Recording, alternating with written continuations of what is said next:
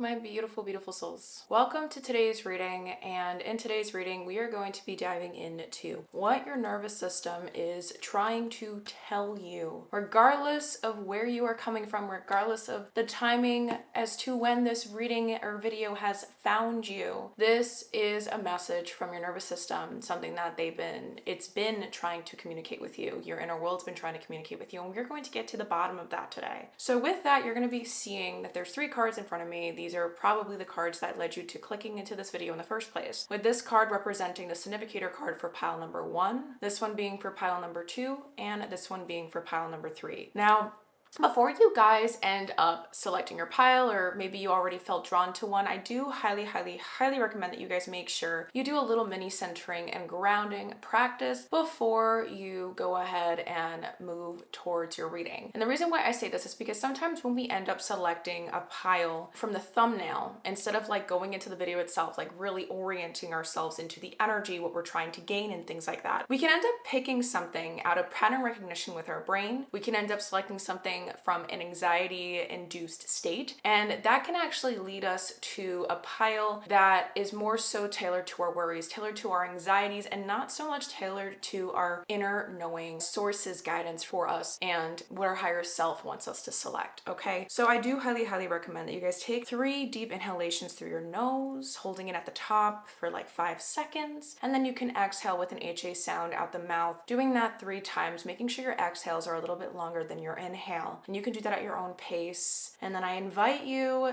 to make sure that you really ask yourself, what is it that my nervous system is trying to tell me? And that should help kind of guide you properly before selecting your pile, okay? So I just really wanted to get that out of the way. Another thing I also want to make sure I touch upon is make sure that you do have something to take notes with. My readings do tend to end up being pretty long.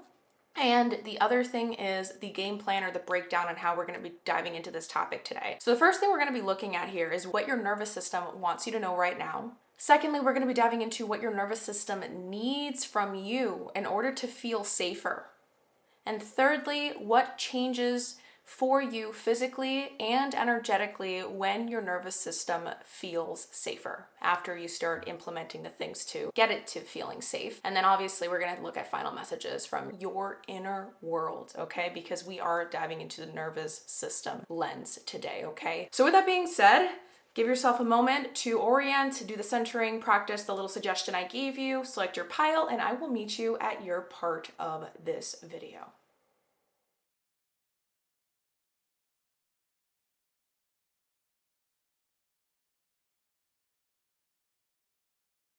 Hello, hello, hello, my beautiful pile number 1s. Welcome to your reading, and if this is the card that aided you in selecting this pile today, this beautiful equilibrium card, which is representing your significator card, then you already know that this reading is for you in reference to what your nervous system is trying to tell you. Now, before we go into the exact meaning of what this equilibrium card is all about, I did feel very, very called to share the back of the deck collective energy for all piles, everyone, anyone that ended up clicking into this video, whichever pile that they ended up going into, like this is the back of the deck energy for the entire collective here. Okay, so I am going to be sharing this with all 3 piles. But I found it very, very intriguing because I just looked at the meaning here in the booklet on this back of the deck energy. And looking at your card equilibrium, it actually plays into it a lot. So there is actually like this little mantra, I guess, that is associated with the back of the deck that I wanted to share with you. For some reason, I felt like it's important for your pile in particular. So the back of the deck energy here is karmic justice for all 3 piles. And what I find super, super intriguing about this is that we're talking about what your nervous system is trying to tell you, okay? A nervous system is connected to our brain, our spinal cord, and it kind of is I'm trying to think on how to call it. It's like it's a very big authoritative figure for the body and how it functions. I think the brain, though, is connected to it, and it does, not I think, I know, but it has the last and final say dependent upon like emotional experiences, emotional memory, what's already kind of like stored in your brain in general. Your nervous system is something that can get learnt over time. The responses that we have within our nervous system can get something that is learnt over time. From here, what I'm sensing when it comes to karmic justice, and then this being your card, pile number 1, there's something here that's coming to scales, that's balancing the scales for you in a big, big way when it comes to your nervous system. And perhaps it actually just has to do with the truth that it's going to share with you in today's reading. There's something here that's very, very crucial in how you've been living and how you've been doing and how you've been being in life. That I actually feel like, okay, there's a really specific message, might not resonate with everyone that selected this pile, but what I am picking up on is like, some of you guys might be extremists when it comes to how you live your life or the viewpoints, the beliefs, whatever it is that you have regarding your life in general. I don't know if you're very in a flow, trust, like God sort of mentality, or if you're in a very like grind, hustle, can't stop, won't stop mentality. There's like extremist energy here. Another thing that's also coming through is this feeling of repercussions, or like realizing that there's consequences to your actions, like there's actions do have consequences. Like there's something here that you're having a big lesson, a big turning point. This is going to be a big turning point in your life, basically is what I'm trying to say. This reading or whatever it is that you gain from it, or it's some sort of experience that you just had recently before you ended up listening to this reading, wherever you're at, wherever you are in your timeline of life.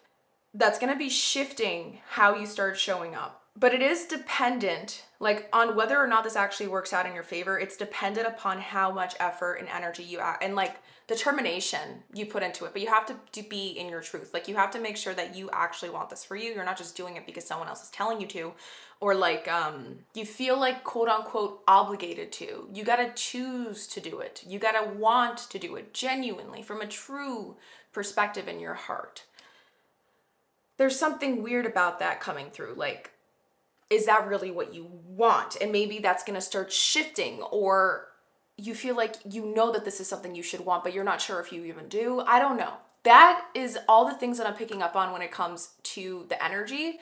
But before we go into the meaning, let me just share with you the mantra that did want to come through that is associated with karmic justice.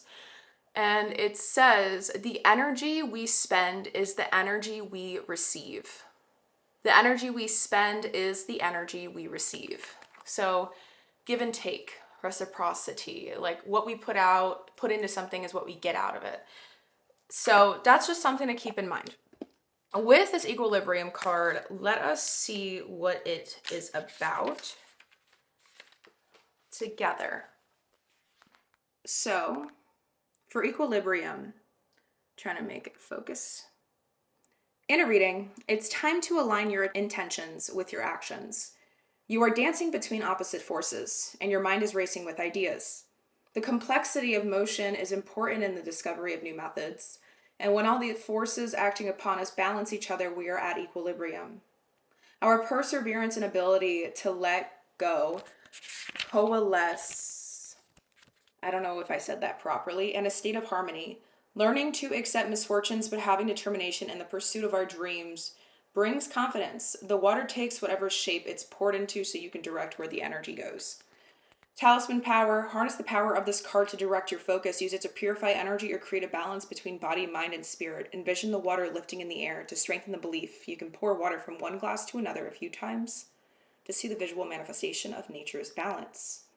Energy flows where your focus goes. Number 50. Okay. You have been on some sort of journey with your nervous system. Maybe this is something you've been learning to, I guess, overcome, master, tackle within yourself for quite a while now. So I am very, very curious to see what the cards have to say in reference to this. I already did shuffle in advance, so it saves us a lot of time. We're going to be looking at what your nervous system wants you to know right now first. We're going to be looking at the oracle cards, and then we're going to be putting tarot on top of it. I already have everything nice and shuffled in advance, but I am feeling very called to show you some back of the deck energies first, and perhaps the significator card for the tarot. So this is the significator card, and the back of the deck energies here that did want to come out is the number 6 with the crone, fairy godmother, wisdom, future, and truth. Oops. The Manaz rune with the self, the individual, or the human race, your attitude toward others and their attitudes towards you, friends and enemies, social order. And then we also have tarot back of the deck energy with the 9 of Pentacles. I almost said Pentacles. Ew. Pentacles, the 9 of Pentacles. This is my panoramic tarot deck. I think it's really, really cool because I like how it gives us like a nice bigger scene for each of the individual cards. So, okay, right off the bat, we're sensing autonomy here. We're sensing individualization of some kind. The card that just fell out from the bottom here is the 2 of Wands. So there's something trying to get figured out. There's a plan of attack that wants to be created right now, and to help you get from A to Z a little bit more smoothly is what I'm hearing.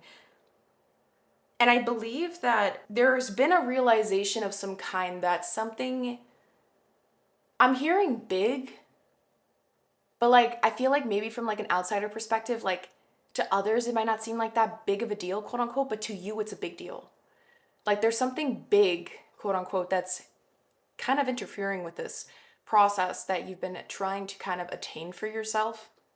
That's something specific coming through. So that's kind of interesting.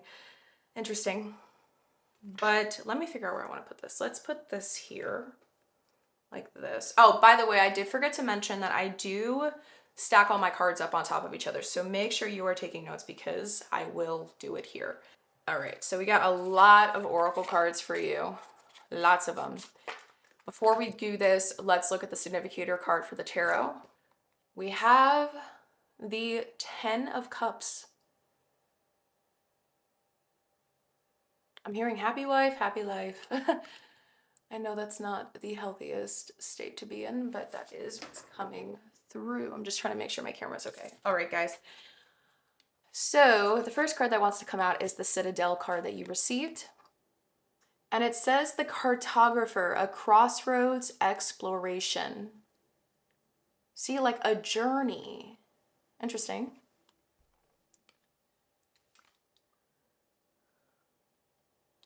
I'm hearing that some of you guys that are listening to this may have been subscribed to me for a while and you've received this card in a separate reading before. I don't know why this is coming through. This isn't going to resonate with everyone, obviously. But for the ones that are like here that have received this card before in a different reading with me, there's a continuation of some kind. I don't know. There's something being linked here. So just keep that in mind. If it doesn't make sense, then just ignore what I said. But let us keep going. Next up, we have Dream number 25 with manifestation, plan, and be. Okay, what's interesting the most right now is you have the energy of planning coming up twice so far. We had the 2 of Wands come out, like it slipped out from this deck, and then we have the word plan literally coming up, and then the cartographer or crossroads explanation. This is a map being literally drawn. So there's something trying to be created, and you're thinking about your future right now. That's really important to you.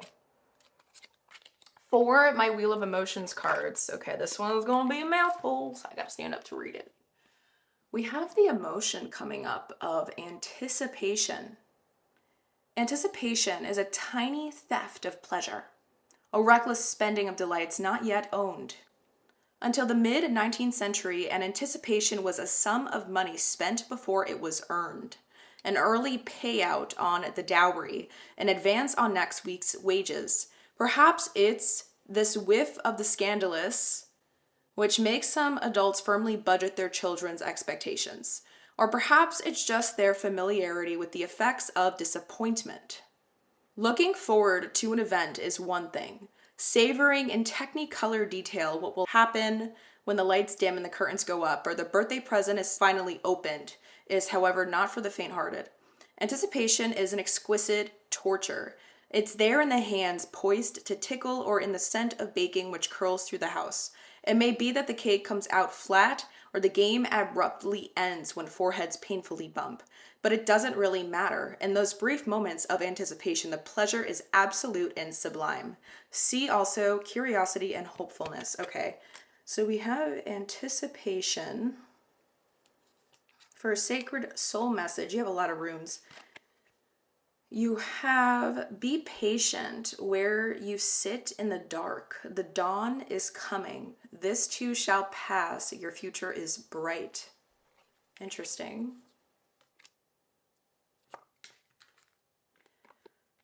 For a rune card, we have the Sowilo rune.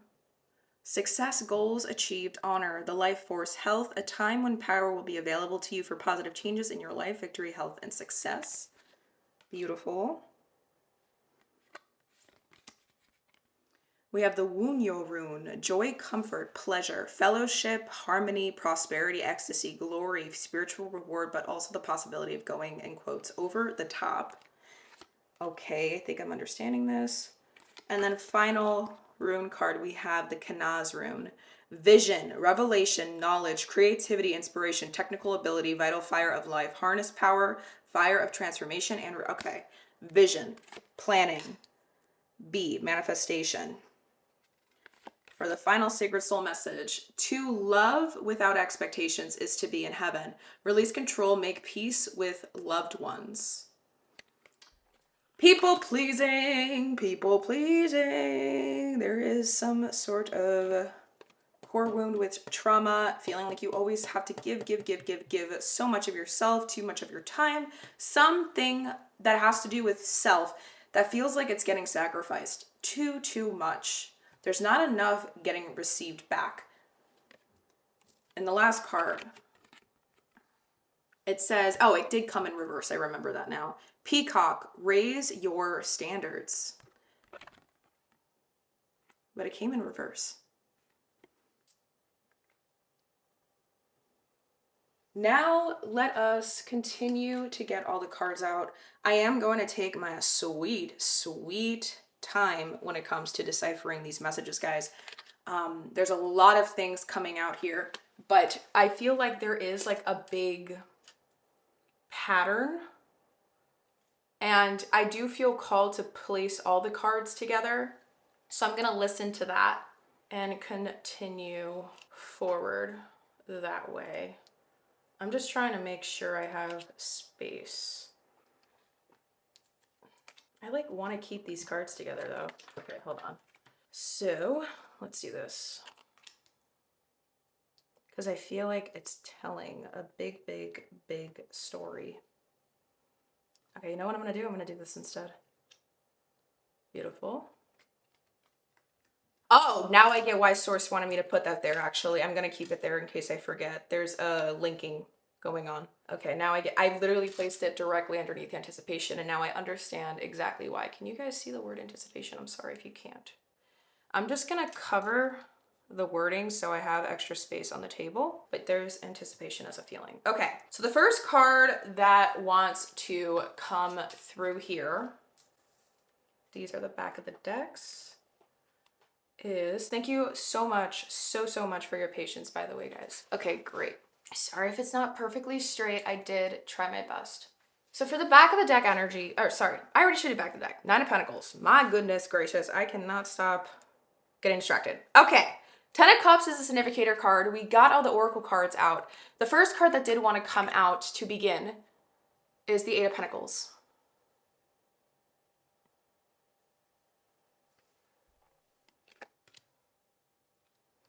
We have 1, 2, 3, 4, 5, 6, 7. Okay, 7 cards. Next up, this is the Queen. Oh, King. We have the King of Wands. So we're going to be setting up a first row and then a second row and then a finale card to tie everything together. We then have the Hanged Man. Big, really high up off the ground. Okay. And then for the final card up here, we have the 4 of Swords.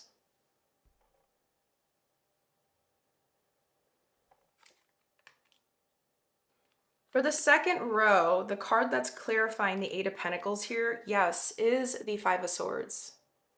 What is that? Oh, two boats. Okay.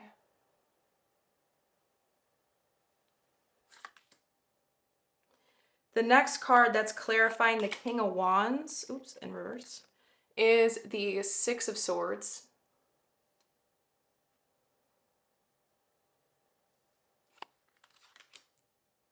Clarifying the Hanged Man, the Ace of Pentacles. That's what, yes.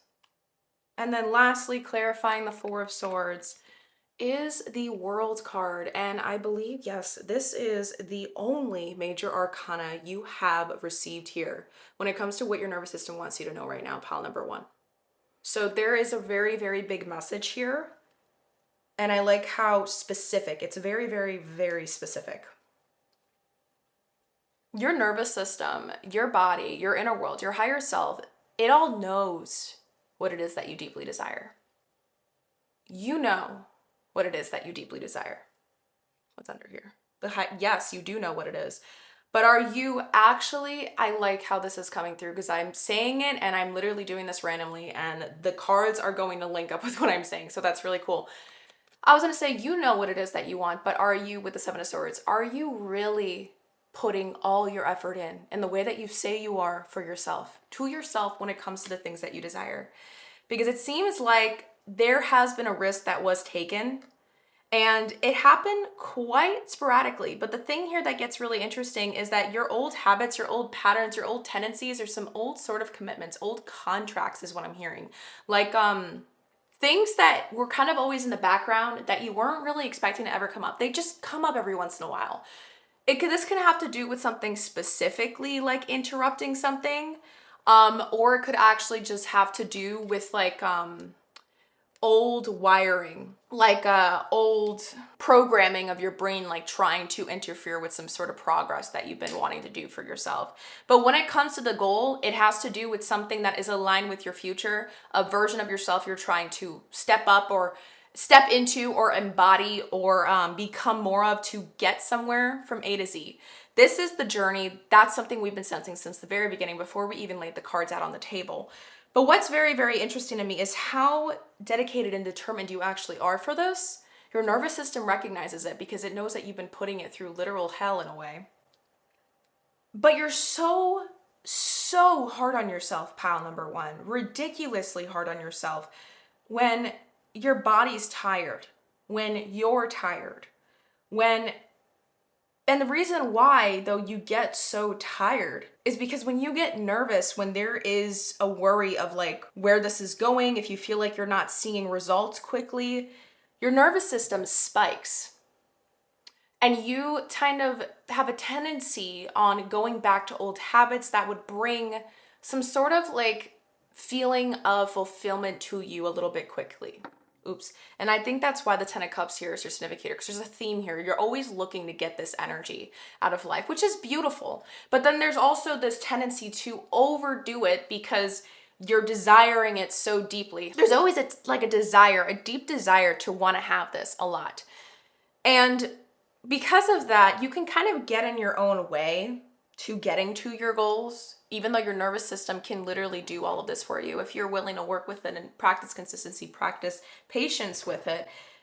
But the thing is that for some reason, I feel like there's people that get in your way. There's something to do with like people. Remember, I mentioned it earlier. I kind of jumped the gun there, but it is coming through.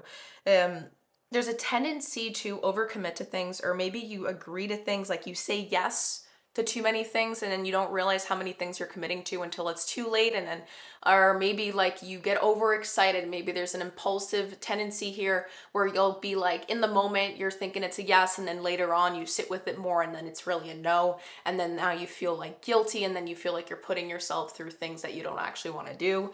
There's an energy of that here. There's also an energy of like, remember I said like commitments, like past commitments that you didn't realize like you had, or it was just always in the back burner, like in the background. So it's like something you never really paid much attention to, or it wasn't like something you thought would be like getting in the way of this, but it has its moments where it does. And I don't know if this is something that you voluntarily chose to kind of show up for. I'm not referring to the dream, but this interruption, this thing that tends to interfere every once in a while.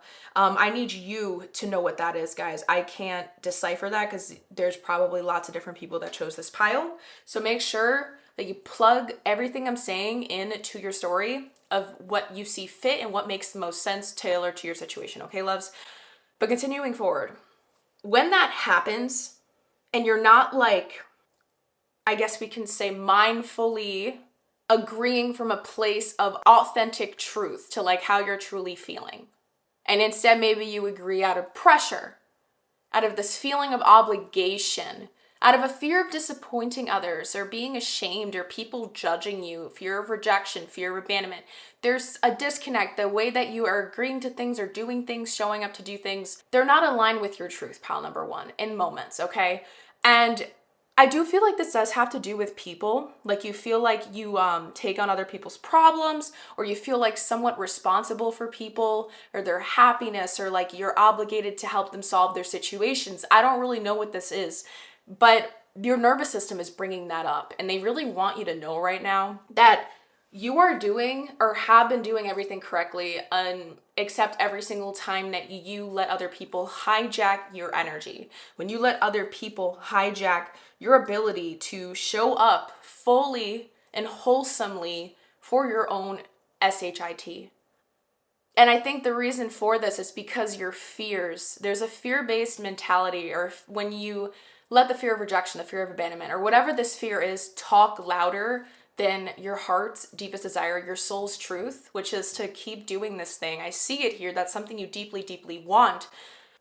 When it's not there instantly, wanting that fulfillment right away, you try to get it somewhere else, and your brain will try to make you go back to old habits, old ways of doing things, which might have to do with people pleasing or overcommitting, saying yes to too many things at once. And you might go in like cycles. Like you'll have moments where you're like a bat in a cave and you don't want to do anything. And then you have moments where you're just overcommitting, doing crazy amounts of stuff. And then you're exhausted after. So it's like cycles. And that keeps getting in the way every once in a while. But what I'm hearing here is that your life doesn't need to be as full as you think it needs to be. I think there might be some sort of FOMO, fear of missing out, that's kind of playing in the background really loudly. You don't realize it. And what it does is it leads you to avoiding the thing that you truly want to attain for yourself. And instead of feeling like, okay, like I get my work done, I do this, I'm tired after. If you feel like, okay, you have 5-6 extra hours in the day before you go to bed or whatever, and you just fill those up with a bunch of other things, you know, the next day you're going to be tired, right? And you're not going to have a lot of time, because let's say you're saying yes to too many things. There's going to be people that are going to expect you to keep agreeing. So then they're going to expect more favors and more things out of you. And that's just going to stress you out, because you also don't want to come off as a bad person. There's so many things here that have to do with like energy hijacking of some kind. Like people are hijacking your energy. It feels like maybe there's moments where you feel like genuinely like you are being taken advantage of. And what really wants to be said through your nervous system is, in those moments, it might feel fun, or it might feel, I guess, quote unquote, fulfilling, when you're fulfilling duties that aren't related to what it is that your soul is desiring. But what can come after is exhaustion, hangover energy. It can come out through being moody. It could come out through being cranky. And it messes with your creative skills or levels. It messes with your ability to fully show up for this thing that really matters to you. And so your nervous system wants you to know right now, like you have the ability to do all these things and you can continue doing it, but you're really, really, really hard on yourself sometimes, pile one, and your nervous system wants you to check yourself when it comes to how you, I guess, would define being hard on yourself to mean. Like, how do you measure your success each and every day? And like, ask yourself if that way of measuring your output or your input to output ratio or something, is there maybe an old fear-based belief, mindset that could be slowly, or not slowly, sneakily like trickling itself into this comparison, this way of measuring oneself? Because it really does feel like you know deep down like what this is. Like everything I'm talking to you about, like I feel like you have a little bit of awareness about it. But I'm hearing like, I feel like some of you guys might have even chuckled or like laughed a little when you heard me start talking about this. Like you were like, oh, yep, I know exactly where this is gonna go. And what I'm hearing here is like, this is some serious shit, okay?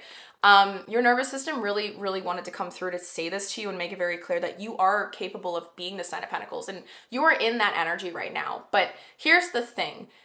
There is going to be moments where your energy levels aren't as equal to be able to do all the things at once 24/7. And some sort of resentment is starting to build internally that needs to be like looked at. And I don't know if that has to do with like feeling like you're constantly like giving a lot and you're not getting anything in return while you're simultaneously trying to give a lot for yourself and to others. Like there's an imbalance of some kind that wants to be looked at until it starts getting to a point where it's like gonna make you go through a burnout moment. And a burnout's, okay, I feel like a lot of people have experienced burnout at some point, but what I'm talking about when it says this burnout moment, I'm talking about a crash. Okay, when we work ourselves past our nervous system's ability to continue performing best, like as good as we can, and we try to like bypass that exhaustion, sorry if my word's a little bit fumbling, what'll happen is we are creating a really big imbalance, okay? And if we expect ourselves to keep putting out to keep this imbalance in check, we need to make sure that we are increasing our rest time, our moments of doing absolutely nothing, not thinking about anyone else but ourselves, literally putting our phone in airplane mode, being disconnected from the things that make you think about work, that think about duties, obligations for X amount of time. We need to increase that period because our brain needs something that's called integration time. And our brains produce this thing called allostatic load. When we're doing a certain task for a long period of time, and I don't know if you've ever done this, like maybe working or in general, where you get really, really into it. And then you start feeling like a little bit groggy, or you ever felt like a little disoriented, or like when you look around you, maybe your eyes feel fuzzy, like life feels fuzzy. You feel like you're a spectator from your own life, like you're having an out-of-body experience. It feels like you're dissociating a little bit. All those are signs that you are starting to enter allostatic load. It means that your brain's saying, hey, let's do a timeout here and come back to this later. Your brain is asking for rest, to download and integrate all the things that you just worked hard on so that it can come back with full energy later. If we were to ignore that, there's this thing called allostatic overload, which feels horrible. And we can become like the bitchiest people on the planet to everyone around us, and including ourselves. And this is where intrusive thoughts can start being born. This is where paranoid thinking can start coming up. And we're just snapping, we're moody, we're not in a good mood. And then if we keep working past that point, that's where burnout and crashes can come. I used to get stress-induced migraines, okay, guys, from overworking my nervous system, overworking my body, overworking myself. There's something here that your nervous system knows that you can renegotiate on for yourself, to reallocate more energy for like rest time, and to make sure that you are really definitely showing up for yourself in the best possible ways while you go through this journey. Your nervous system is saying that to you. But in order to do that, you need to align with your truth. And okay, so one thing that's really, really important that before we dive into the next part of this reading, which is what your nervous system needs from you in order to feel safer right now, there is something that I do really want to share. And it seems like, to me, something that can be very, very helpful for you guys. You're going to know when you're not aligned with the life that feels like your truth, what your higher self wants for you, what your inner world wants for you. When you feel like you're restricted, suffocating, like there's a lot of weight on your shoulders, like you feel overburdened, overwhelmed, or it's hard for you to think clearly or straight, okay? You'll know when you're aligned, when the weight feels lifted off your shoulders, like you feel like you can breathe a little bit more slowly, like you can enjoy those micro moments for yourself on your day-to-day life. Like if you can enjoy your shower, if you can enjoy cutting into a piece of chicken. I don't know. I'm just giving you different examples. If you can enjoy your meal with gratitude, those are moments that help you know that you are aligned.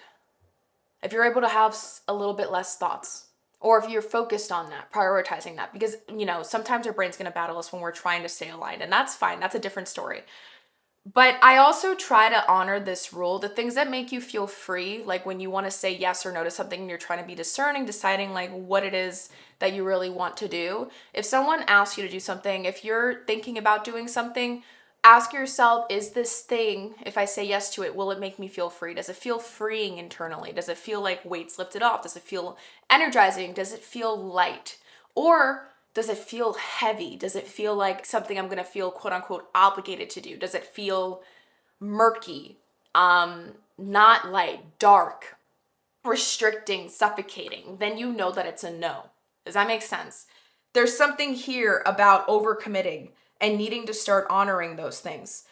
So that's something that your nervous system really wants you to know right now, because, and I think the biggest thing is because of the fear factor. Like when you start working a lot on yourself and your goals, pile number one, and you feel like you're not seeing progress enough yet, you start getting really, really stressed out and like nervous and like scared. And it can lead you to like put that extra energy into other things that never needed it, or needed as much as you think, quote unquote, that it needs from you, the energy, whatever. So what I'm hearing is like, the most important thing is that you know that you started this for a reason. Keep going at it yourself. Maybe this is a self-development journey. This doesn't need to be like a personal physical goal, but it could be about like a journey towards self-care, a journey towards self-love, or whatever it is, guys, fill in the blanks. It needs to be handled with more you honoring your truth. And that means making sure that you're saying yes to the things that feel right and no to the things that don't. And taking on the things that feel aligned and not taking on the things that don't. So with that being said, let me get actually really quick before we move into the next thing. I just want to see if I can get a clarifying card for this world. So, okay, thank you. We have the Death card and the Chariot and the Tower. Jeez, okay. And the King of Pentacles underneath. So the world is being clarified by 3 major arcanas. That's crazy. And the Death, then the Chariot to the Tower. Oh, okay.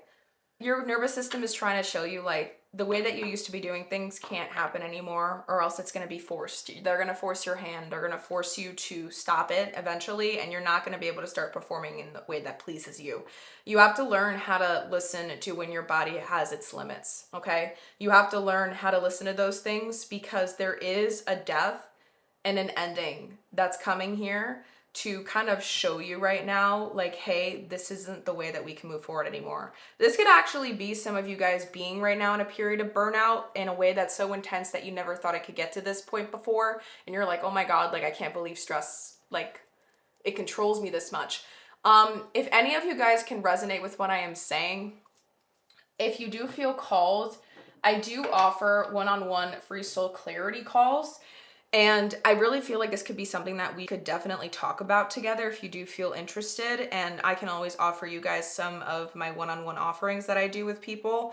And we could see if it would be a good fit for that work together. I just would love to hear your story. If that's something you feel open to, cool. If not, ignore me, but it is in the description box below, okay guys? And if not, you're always welcome to share it in the comments, because I am very curious to see. Some of you guys are about to go through a really bad burnout crash. Some of you guys are currently going through that right now, and you're reanalyzing, you're revising your game plan, your plan of attack on how to move forward. But what I'm hearing though is beautiful. Like everyone that chose this pile, regardless of where you're at in your journey, you're exactly where you need to be right now while you're listening to this, okay? So let us now move into the next portion of this reading, which is going to be showing us what your nervous system needs from you in order to feel safer, okay? So let me just I already shuffled the cards. I have my little turtle here. So I got all these cards out here. And we did get some back of the deck energies, and we do have another tarot deck we're going to be using for this part, but we're going to be looking at the oracles first. Okay, and then a significator card of tarot. So we have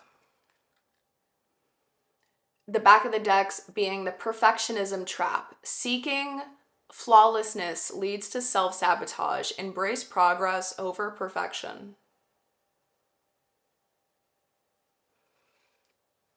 Okay. So another thing could even be like you guys are working yourself past the point of exhaustion, and it's because you're so deeply committed to this thing and you feel like you're making progress, but at the same time you're really wired, your brain's wired into it that nothing you ever do is enough. So you feel like you constantly have to overload, like overdo past your exhaustion point, and just keep going past it.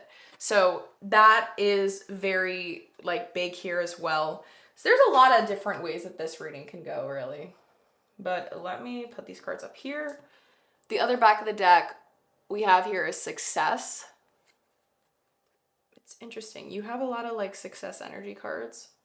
And then the final one, before we look at the tarot back of the deck, is community with spiritual ancestors. And I think that's the number 3. Yes.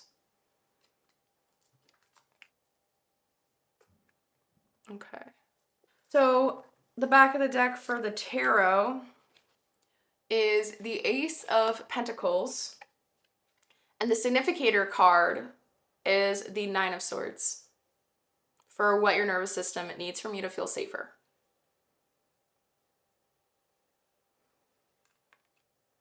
So where am I going to put this? I will place her right here. Oops, you guys can't see that. I will place it right here. Okay. So to start this off, I just realized you guys can't see that. I'm sorry, but I'm going to keep it where it is. Actually, screw that. Let's do it like this.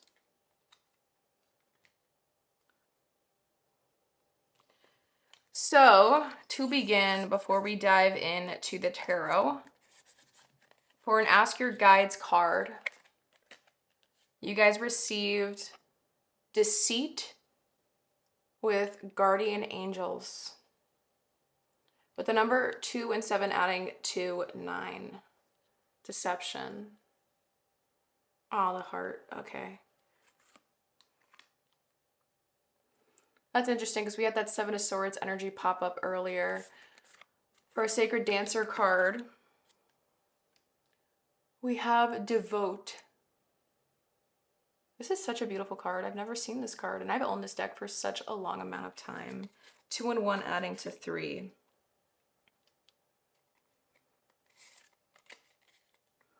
For Embracing Your Shadows deck, we have the Weight of Trauma. Stored trauma can create tension, fatigue, and pain. Healing requires releasing, not ignoring. You've been like running off of these fumes of like not being good enough. So you're constantly working from an extremist stance to get to this success. This, you have a big hunger for it. And Ace of Pentacles coming out twice. Underneath the King of Wands again. And then we have the 6 of Pentacles. It's like, you think the faster you work, the faster you get the results, the faster this, the faster that. Sometimes it works out for you is what I want to make clear. And I feel like that's something that you kind of go off of, like that it worked out for you once so you can keep doing it this way. But like constantly feeling that you have to suffer to get the things that you want. No, you can't. That's not how it works, love. That's coming and functioning from a fear-based way of living, not your truth. And when you do that, that can only last for so long until you start to break down. For the Higher Self deck, we have Go with the Flow. And for the final card, you guys received Honor the Lineage with the number 20.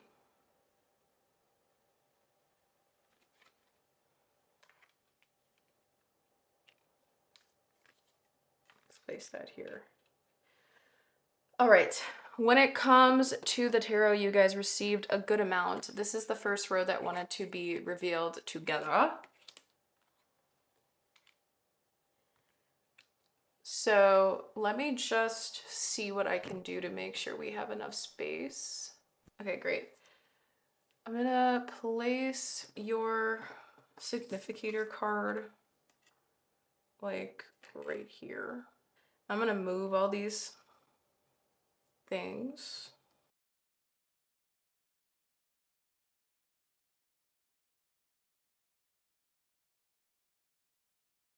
All right, here. Okay, let's see if I can do this. How many cards do we have? We have 1, 2, 3, 4, 5, 6, 7. Okay. So we're gonna be reading it this way. These cards are gonna be paired with each other, like these, okay? So for the first set, actually, let's do it this way because Source is asking me to. Okay. Devotion, I like that. And then this final card here is going to be something important that we're going to look at after. Honor the lineage. Okay. First row. We have the 3 of Swords.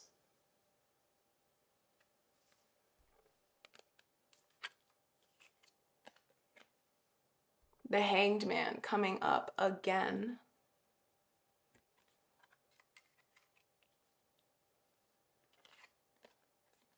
The Knight of Swords in reverse.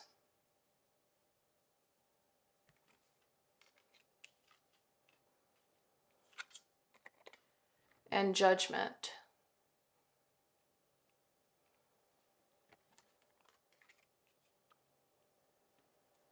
The card clarifying the 3 of Swords is the 7 of Pentacles. Clarifying the Hanged Man is the 2 of Pentacles.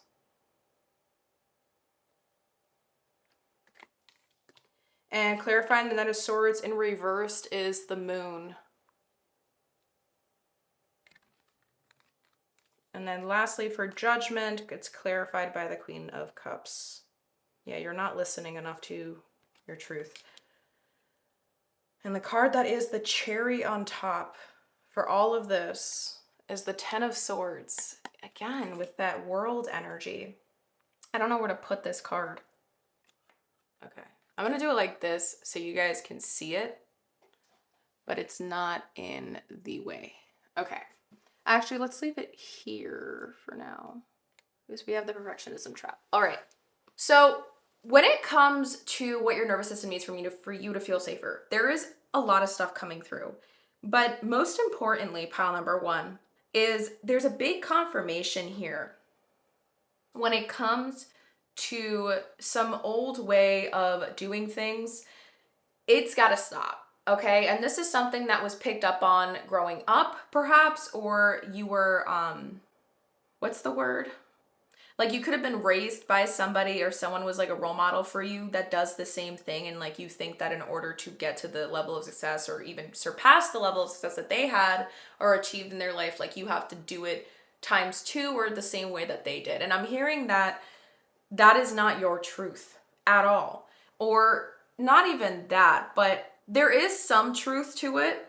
And you know that, but it's not your entire truth in terms of the intensity on how aggressive that you are to get this thing all the time. Like it's always like nonstop.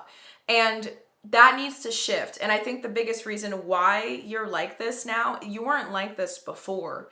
And it only happened because of there's an anxiety here of something repeating itself from the past or an assumption that you think you're anticipating failure, you're anticipating loss, you're anticipating too much negatives, and it's just your brain trying to help you stay prepared, but it's literally in a way doing the opposite. It's controlling you. It's running your whole life on this need to stay on autopilot and survival mode to constantly be, do. And that is a need and a sense of control. But then when you constantly have to keep yourself on that, your nervous system never has a chance to relax and calm down. Maybe it's hard for you to sit still. Maybe it's hard for you to not do anything, because this can create some mistakes. The way that you've been functioning can create mistakes if you aren't 100% there all the time, because you can't 100% be there all the time if you're always trying to give 100% all the time for every single thing, regardless of what it is. Does that make sense? You're going to be putting your energy out. And so when you come back to the thing that actually matters, you're not always going to be able to put that 100% every day. You're going to think you are, but it's just you trying to bypass what your brain's trying to tell you it needs. So the biggest thing here is to understand your nervous system needs you, pile number one, to honor the idea that you are a cyclical being, that you don't have to perform or outperform all the flipping time for every single little thing that you try to do. The second you are able to finally start to embrace that truth and honor it, like actually honor it, not just say it and not just say I know to it, but want to actually start doing something about it, you are going to be able to find those answers on your own. You are someone, I don't know if you're tech savvy. I'm picking up on some of you guys listening to this might be very, very tech savvy. Like you're good at like figuring things out or like getting to the bottom of things if you really like want to figure it out. And I feel like your nervous system is definitely picking up on that. And they need you to start doing that for how to start functioning from a place that makes you feel whole and complete 24/7. To feel like you are in tune with your body, your mind, your emotions, and your heart and your spirit, I guess you can say. There needs to be more of this embracing of cycles, this embracing of moments and periods where your energy levels are going to shift, when you're not going to be able to show up in the way that you want to, but you're forcing yourself to, so the product isn't going to be as good as you want it to be. Like, there's a lot here. And then even when you're not feeling good, listening to those things, listening to what your body's trying to tell you instead of trying to I keep trying to say a word and then I keep messing up the word and I'm saying the wrong thing. Trying to bypass it. I feel like there's other words than bypass. I feel like I said that word 1,000 times already in this video, but let's keep going. And this is coming to an end. I feel like you have already learned this though. Like, why do you want to keep hurting yourself? Because it's only going to get worse. The headaches or the crash, the burnout, this gets worse. Pile number one. If you think it doesn't, it really, really does. And it's kind of scary. It's kind of scary. And I don't want you guys to do that to yourselves anymore. And the most important thing here that helps your nervous system feel safer is when you start fully 100% committing to accomplishing the things that you want to accomplish, honored and aligned with your truth, your integrity. And integrity means like doing things from your truth, like honoring things or showing up in a way that you know is still like honoring how you're really feeling in the end, like deep down, like your true inner world's feelings regarding a situation, and you're still in integrity by doing it the way that is true to you. That needs to start showing up. That's going to help your nervous system the most. That is going to take some time though. I'm hearing like the first step is for you to start to accept that this is what needs to change and to start like honoring it. You need to start like sitting or like grieving something. There's something here about like understanding the why behind your like this to the T basically, so that you can download everything you needed from that storyline that's been playing over and over again in your head, making you run off of certain fumes that aren't aligned with integrity and truth, so that you can make sure you never go back there again. You can't just say yeah and then try to fix it now without having like that full storyline like completely in your face and in your mind and in your heart, like fully integrated, because then you're gonna start, like you're gonna keep doing this over and over again. Like I'm even hearing for some of you guys that ended up clicking onto this pile, like this has been something you've been trying to work on for a while, but you keep finding yourself back in like the same spot. Like you feel like you're taking 3 steps forward and then 5 steps back every time. Like that's because you have never fully let yourself completely re-immerse into the pain spot, the pain point when it comes to the thing that birthed this belief that you're not good enough to start, or this belief of like, I'm wasting time, or I'm losing time, or like I'm failing. Like there's something here where you're really, really hard on yourself, pile number one, and there's a core reasoning behind it that hasn't been fully explored yet. Like maybe you think you've gotten to explore, but you never really went as deep as you could have. And in order for this to be able to like really take full effect, in order for you to stay consistent at it and actually like do it in a way where even when anxieties come up, you don't let them take over and then start the self-sabotage habit all over again. Instead, you have awareness for it, you thank it for showing up, and you're able to still move forward with the consistency part. That's the hard part here. To do that, though, you need to understand the full truth behind why you are the way you are. And that is going to be the first step that helps you get out of this rut. Let me see if I can get any other information here. Can you clarify the Queen of Cups for me? Okay, thank you. Back of the deck is the Eight of Cups, and we have the Devil and the King of Swords, clarifying the Queen of Cups. Yeah, you are not letting yourself look at something because it scares you. It's like you would rather avoid than see what's really in there. You thought you took care of it. I'm hearing some of you guys might be very annoyed right now, but this is the most important thing. You're trying to bypass it, and analyzing your past, sitting with it, isn't the same as feeling it again and revisiting those emotions that got stored into your body because of those things that happened. Those are the things that need to be released. Those are the things that need to be processed, honored, because they haven't been honored enough. And that is going to be the biggest thing that is going to get to shift this whole process for you to feel like you're working with your nervous system rather than against it. With community and spiritual ancestors, there's this feeling here of never having given yourself a full opportunity to listen to others is what I'm hearing. I don't know what that means. Like maybe you've always been like a lone wolf, or like in this mindset of like no one else can figure this out as well as I can because I'm the one that went through it, or like I'm the one that's in my head. Like obviously no one can help me with my problems because like they're not me. Like there's something about that here. And you're being called to remember that when you're too focused on trying to do things alone all the time, be always independent, completely disconnected from everyone else that can support you or show up to help you in some way, shape, and form, you're gonna be too focused on that part. It's gonna feel like your nervous system is gonna think it's fighting when you're constantly in that state of mind. And that also can be exhausting in itself. Just thinking that you have to do life alone, just thinking that you have to move through all of this alone. And what gets interesting here is that you're being called to start to consider the idea of like connecting with others in a way that can help you unravel this a little bit more deeply. So this could be like therapy, or this could be like working with people kind of similar to the work that I do. It doesn't have to be me.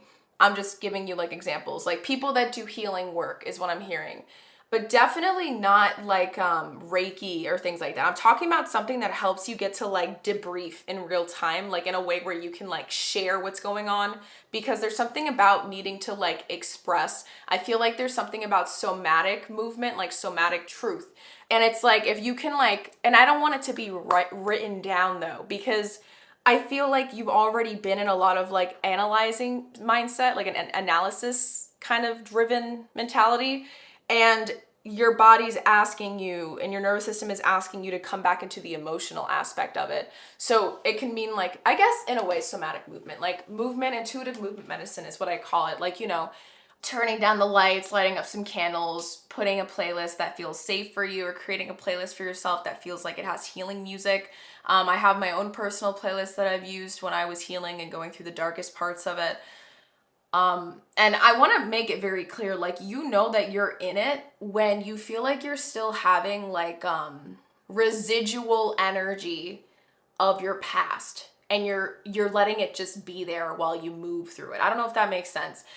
You're gonna know exactly what I am trying to say though if you have felt it before. But if you feel like I don't know what the heck she's talking about, then it's honestly just giving us more confirmation, pile number one, that you have never let yourself experience and re-feel these things.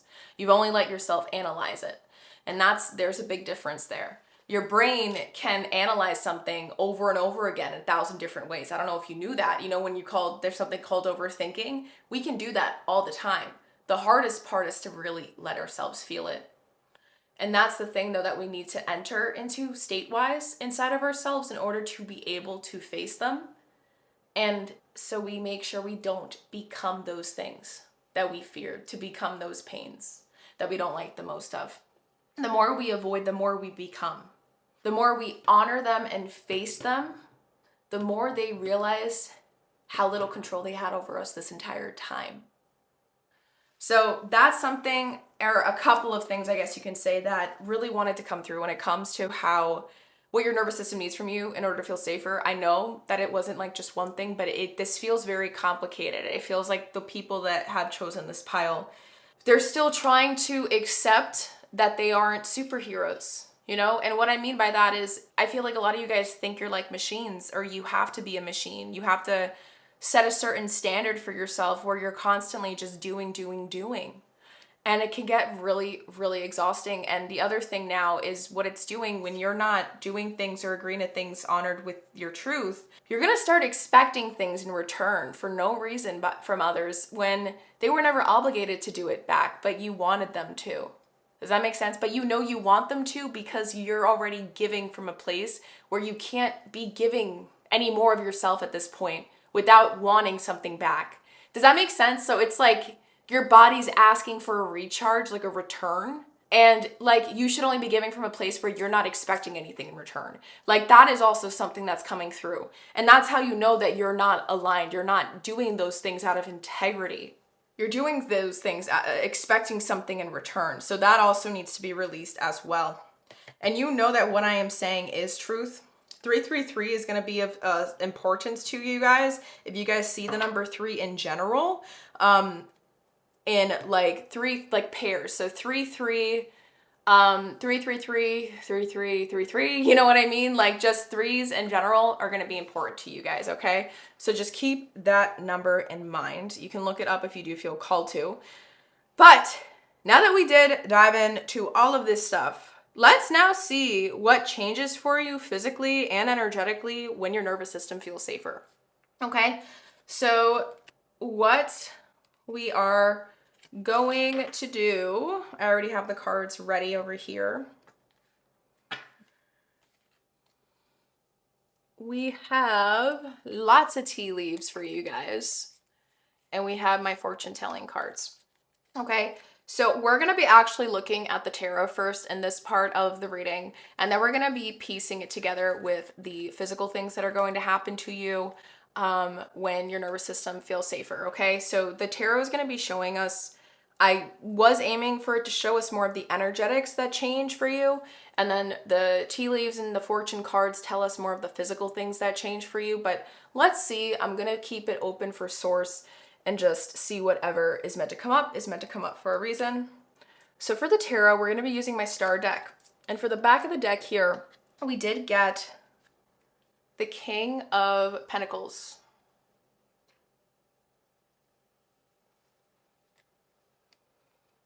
Here. This is the significator card for the tarot. And we have the Knight of Cups.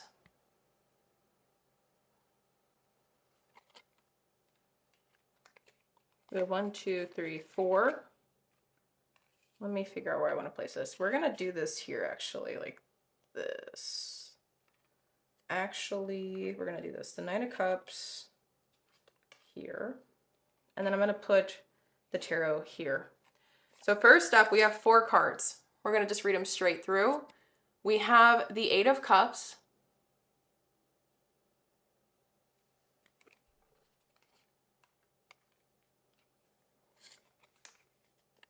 The Seven of Wands.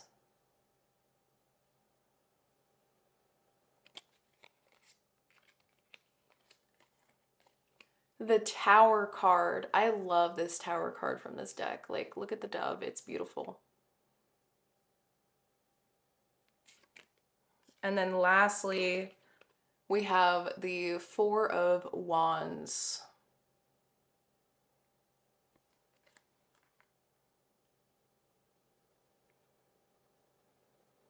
Okay, what changes for you when your nervous system feels safer?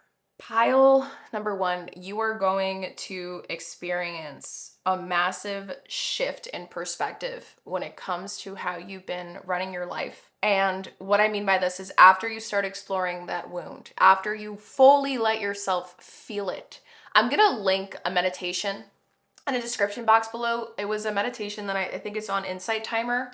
I use that meditation very, very often when I was going through a lot of dark night of the soul moments in my healing journey. And it is a very intense one. I would highly recommend that you guys listen to it when you feel like you are in a safe space to be alone. And maybe I prefer always listening to it lying down, like in the comfort of my own bed and with headphones on. And I would recommend that you don't let anyone be in the room with you while you listen to it. It is an inner child shadow healing meditation. And it kind of runs through with you the process of helping you reconnect with core memories and re-experiencing them to release them, make peace. And it's hard, it's intense, okay? But I feel like that is one of the bigger somatic experiences in my life that helped me, was one of the bigger things that helped me through this process. And I always recommend it to people all the time whenever I feel like they could use it. For you guys, pile number one, I do highly recommend that you use the link. It's a free app. I don't think you have to pay for anything. I was not paying for anything when I used it. Hopefully the meditation still exists, but let me know if that's something you do end up using in the comments, because I am feeling like once you tackle this really head on, you're gonna walk away from this idea that peace had to be found, and you're gonna start realizing that peace was inside you, the ability to access it was inside you this entire time. And you're gonna do everything in your power to make sure that no one ever feels like they're taking away your peace again. And you're going to be able to start finding that harmony inside yourself. Like, you're going to feel like you have a home inside yourself. And that's the beauty here. The Four Wands is about homes and foundations and celebrating that, right? And it's like there's this feeling of like you finally being able to come home to yourself. You're going to have like a safe support system inside yourself in ways that you never thought you would be able to have, because you've always been fighting against your body. And now it's like one of the changes for you when your nervous system feels safer, pile number one, is you're going to start feeling like there is a home there again. And it's going to change how you start approaching everything, your whole life, completely.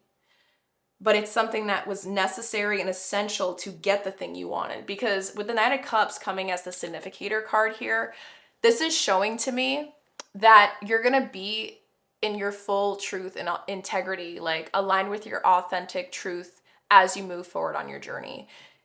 If you were to do the things you need to do to make your nervous system feel safer. So that's one of the most beautiful things ever, right? Now let's start piecing together the tea leaf cards. You guys got a lot of them, and the fortune telling cards, okay? So for the first card that did come through, we do have the number 1 with main male.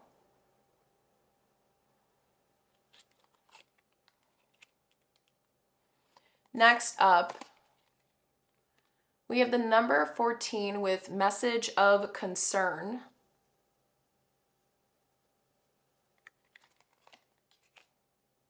And then lastly, we have this card coming up in reverse with the number 23 saying courthouse.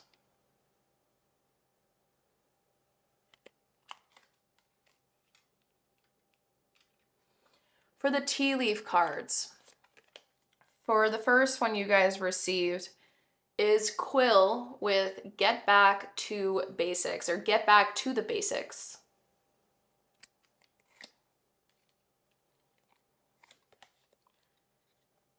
You have Scales with keep your life in balance.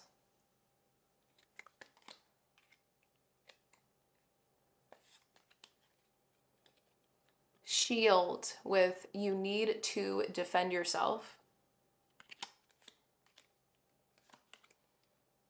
Rose with romance is in the air.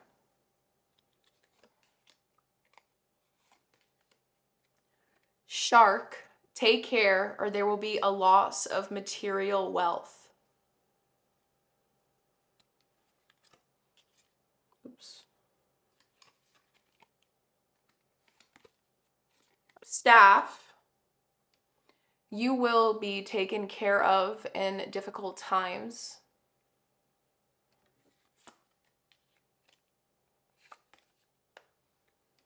Younger woman, dealings or relationship with a younger woman.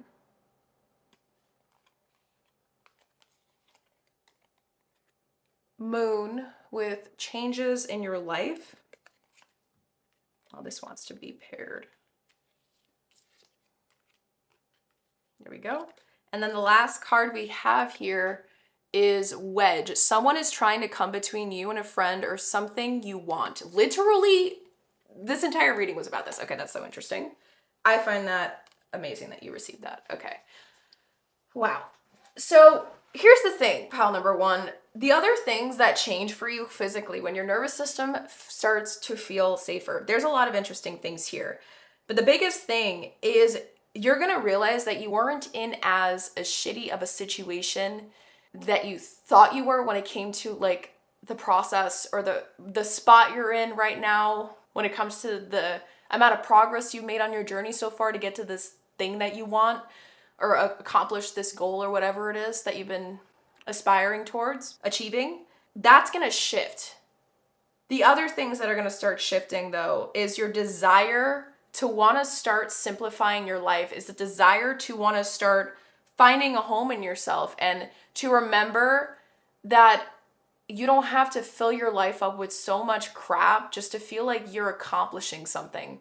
Because what matters is the value that that crap is adding to your life in the long run. And you're starting to shift your perspective on that. And the other thing, I guess, that feeds into that, shifting your perspective, is going to make you want to protect your inner child in ways that you never wanted to before. And with Rose and Moon kind of being conjunct here, this is giving me two different things. So two different physical changes, or it could be both. But this is either has something to do with you aligning or attracting the right people in your life that are actually like soul tribe energy, soulmate energy. There's this energy of like, once you align your frequency with the right energy, the right essence, that's going to aid you in being able to manifest the thing you want. Because in order to manifest the thing that you want, you have to be in the right frequency, and your nervous system is in a survival state. That's not the right frequency. Once you shift it to the integrity and the truth aligned one, you're going to be able to start attracting the right things. Or maybe this is the thing you're trying to manifest. Maybe it's love. You know what I mean? Regardless, you're going to start attracting the things that are going to help you get there without even realizing it. And the other thing too is potentially maybe this is love, like I said, or this is love towards yourself. This is going to start feeling like your world is turning in your favor because you're now listening to your body while you go to your goals. The other thing here that's coming through, I don't know if there is a person involved in like a legal situation right now. If that is the case for some of you, I am hearing that like once you start honoring your truth, one of the changes from making your nervous system feel safer, one of the changes for you physically is like cutting someone out of your life that was like wreaking way too much havoc over your life. And it's because like of an idea that I'm hearing, like there's something about an idea that comes through that you never really sat on before, or it might actually come from somebody else. Like there's something here about like having an idea come through that's going to completely aid you in some way when it comes to this situation with this person, or like how to start like approaching them or like taking care or handling this situation. That's going to get resolved. If that isn't something that aligns with something you're in or have been experiencing, the other thing that I'm picking up here is your ability to start discerning what is meant for you versus what isn't meant for you, and making sure that you keep your equilibrium intact. And I like how we have like scales, getting back to the basics. Like we have a lot of a courthouse like energy here that does very much honor your significator card. So that is something very, very beautiful to kind of like sit on and think about, right? So those are very, very beautiful things when it comes to the changes, for what changes for you physically and energetically when your nervous system starts to feel safer. So with that, my loves, I did want to finish up your reading looking at some final messages from your inner world. There were 2 decks that I wanted to use for this part that I did not shuffle in advance. I did feel called to shuffle on camera for you guys. It is I think this is like angel number cards. And then this is my Land Sky Oracle deck. It's like a yogi deck. I love this deck. And we're going to be reading from the booklet what comes through here, depending on what card comes out. And that can actually give you some different practices, practical steps you can take in your own time. Maybe it'll come up with an affirmation, but this is also going to be very helpful on your journey. We're going to focus on the final messages from your inner world here with this deck, and we'll see what comes through. And then lastly, we're going to be pulling out some sliplets of channeled messages. Oh, okay, these are for you. So we're just going to do it like this now, I guess, because Source wants to start. Pile number 1, final messages for them. Any others? Okay, I guess that's it. So we got 3 papers. Beautiful. But let us see what comes through. And I just looked up at my camera and I saw 4444, okay? So that is a number of importance here right now. And I think it has to do with you being reassured by Source, your inner world, your higher self. Right now, your guides that you are held, you are protected. And this process is essential for the foundation of the journey that you're trying to achieve. Like you need to have good building blocks underneath it all. And that's what they're trying to make sure and ensure for you, so that you can reach all the success you've wanted when it comes to whatever it is that you've been trying to manifest. So what is the final message for pile number 1 from their inner world? Which card is meant for pile number 1 from their inner world? Okay. Thank you. So we have 1 card coming out. And this is a niyama from the niyamas of yoga, which is, the niyamas is about like honoring yourself. So these are like practices. It's kind of like the commandments in the Bible, the 10 commandments or whatever, but it's like the commandments to oneself, like how to honor oneself. And you got one of them, one of the niyamas, which is known as saucha, with the number, I almost said 5. So the number 5, there's change here. I think there's a cleansing moment happening when it comes to like you're having a revelational truth, there's realizations, but let's see what this is about. Let me place this here.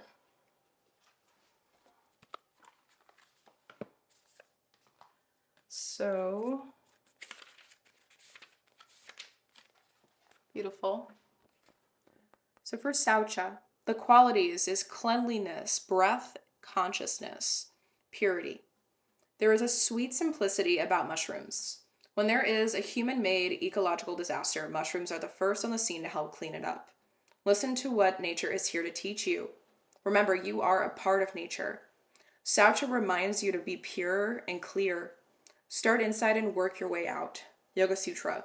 Moreover, one gains purity of sattva, cheerfulness of mind, one-pointedness, mastery over the senses, and a fitness for self-realization. Reflections. Where do you cut corners with self-purification? What happens to your breath in a toxic situation? Harnessing your breath can help you feel a new vitality. With affirmation, my pure thoughts and actions ripple out beyond me to change the world. Number 18, adding to 9. 9 has come up multiple times in your reading, so I also believe the number 999 or 99, pairs of 9s, may be of significance to you guys, okay? So just also write that down and look into the meaning or the message there. So if you want, you could pause this, take a photo of this, take notes, do what you gotta do. I do highly recommend that you guys look into these things when you have a chance. But harnessing your breath, That being able to center, being able to breathe in those moments, the micro moments of your life, to enjoy it. Remember, I was talking about that earlier? That feels like it's something really important here. Self-awareness. So that was one of the final messages.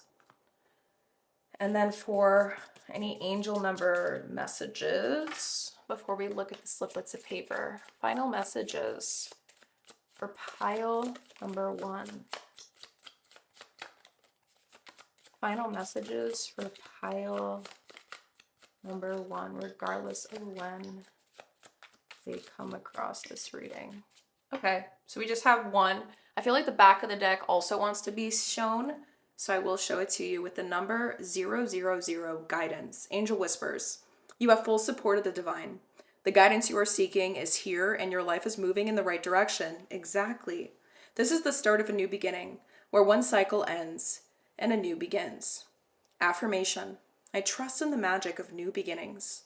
I feel the support and guidance that is all around me. There is a new beginning trying to take place now. And it's how you start showing up for yourself. For the final one, we have 11, 11, 1, 1, 1, 1, with intuition. Trust in yourself. Your inner whisper is working hard to let you know that it is guiding you. Listen in. What is it saying? Feel it. Where is it telling you to go next? See it. Close your eyes and allow. Trust the path you are on. For an affirmation, my intuition speaks to me and I listen. I trust that all things are happening for a purpose. And for your sliplets of paper, my beautiful souls, your final messages from your inner world. Sometimes the closure is realizing how long you held on to something that wasn't holding you back. Sometimes the closure is realizing how long you held on to something that wasn't holding you back.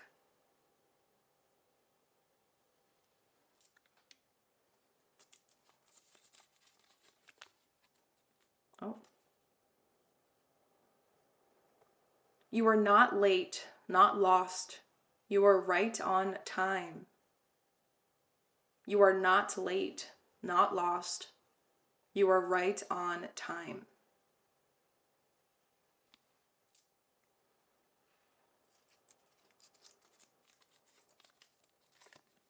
And lastly,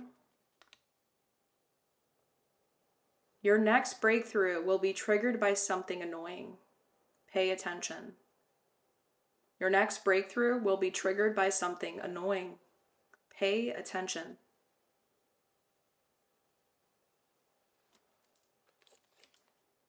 Okay. Welp, my pile number 1s. This is all I had for you in reference to what your nervous system is trying to tell you. I really, really deeply hope that you were able to gain everything that you were looking for from this reading today, and even additional things as well. Please make sure, it would mean the absolute world to me if you could somehow interact with this video in some way, shape, or form, whether it's a thumbs up, thumbs down if you didn't like it, no harm, no foul. A share, a comment, every little engagement that you guys do here really does help support my channel, the mission behind the things that I do, what I am trying to do here, which is trying to help make this world a better place with one healed soul at a time.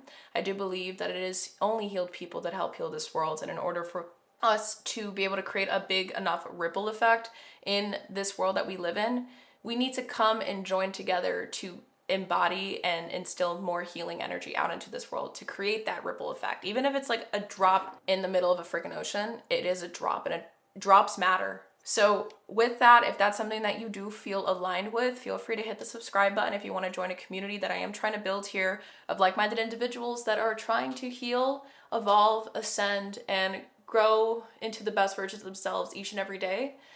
And with that being said, if you are feeling called to want to book a reading with me, I am offering personal readings now. Soul immersion readings is what I call them. You can check that out in the description box below. And again, if you are interested in wanting to work one-on-one with me, past what readings have to offer, I do have a wide list of offerings I provide people with my one-on-one offerings that I can discuss, but in order to go through that process, you would have to sign up with a free soul clarity call with me, and we can see what you're really trying to get, what is going on, the pricing, the process, everything. We can figure it out there. It's a free discovery call basically to see if doing something together would make sense for your situation, okay? So, all that stuff is in the description box below, but aside from that, I hope you have a beautiful rest of your day. And I believe in you guys. You guys are capable more than you realize. You're going to do this. I'm proud of you. A lot of things came through. So listen to this reading as many times as you need to gain everything you needed to get from it. And hopefully I'll see you in my next readings to come. Bye.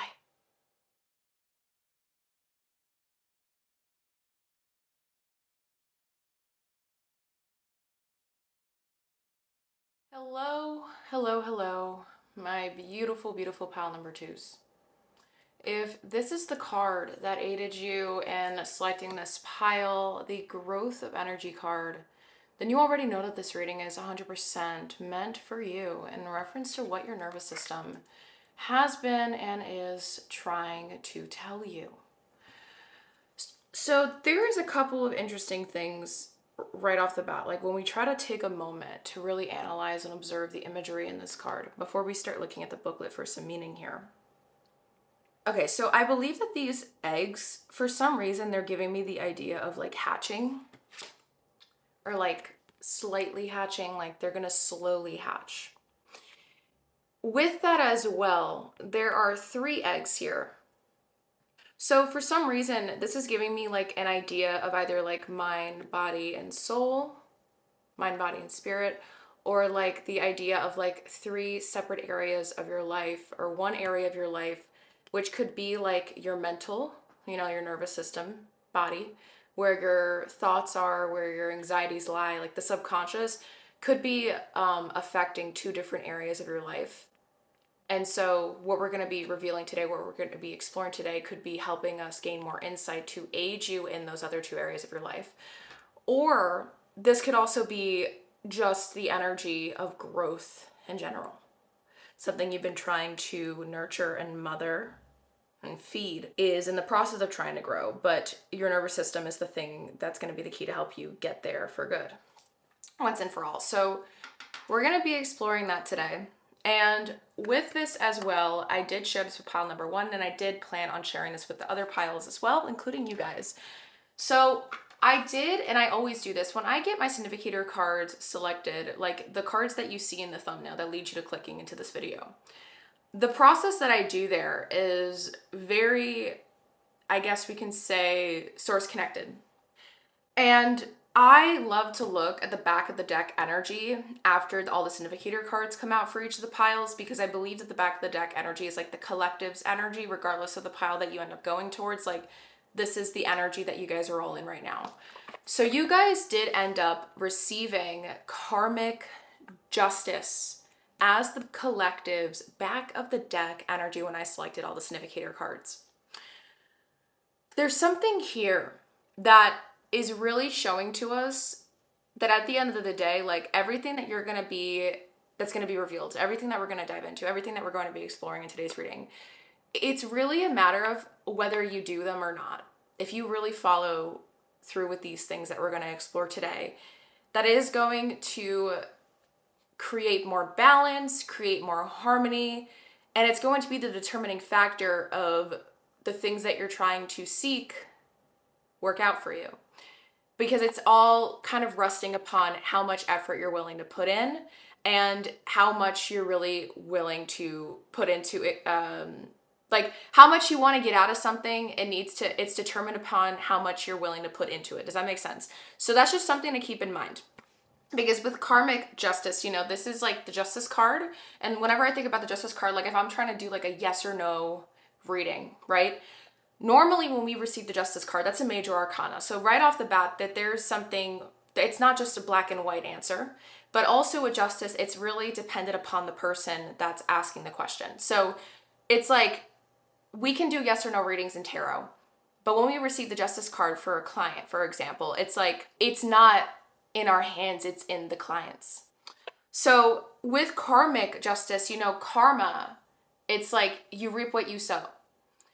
There's this energy here that you're like kind of being reminded of who's really in like the driver's seat of your life. And I think this reading is going to really point out some interesting things, maybe things that you have been aware of for quite a while within your own world.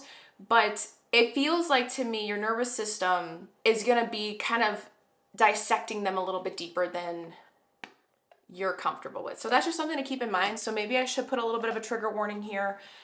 Make sure that you guys do have something to take notes with. And to dive into this and begin this reading, let us look into the booklet that goes along. It's a Talisman Oracle deck to see the meaning of this card at its entirety. All right, so let me get there now. Okay. In a reading, you have been very productive and organized, trying to prepare for the next step in life. Your creativity is flowing, you have built a nest, and as you look at your potential, the future no longer seems frightening. Everything is in its place, and you are growing the energy for a big new project. The 6 petals and the seed of life signify that a blessing is on your path, and you have to take care and nurture your ideas to see them come to life.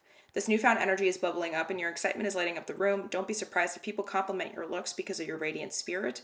This card could also mean pregnancy or childbirth. Talisman Power. Use this card when you are ready to start a new stage in life or a new project requiring a lot of attention and energy. You can also use this card when you are launching a new business. Envision the eggs snuggled cozily together in their nest. They are safe and sound and they are growing every day. It's slow and tedious work that needs a lot of patience, but you've got this. I am ready for this new adventure. So maybe this is something to write down. We have 6 and 4 adding to 10 here. So there is something here that's standing out to me. And the idea that's coming through is like maybe perhaps there has been like an ending of some kind in your life that may have recently happened or you are in the process of like letting go of still. There's still some weird grieving energy, residual energy here lingering. But I'm sorry guys if my camera keeps acting up. I've been trying to figure it out. It's so annoying because I'm not a camera techie person. But moving forward, all right. With this, I don't know. I feel like you're still 1 foot in, 1 foot out. And you know, like there's so much positivity when we're reading the meaning of this card in the booklet. But I don't know, like there's this weird, like, it's suspicious energy lingering. And I'm really curious why that's still lingering here. I can't put my finger on it. Maybe the other cards that I already shuffled ahead of time are going to help us answer these things that I'm sensing and picking up on. So I'm just going to slide your card as high as I possibly can. All right, so we have as much space as possible. And we're going to be looking into the first question, which is what does your nervous system want you to know right now, okay? So to do this and explore this part of your reading, we're going to be looking at all the oracle I've already gotten out. We did get some back of the deck energies that felt called to come through here. And then we also have tarot that we're going to be exploring on top of it all, okay? So for the back of the deck energies, the energies that we have here, well, I'm going to show you guys the tarot back of the deck first. These 2 cards wanted to come out together. So we have, oh, this is my panoramic tarot deck. I think it's really, really cool. It shows you like a different perspective, a wider perspective landscape for each of the cards. So we have the 3 of Wands coming out with the 10 of Cups. But the 10 of Cups is ever like, it's just peeking out. So there's this idea of like what you want. It still feels like it's pretty far out to get. But I'm also hearing like it's right underneath your nose. And with the 3 of Wands coming through, I feel like you're preparing mentally for some sort of journey that you are about to take on. And the reason why I'm saying that is because I'm looking and I just noticed the first thing that caught my eye is this person in like the carriage, I think it's called, with the horse pulling it. And there is some sort of journey that's far out that you're preparing for, but it's something that you're going to have to be very disciplined in and committed to, but it has to do with helping you get to where you want to be. Now I looked at your eggs here, and this is already reminding me of like the Empress as well. So Empress and tarot could be like of significance here. That's something we're going to have to keep in mind. So the other back of the deck energies we did also receive that wanted to come through from my Sacred Soul Messages deck and my Citadel deck. And then my wheel of emotions. We had two cards that wanted to slide out. First up for it, we have look inside yourself. All you want, you already are. Abundance, resources, your wish is granted. So there is a lot of like opportune energy here coming through. For the Citadel, hopefully you guys can see it. I don't even know if you can see it from that far away. We did get the Sleeper with cause and effect and clarity. And then for the final back of the deck, it wanted to be two different emotions. We got warm glow and guilt. Most of us walk off feeling a little bouncier after helping carry a stranger's pram up the stairs, or bringing in a neighbor's shopping. Random acts of kindness give a feeling of solidarity, of the we're all in this together variety, even a swell of pride. Yet though we say it's my pleasure, after someone thanks us, the English language has not yet dignified this pleasure with a name. Some have suggested all true hedonism, slightly less ugly in the phrase suggested by the Victorian philosopher Herbert Spencer, altruistic pleasure. With this sort of competition, it might be that a warm glow is still the best term we have.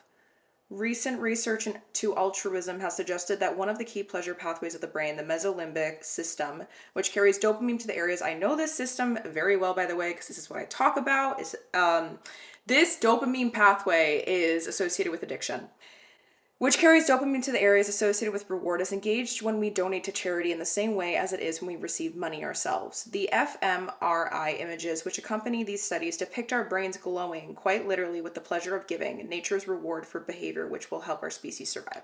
So warm glow and guilt. Why is there guilt? Very curious here. Okay. Let me just slide this. I don't know why I did that. Okay. So let us dive into this by looking at, actually, screw this. Let's do the tarot first and then we'll put the oracles underneath. Because we do just have 3 tarot cards that wanted to come out. So let me just make sure. Okay, so the first one I wanted to come through is the 2 of Pentacles.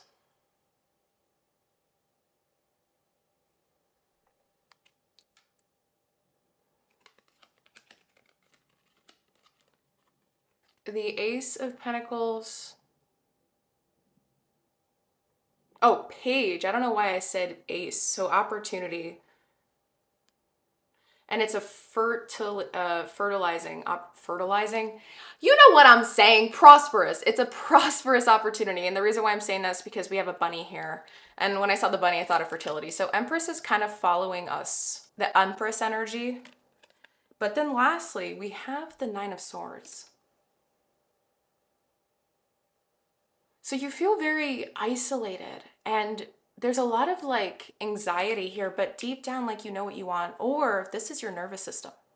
So we're gonna have to keep checking the rest of the cards here to see and continue plugging it in. So for the Citadel deck that you guys did end up receiving here, we have the Dancer with self-expression and strength.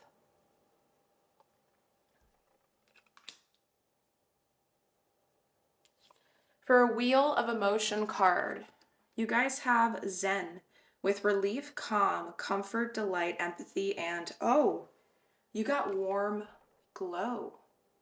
So warm glow is actually associated with Zen. That's very, very interesting. For a rune card, you guys received the Naughty's rune with delays, restriction, resistance leading to strength. Innovation, need, fire, self-reliance, distress, confusion, conflict, and the power of will to overcome them. And that's what I'm saying. This is giving me the 9 of Swords energy. For a sacred soul message, forget safety, live where you fear to live, take a chance, dare to dream, risk pays off.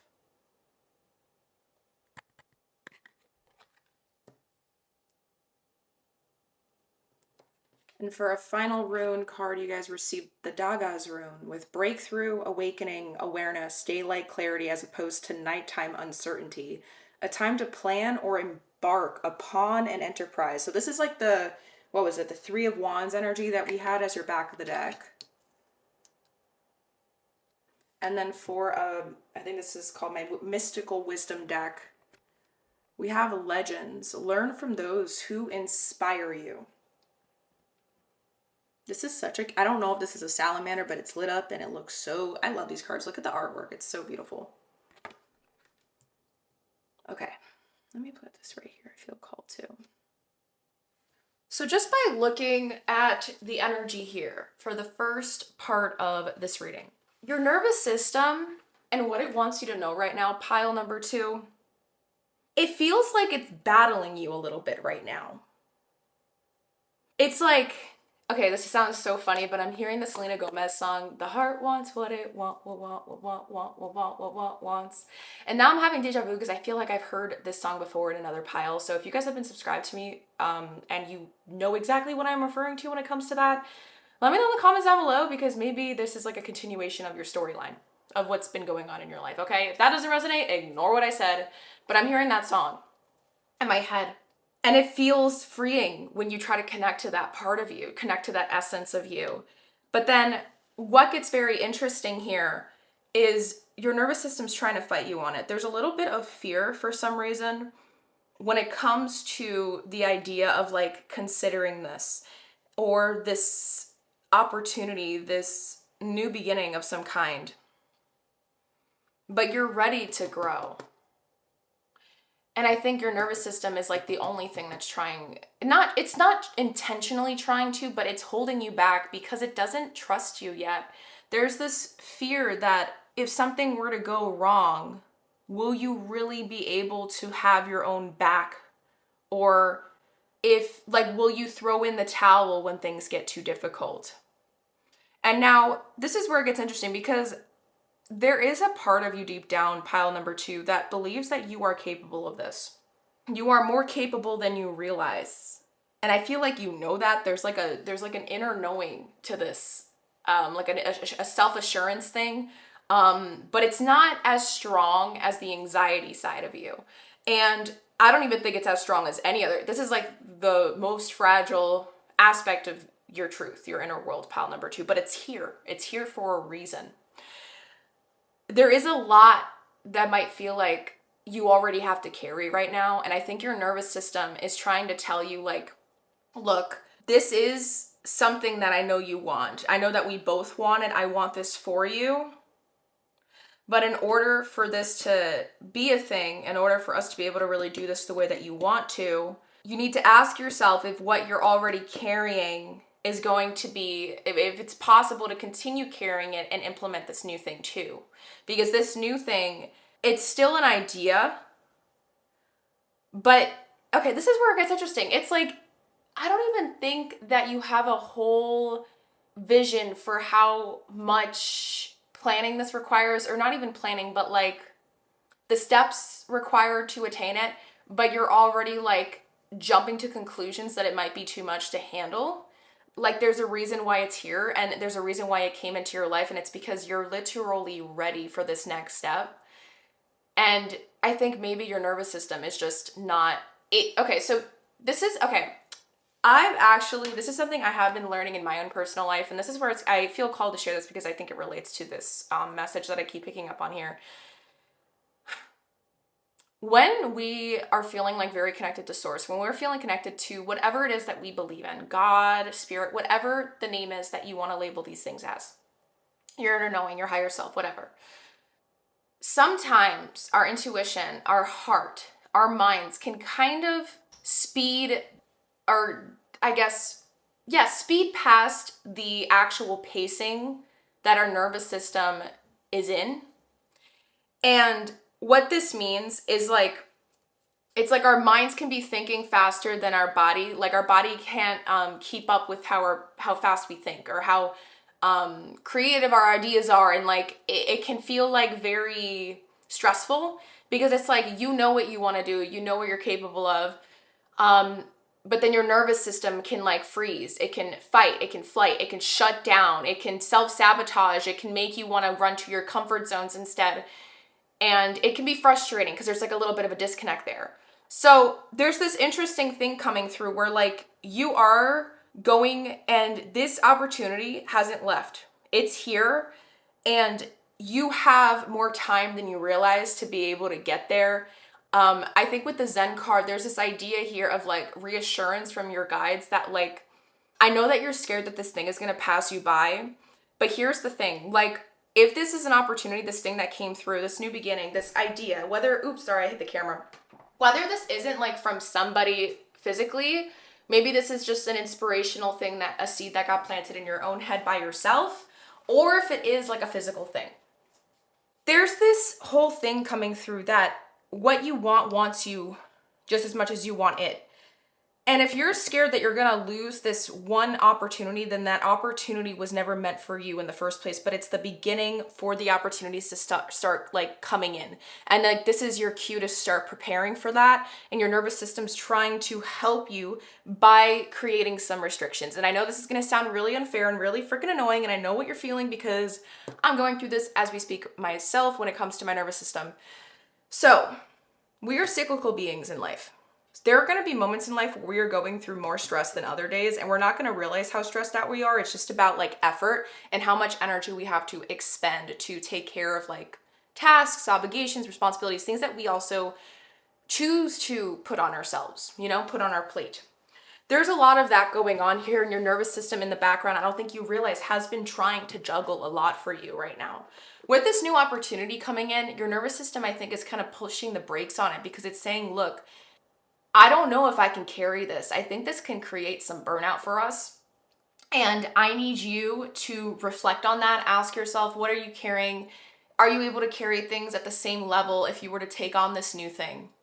And that's why there's some weird, like, I guess, suspicious energy here, because your nervous system wants you to be cautious. Your nervous system is trying to do everything in its power right now to protect you from crashing out. And it doesn't want you to fail yourself. The last thing your nervous system wants is to fail you specifically. Your body doesn't want to fail you either. But at the end of the day, we have to remember that the whole purpose of our brain's development and evolution and creation at the beginning of time was for the sake of our survival. So our nervous system, at the end of the day, it is for our survival. And it will put surviving first above everything else if it thinks that we are in danger, if it thinks that we are going to explode, do too much, and shut down. It's going to try to save us the long-term exhaustion by putting some crap and humps and bumps and things in front of us in our immediate things, because it's trying to slow us down. You have a very, innovative, or I guess, I don't even know if this is the right word, progressive way of thinking. A way of thinking that's very different than most. This way of thinking brings so much opportunity for you, you don't even realize yet. I think that this is still a beginning that is slowly emerging, and you're starting to believe how capable you really are of it. Your nervous system wants you to work with it. It wants you to be able to do these things, and you're going to be able to attain it. There's it keeps freaking coming through, guys. Like, there is a fear that you are going to lose some sort of opportunity. That fear, though, is the thing that's making your nervous system hit the brakes. You need to know that if this opportunity flies away, it wasn't meant for you in the first place. It could have been the thing that was meant to trigger this whole thing that's going on right now, this inner ping, this feeling of like stalling internally, but you're trying to move forward at the same time, and you're fighting. You're very confused. That got triggered through that thing that just showed itself to you. You need to believe, though, and know, and just believe with all your might, pile number 2, that if it's meant for you, it will stay, and if it's not, it will pass you by, but the next thing is right around the corner. Whether that's the opportunity that comes up through a seed that you plant in your own mind and it's an idea, it just gets pinged, or it's an actual opportunity from somebody else on the outside. But this could also be like opportunity, I'm hearing idea. So maybe even replace the word opportunity with the word idea. Like, this could be an idea that you have. And this is something that's your nervous system wants you to be very prepared for before you start like diving fully into it. But I'm also hearing like baby steps as well. You have to show to yourself that you are capable of carrying these things. And that means that you need to either delegate, You need to figure out how to find compromises with your nervous system. So that means like, you know, you can carry these things, but to what extent can you carry each thing to still be able to put a good chunk of your energy into this next and upcoming thing? You need to plan those things out. And your nervous system is putting the brakes on this because they want to make sure that what you're doing is not coming from a place of impulsiveness, because there may have been a tendency growing up to like have great ideas, start them, but never finish them fully through. And that doesn't want to happen again. That does not want to happen again at all. But you're such a bright person. What is this card underneath? Self-pity. Yeah, but it's like, I'm hearing victim mentality, but I don't know why victim mentality is coming through. The muse, generosity, naivety. You may have a tendency to overgive, or you're juggling a lot that isn't even yours. And it's about understanding and asking yourself, if to move forward with this thing that you really want to do, can you let go of the things that were never really yours to carry? Can you delegate those things off to people? Learn from those who inspire you. Okay, this is a very specific channel message, and I don't know if this is going to resonate with everybody, but it's coming through, and I'm gonna share it because source wants it to come through. It might not make sense. If it doesn't, you know, I would actually still write it down or like sit on it if you can. But what I'm hearing, that there might be someone in your life that bothers you, that you, I wouldn't say hate. I don't like that word. I think it's a very strong word. I don't want to think that anyone hates anyone. I don't think we even realize what that word is or means sometimes, but there's someone that you might not dislike, okay? You might judge, you might be critical of. There might be things that they do that bother you. I don't know, but I feel like some of you guys know who I'm talking about or referring to. There's someone there. It could be someone that you might not even realize that you compare yourself to a lot, and you're not trying to, but they just keep somehow always showing up, and it like just drives you insane. Whoever that person is, I'm hearing that you're meant to like ask yourself, what are the traits that they have that triggers you to want to judge them? Whatever those traits are, there's something beneath the traits that they have that lets them be able to do those traits so effortlessly, that bothers you a lot. But I don't think you've ever really fully explored it. And there's something here that's lacked in your area of who you are. And you're being asked to like reflect on that. So like, if you think, okay, this is like a random example. Let's say this person that bothers you strongly dislike is very, very selfish. And you think about that all the time. You're like, I could never be that selfish. Like, how are they always just so thinking of themselves 24/7? Like, they're so full of themselves, whatever it is. But you judging that within them means that that's something you judge within yourself.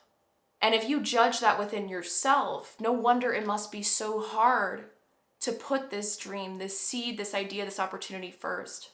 Because this is the one that's led with your heart. It's the one that gives you freedom. It's the one that gives you peace, brings you peace. But whatever your definition of freedom is, I don't think that you've ever let yourself fully experience it.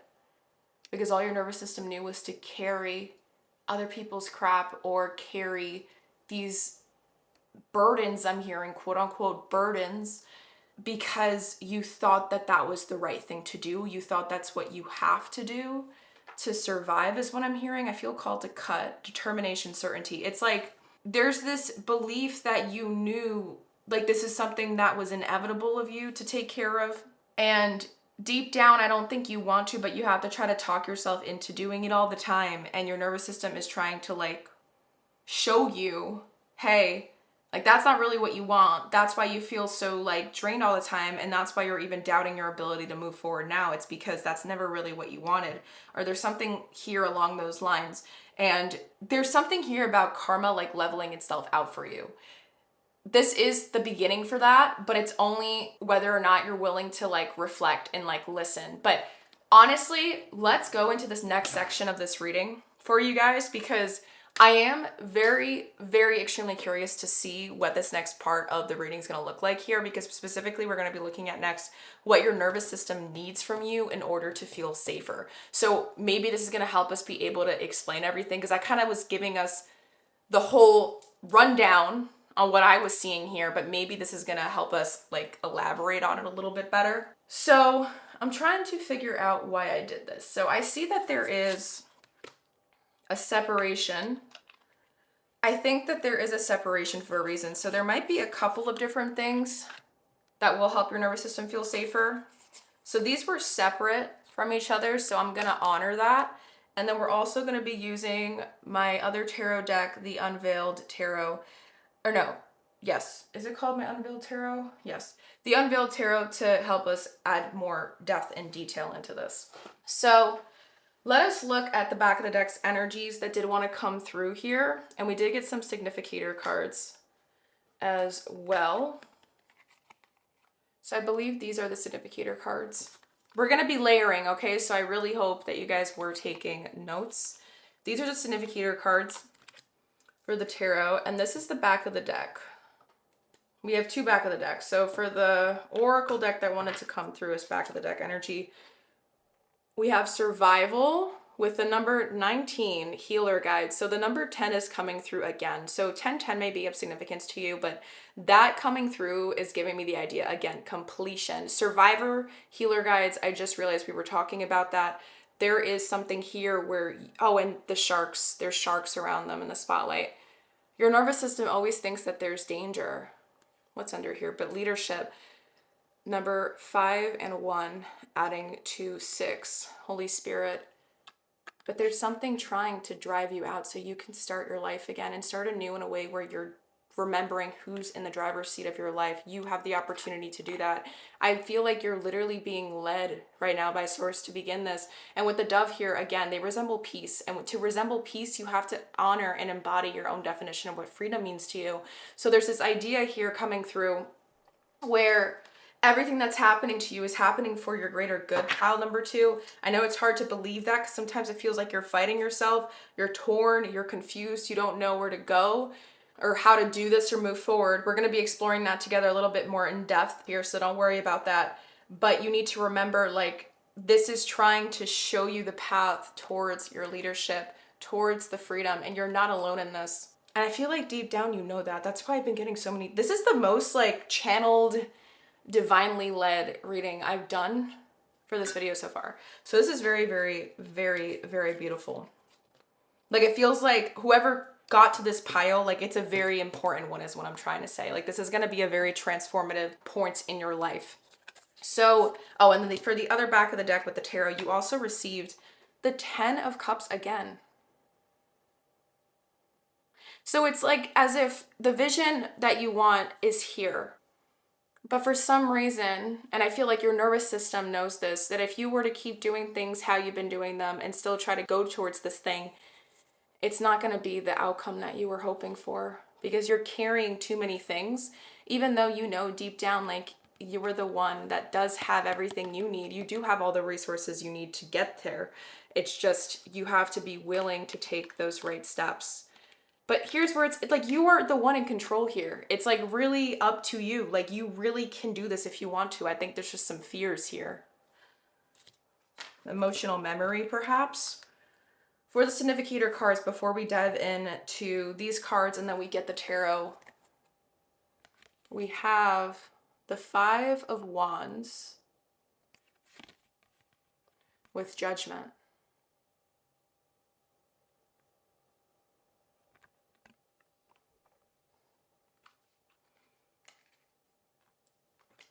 I'm going to place this up here. Growth of energy. Yeah, there has been a buildup of energy. I'm going to slide this back so we have space. Okay. So for these cards, I'm actually going to lay them because I think we have these cards wanted to start here and here. How many do we have over here? Let me just make sure. 1, 2, 3, 4, 5, 6, 7, 8. Okay, 8 cards.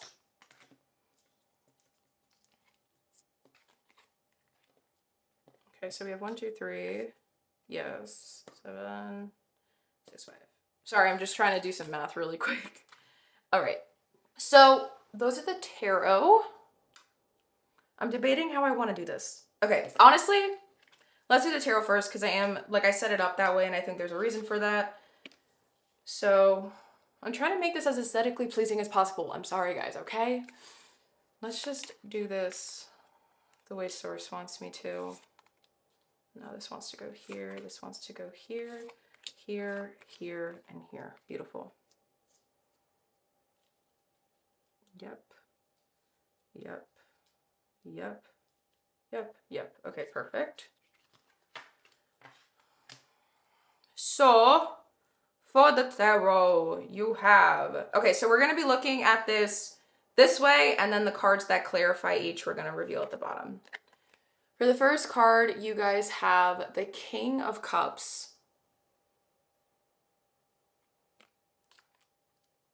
Next up, my nails, we have the 10 of Pentacles.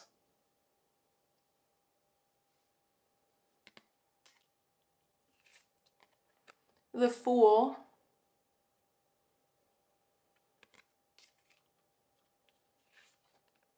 The Emperor.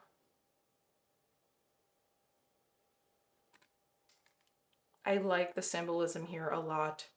Like a lot. I like this a lot, okay? And then for the last card here, we have the 6 of Wands. How beautiful. See, that's what I'm saying. Like, everything is on your side. It's really up to you, though.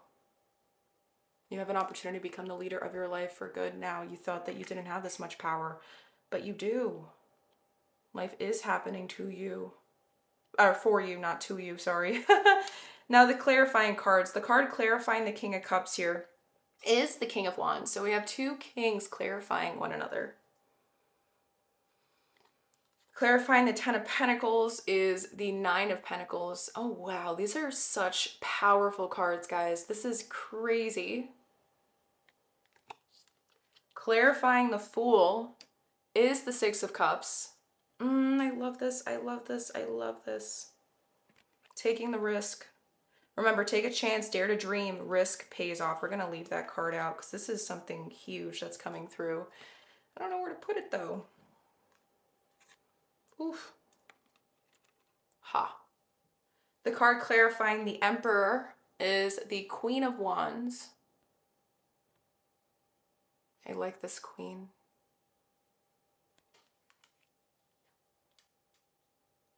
And then finally, the card clarifying the 6 of Wands is the 7 of Swords.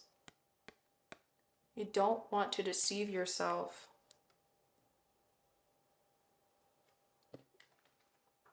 Okay, so this is the bigger picture for what your nervous system needs from you to feel safer. But to keep going, I'm going to just put everything down and then we're going to just dive in that way. Because I really feel like this is a straight up answer, but there's two separate piles here, the way that I set these up and I shuffled them. So I feel like there's a reason for that and I really want to honor it. So for the cards you guys received in Embracing the Shadows, breaking mental chains. Old belief systems can keep you stuck. Be willing to challenge and rewrite them. And the cards that pair with it is Help is on the Way. Here. And you have two Cosmic Dancer cards with Notice the Pattern, 4 and 1 adding to 5. And Create Sacred Space with 3 and 2 adding to 5. The number 55 is here. 555 may be of significance to you, but the number 5 is about change. With 2 5s coming together, this is just, again, also adding to 10. So 10, there's a completion energy, something that wants to be broken for good this time. It doesn't want you suffering anymore. We're going to dive into this, don't worry. But for the last set, which is the next thing, you guys have two Embracing the Shadow cards. It says, the mirror effect. What frustrates you in others is a reflection of something unhealed. Bro, didn't I talk about this? I'm so tripped out. That's actually crazy because I don't look at these cards. I leave them face down until we're diving into them together live in the camera. That's trippy. Paired with it is emotional repression. Bottling emotions leads to stagnation. Find a safe way to express your true feelings. And overcome obstacles with your higher self deck. Adaptability, be flexible. Okay. That's where it's getting interesting. So there is so many different things coming through in terms of what your nervous system needs for me to feel safer. Pile number 2. I'm just going to be very, very honest with you. I'm going to leave these here because we did already dive a little bit enough into the back of the deck energy. So, okay. Lots and lots of important things. Lots of important things coming through, guys. What your nervous system needs from you to feel safer, pile number 2, is not just one thing, but there is a couple of things, okay? And I just want to say the reason why I chose this topic to even be a pick a card is because, like, okay, on social media, we've been hearing so many things on nervous system awareness. Okay, we've been hearing so many things on trauma. What kind of trauma do you have? What kind of attachment style? What kind of issues? What kind of fears drive your actions and things like that? But we don't go enough into what our body's already been trying to tell us. In order to help your nervous system feel safer, pile number 2, the biggest things that you must do is take control back over your life. There's this feeling that you have been feeling, or not even realizing this was unintentional. You might have been giving your power away to too many things without realizing it. When you've had the opportunity to step out and make something of yourself, do these things this entire flipping time. But the reality, the perspective that you were living in, it wasn't giving you the right lens to look through to realize those capabilities. There's been something that you've wanted for quite a while now, a dream, a seed. Remember, like I said, there was a vision that's been here for a while. A lot of doubt came through this. And I don't know if there was like gaslighting involved. That's something that is coming through. But it was very like kind of subtle in the background of my mind. It didn't feel like it was very loud, so it might not resonate with everybody. But for some reason, I don't know if like, okay, I'm picturing someone who, it's not like you were heavily bullied, but you know, like when we have friends in like our childhood, or like we have family members and like our brothers, sisters, like siblings or family members, parents in general, whoever. And you're like, you're not having like issues with them, but you know, like when sometimes, okay, I'm just going to use me as an example because that's the only way I feel like I can explain what I'm trying to say or what I'm seeing in my head. So let's say I'm growing up and in my family still associates me with being clumsy, with being a klutz, with being not careful. And so if I'm telling them a story or something or updating them about my life and I thought this was like a funny story that happened, they'll say, yep, that's Bridget. Yep, that's something she would do. That was a Bridget thing.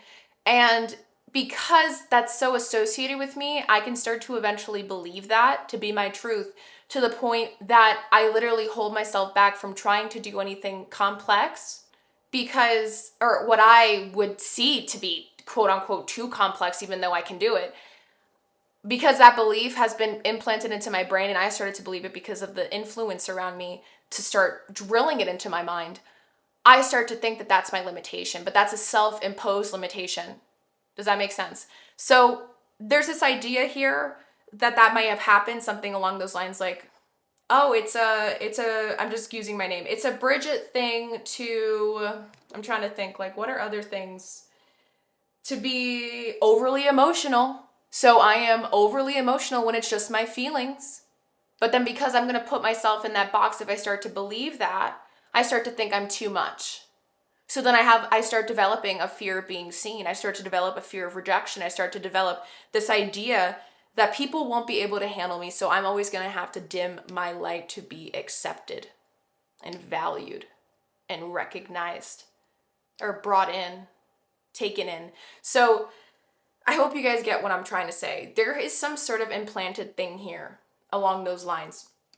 And it's not just the only thing, but this is one of the things that have been feeding this like narrative that you are incapable of becoming your own leader and like following through with this thing.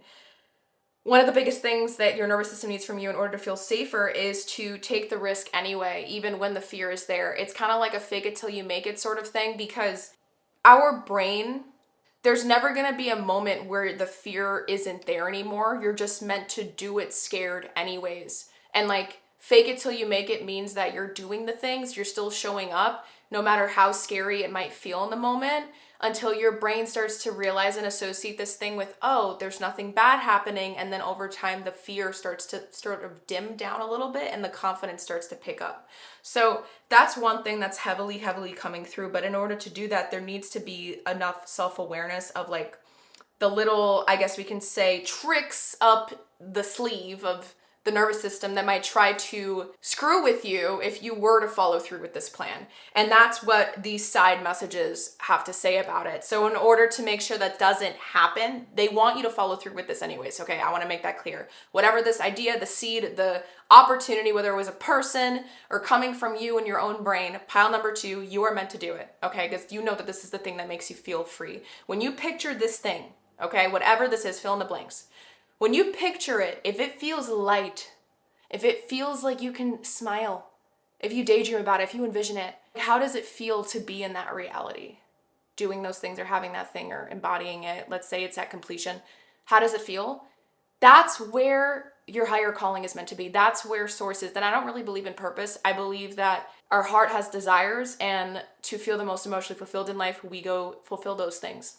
So there's something here that is heart-led that wants to come through, and you're meant to follow it. So you're meant to fake it till you make it. This is the beginning of what I'm saying to help your nervous system feel safer. You got to just do it. Even if it's scary, even if it feels hard, because you are capable. And this is where the side notes come in to help do it. Does that make sense? Like, follow through with this, okay? So we're going to go into it now. With help is on the way and breaking mental chains. With notice the pattern, create sacred space. You guys are going to think that I am trying to sell something to you. I swear to you, I am not, but this is just an opportunity, an option to do this, okay? And the only reason why I'm going to bring it up is because it's literally right there in my face, and it sounds like there's a source asking me to like offer it, okay? So my business is called The Hymns of Heels. I am a trauma-informed facilitator for deep healing. I work with clients one-on-one, online, virtually, to aid them and help them release self-sabotaging tendencies slowly. I help hold them accountable so that they can start becoming the most healed versions of themselves each and every day, embodying that, becoming their most empowered versions of themselves, find a home inside themselves, and release all the things, uproot the things, explore the things so that we can let them go for good, okay? We don't let them control us anymore. If that's something that you feel interested in, feel free to check the description box down below, and the way to do this, the way to speak to me, way to see if this is something that you would be interested in doing with me. Don't even worry about the finances. That's stuff we can talk about. We can set up a one-on-one free soul clarity call. That's the first step to get to know me and see if my work, my offerings can be something that would be beneficial for your process. I have a monthly offerings, and then I also have one-time single sessions as well. There's a lot of different things. So if that's something that you would be interested in, I really feel like this is something that's coming through for me to kind of bring that up. I also do offer soul immersion readings for first-time people. They're $88. It's over an hour plus of a recorded reading, a topic of your choice. I dive into it. You can also check that in my description box below if you want to start working with me that way instead, because that doesn't require a free soul clarity call. Regardless, I feel like this creates sacred space, notice the pattern. That's exactly what I do. So if that is something you're interested in, highly recommend. Regardless of that, aside from that, some other things that are coming through. This is giving me the idea of therapy. This is giving me the idea of consoling in somebody, but not a friend. This is where it gets weird. I have this weird, like, suspicious feeling that there's people in your life right now that aren't exactly aligned with the frequencies at which you wish to be at when it comes to this vision that your heart, that feels heart-led. So I'm going to honor that gut feeling because it feels very, very, very strong here. Like, it's not a good idea to talk about these things with the people in your life right now because they're trapped. There's like this weird entrapment feeling that they're still learning how to release. And so there is a big shift in like who you speak to with, and the reason why I'm saying that, like, who you're meant to speak to about these things, but you are meant to like express them. When it comes to expressing, I don't think that journaling on your own is going to be the best way to do this personally. I feel like you're meant to like, okay, you could call me out in the comments, guys, but what I'm really sensing is some of you guys need to learn how to become your own leader, okay? Self-led. And in order to do that, to even start this process, I'm hearing like, I don't even know how I would start this. Okay. I don't even know what I would do.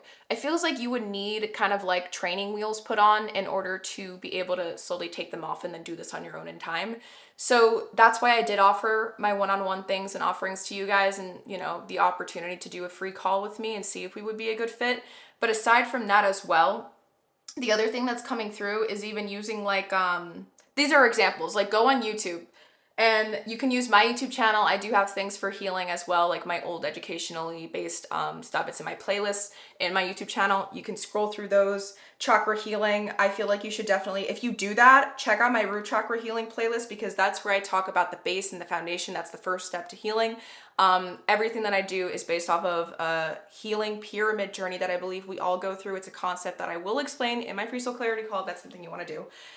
Regardless, if you don't resonate with me and you're like, this girl is full of BS and she's just trying to sell herself, and that's really how you feel, that's how you feel, and I will respect it.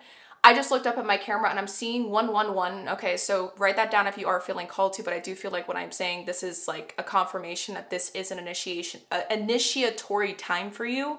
So whether it's with me or somebody else, please look into working with somebody that does healing work, that does work to help facilitate space for you, because this is something that's going to help you. I feel like you can't really start this alone. You may have tried to in the past, but it felt too overwhelming. Like you need to know that there's someone there, like if it feels too scary. So therapy, counseling, I'm going to probably put free resources or affordable resources in the description box below as well for you guys, in case that's something that you wanted to do. And also, oh yeah, going online, looking for other people. You can look up things like on the search bar in YouTube, like how to blah, blah, blah, blah, because there is something here that you are meant to overcome, but it's through instructions, it's through support, it's through guidance at first. And then you're going to slowly start to implement that own stuff into your own truth, and then realize how much wisdom you've actually had this entire time, yada, yada, yada. Now, the other thing that you're also meant to do to help your nervous system feel safer for good is to do the thing that I mentioned earlier about reflecting, asking yourself, the people in your life that you have issues with, what is it? And I'm just really tripped out, like, come on, because the things that they have, the qualities that they possess that bother you, that you actually have trouble embracing for yourself, we all have shadow traits, okay? We all possess them. It's just a matter of whether or not we're willing to recognize them or not. Like, you might be a little, like, this is just referring back to me saying, like, let's say you have trouble with somebody who's very selfish. Like, deep down, you're not going to realize how selfish you actually are. And maybe it's just because you have trouble letting yourself be selfish, even though that's a very natural human thing to do. Prioritizing your own well-being actually is the very thing that we must do first before we prioritize everyone else, because then we know that we're showing up with our cups filled first. So we're not going to be draining ourselves in the process. And then in turn, in time, we're not going to like start leaking our crap out onto other people, hurting them with our own wounds because we don't know how to take care of ourselves first. That was on us. That's why it's good to be selfish. You know what I mean? So there's something here about like learning how to let yourself release the things, the very parts of you that these people do so effortlessly. Reflect on that. You can actually journal about that. That might actually be a good way to begin this process without even considering getting help. Maybe this is something that comes down the road. With that as well, though, this is stuff that you do deep down. You don't realize it. You got to ask yourself and find ways to let those things come up, because they all serve healthy things. They all have a reason to be there. In life, as humans, we are the ones that put labels on what's good and bad. Okay? When in reality, each emotion, each thing that we feel possesses something, and it comes up for a reason. They're information. They're not trying to tell us that we're good or bad to feel them. They're trying to point us towards something. They're trying to show us something. You know, when we're feeling selfish, it's because what's the word? What's the freaking word? There's like someone crossed a line. Let's say someone crossed a line and then we got pissed off because they crossed the boundary. Someone didn't honor something, respect something of us. We're going to get pissed off, and then we're going to start feeling selfish because we're trying to protect it. We're trying to preserve what's ours, what's rightfully ours. We're trying to preserve how we felt, the line we try to draw in the sand that got smushed and crossed out. So that is an emotion that's trying to give us information. Or sometimes selfishness can come up because we weren't honoring our needs for X amount of time in our life. And then out of nowhere, finally, we're going to explode, because that happens to us when we don't deal with our feelings. If we keep ignoring and pushing down the very things that we think is quote unquote bad to feel, like selfishness, eventually we're going to get so selfish out of nowhere and just explode at the people we love. And we're going to feel guilty. We're going to feel ashamed, because that's not the right way to express those things and let those things come through and work with them. So then they're all automatically going to start being labeled inside of ourselves as something bad to feel. So we're going to always try to never be that way. Or we're going to be too scared to even let ourselves think about it or try to be that way. So maybe the idea of trying to follow your dreams was always too scary. Maybe the idea of doing this thing was always too scary because you never wanted to end up becoming a quote unquote bad human. But there's no such thing as bad or good. So, like I said, this is stuff to definitely reflect on, because these are going to be the very things that are going to help you stay adaptable and flexible to move through this process and be able to do it. Remember, I said you fake it till you make it. This is the thing that's going to help you be able to do that at the very beginning and work through it. So the self-sabotaging tendencies, the comforts of the nervous system, it's not going to try to make you do some unhealthy habits instead of moving through it. You know, it's going to keep you in your lane. It's going to help you stay consistent. And this is going to help you hold yourself accountable. So, you know, those are the two very, very big things that are going to help you do the path and the journey. But you're meant to start it. You're meant to do it. So does that make sense? I really hope this made sense. Let me know in the comments if it didn't. I will gladly clarify, okay? So with that, now, my loves, let us look at the final message here when it comes to nervous system stuff, which is what changes for you physically and energetically when your nervous system starts to feel safer. When you start doing all these things, what is it? What's the physical changes and what is the energetic changes that we're going to be noticing or you're going to be noticing in your life, okay? So this can be energetic changes are going to be symbolizing or signifying like your inner world, so what's changing like with you, and then physical changes obviously is like what's going on in the outside. And I am very curious if this is going to help us see like what these other two things are. But this actually, these two things could also symbolize these two things. So that's also, and then that's the big, isn't that interesting? I just realized like this is the big egg. These are the two little eggs that all help you grow. That is so trippy because I never did something like this before. So I'm very intrigued. Okay. So the way that I set this up, we have many things that are changing for you in the physical, okay? So I just want you to keep that in mind. You guys are the pile so far that received the most tea leaves and oracle cards. This is the first set of it that wanted to be put together. And then the other set, this is where it gets crazy. Look, I think you have like 12 tea leaves here. And this one is a month of the year. So very curious. What's the specifics? We did get some back of the deck energy here, but one back of the deck for my fortune telling deck we have is the number 17 with gift. So I don't know if you've noticed, you had another gift coming through earlier. It's under here somewhere with the Sacred Soul Message card, but it was showing you like resources, gift, opportunity. You have like a really good setup here. It's really a matter of whether or not you're willing to take it.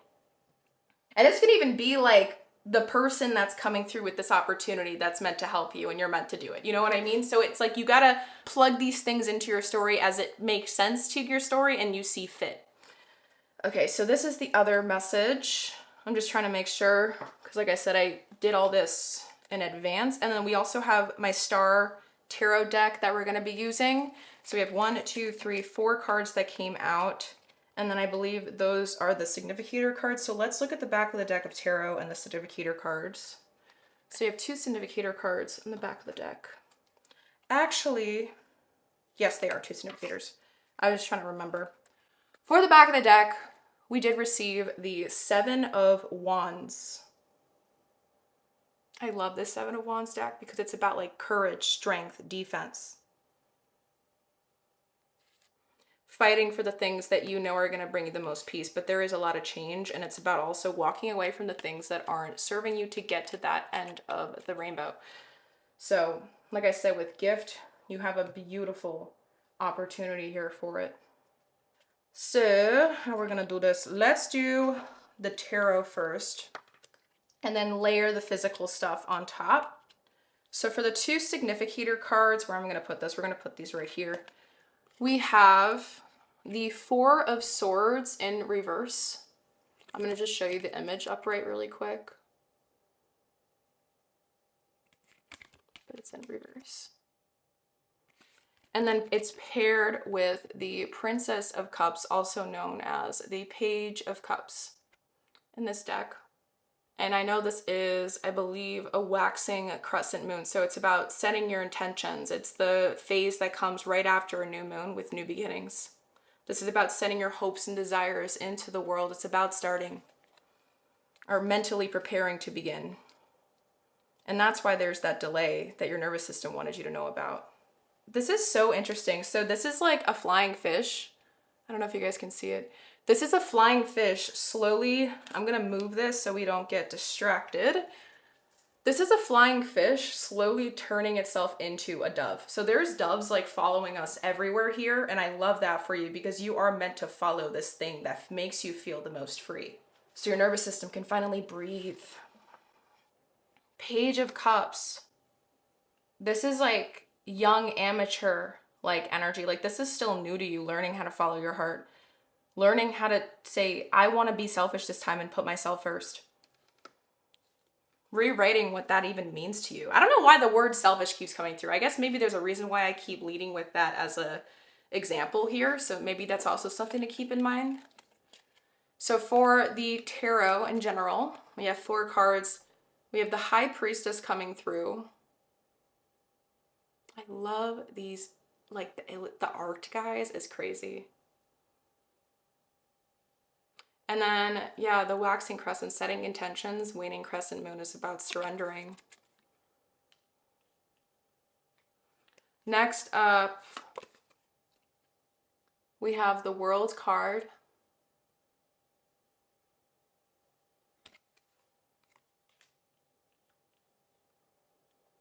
Oh, and then the full moon, I just realized. We have the Emperor coming through again. And then this Chariot energy with the Emperor. And then lastly, we have the Magician. This is insane. You have all major arcana cards. That's why I'm saying, like, this pile, it just feels so flipping important. Like, this whole thing. And you got the Magician. Like, you have the resources. That's what I am saying. We're going to now start to layer everything else, okay? So we don't get overwhelmed with the mess underneath, right? So for the first message, I got to really figure out, hopefully we do have enough space to keep everything contained. For a fortune card, you guys received the number 2 and 8, adding to 10 with expectation.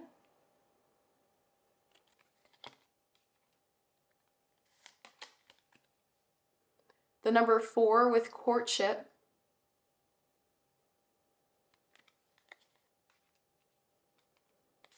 Oh.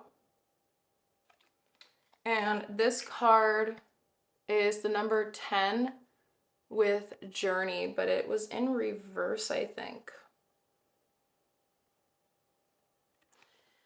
I'm hearing a channeled message come through. You're going to stop looking for the answer. Like, you're going to stop just begging that it comes. You're going to stop looking for the thing that you need to move forward. And you're going to just start doing it. Like, this part of your life, where you've come from since you've, like, leading up to watching this, it's meant to stop there. You're meant to move forward. And when your nervous system feels safer, you're going to feel like you finally have a grasp of where you're going because you're not doing it alone. Like, you're going to be having the support you need to help you. Like I said, the training wheels at the beginning, you're going to have that support to help you fake it till you make it, until it starts feeling like it's second nature, to the point where this anxiety, all this residual energy of the old, it's going to start going out the window. Like, it's meant to end here and move forward from there. Now, the tea leaves that add into this storyline, we have Seahorse with Family Matters.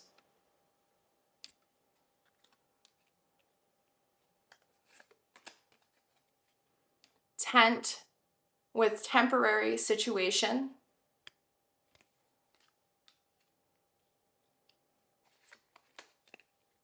Nest, an emotionally secure, loving family is important to you.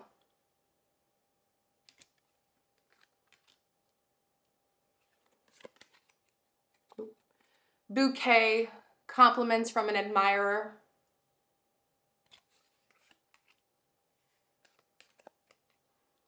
Leg, stepping into a new experience. And then lastly, wealth. Okay, that's beautiful. I like this, I like this, I like this a lot. Now I gotta figure out how I'm gonna separate these two. I might need to do this. Oops. Oh, the justice card just fell out at the bottom. Okay, yeah. We're gonna do this and this to help us separate the two things that are gonna come through, okay? So next up, I just realized I could slide this up a little more. Okay. Next up for the next thing, this is crazy. Actually, you know what? We're gonna stop here for now and we're gonna look here, okay? So let's not let you get overwhelmed or me overwhelmed, and we're gonna just dive into this first portion together and then we'll see the rest that comes through. That changes for you when your nervous system feels safer. Okay. So when it comes from the energetics, there's gonna be a fire awakening within you. A fire that I feel like has been there when you were a kid. You had a taste of it when you start feeling like you're in your imagination. I don't know if you were naturally a very imaginative kid growing up, daydreamer. Maybe you used to use it as a coping mechanism to escape reality, or you just did it because you enjoyed being creative, like imaginative, like maybe imaginary friends, playing pretend for some things or things like that. That's coming back online, and that's going to be something that's very crucial to help you reach or follow through with this dream or this opportunity, this idea. That was blocked for a while, or it would come and go, but then like the second you would try to like grip it and like keep it there, it would just dissipate slowly. And in terms of the energetic changes, you're going to feel like you're finally in the driver's seat. You're going to feel like you finally got control because you're handling it. You're actually finally flipping handling it all. And that's changing the chemistry, the trajectory of your story, pile number 2, because you're creating it. You finally picked up the pen when you start to handle it. When you do all these things, you're showing to your nervous system that you can take care of it, that you can do this. And that is unlocking a whole new era for you. That's the beauty here. I feel called to cut the deck. So we have the 5 of Wands. And I actually like this 5 of Wands because regardless, this is adding into the story, regardless of the conflict, regardless of the anxieties, because remember I said fake it till you make it, this is giving me the shape of a coffin with these wands shaped, how they're shaped. And it's giving me this idea that that's what's going to be able to slowly leave you. Residually and slowly in time, it's going to be able to leave you because you're going to be protecting your peace and your truth through this process because you're going to know how, because you did all the things you needed to do to help your nervous system feel safe, especially through the support, because this is where you're like realizing that you have been capable of this entire time, but you needed like some reassurance at the beginning. Like I said, the training wheels, I feel like that's so important. That's why I keep bringing it up. Okay. So that's with the energy. And this is, like I said, changing your entire story. Look, you have the only thing that is minor arcana energy is the significator with the 4 of Swords. And oh, I didn't even go into that because this is the whole theme that's influencing this entire thing of the tarot. But with Princess of Cups, Page of Cups, and then the 4 of Swords in reverse, this is like, okay, so this is a salmon. I don't know if you realize that. They're frozen in the water. That's how I'm seeing it. In reverse, salmon, they like to jump upstream.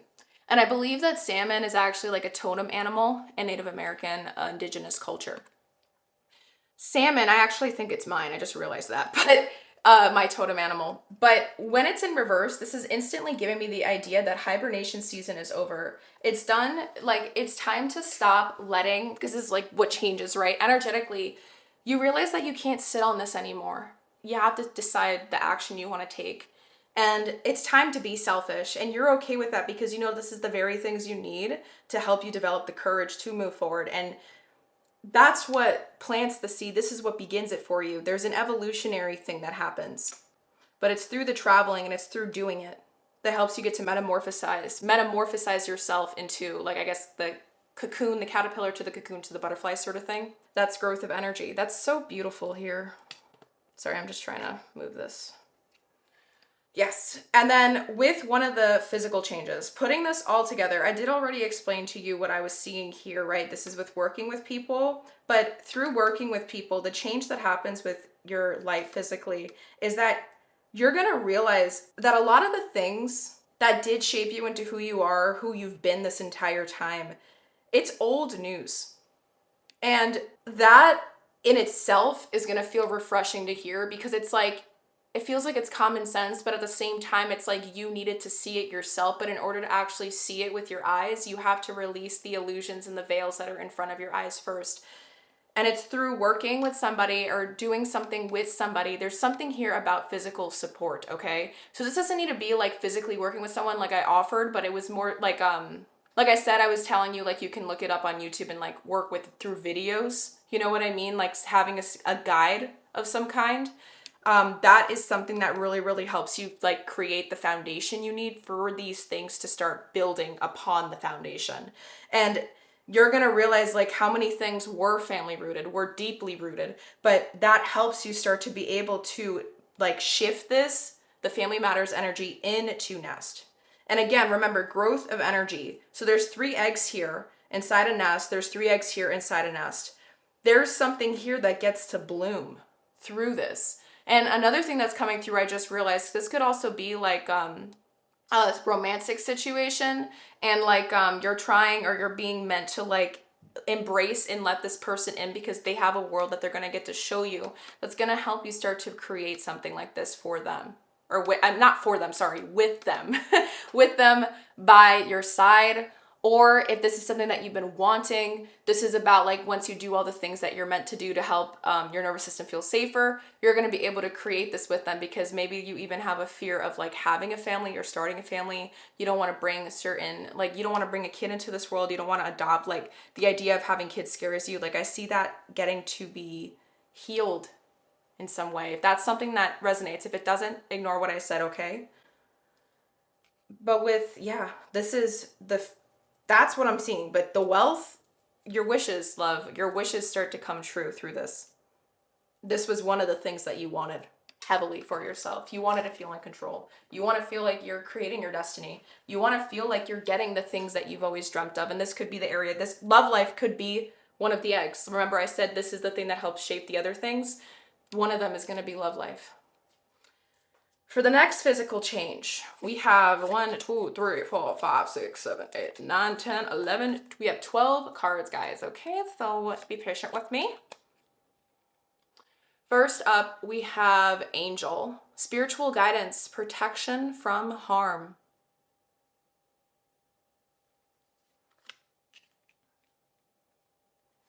For a month, we have November. So November maybe we have significance to you, but the number 1111 is also coming through.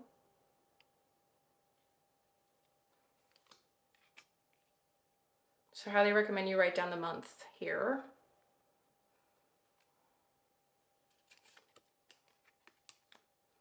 We also have Ram, a stubborn, aggressive person.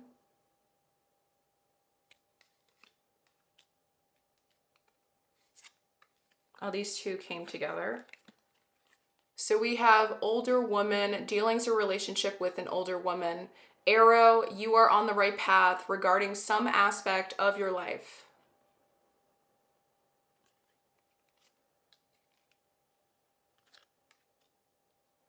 I hope you guys can see it. Okay, I did share that, so I'm going to cover this so we can make sure we keep these things separate, guys. We have sunrise, new creative ideas, new ventures, a fresh start.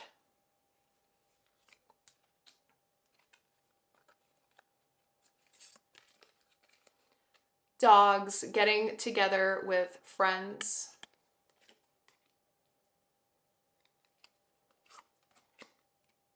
Success.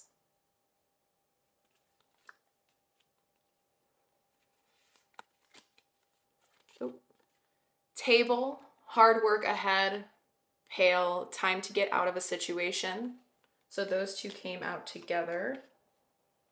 Oh, let me make sure you guys can't even see that.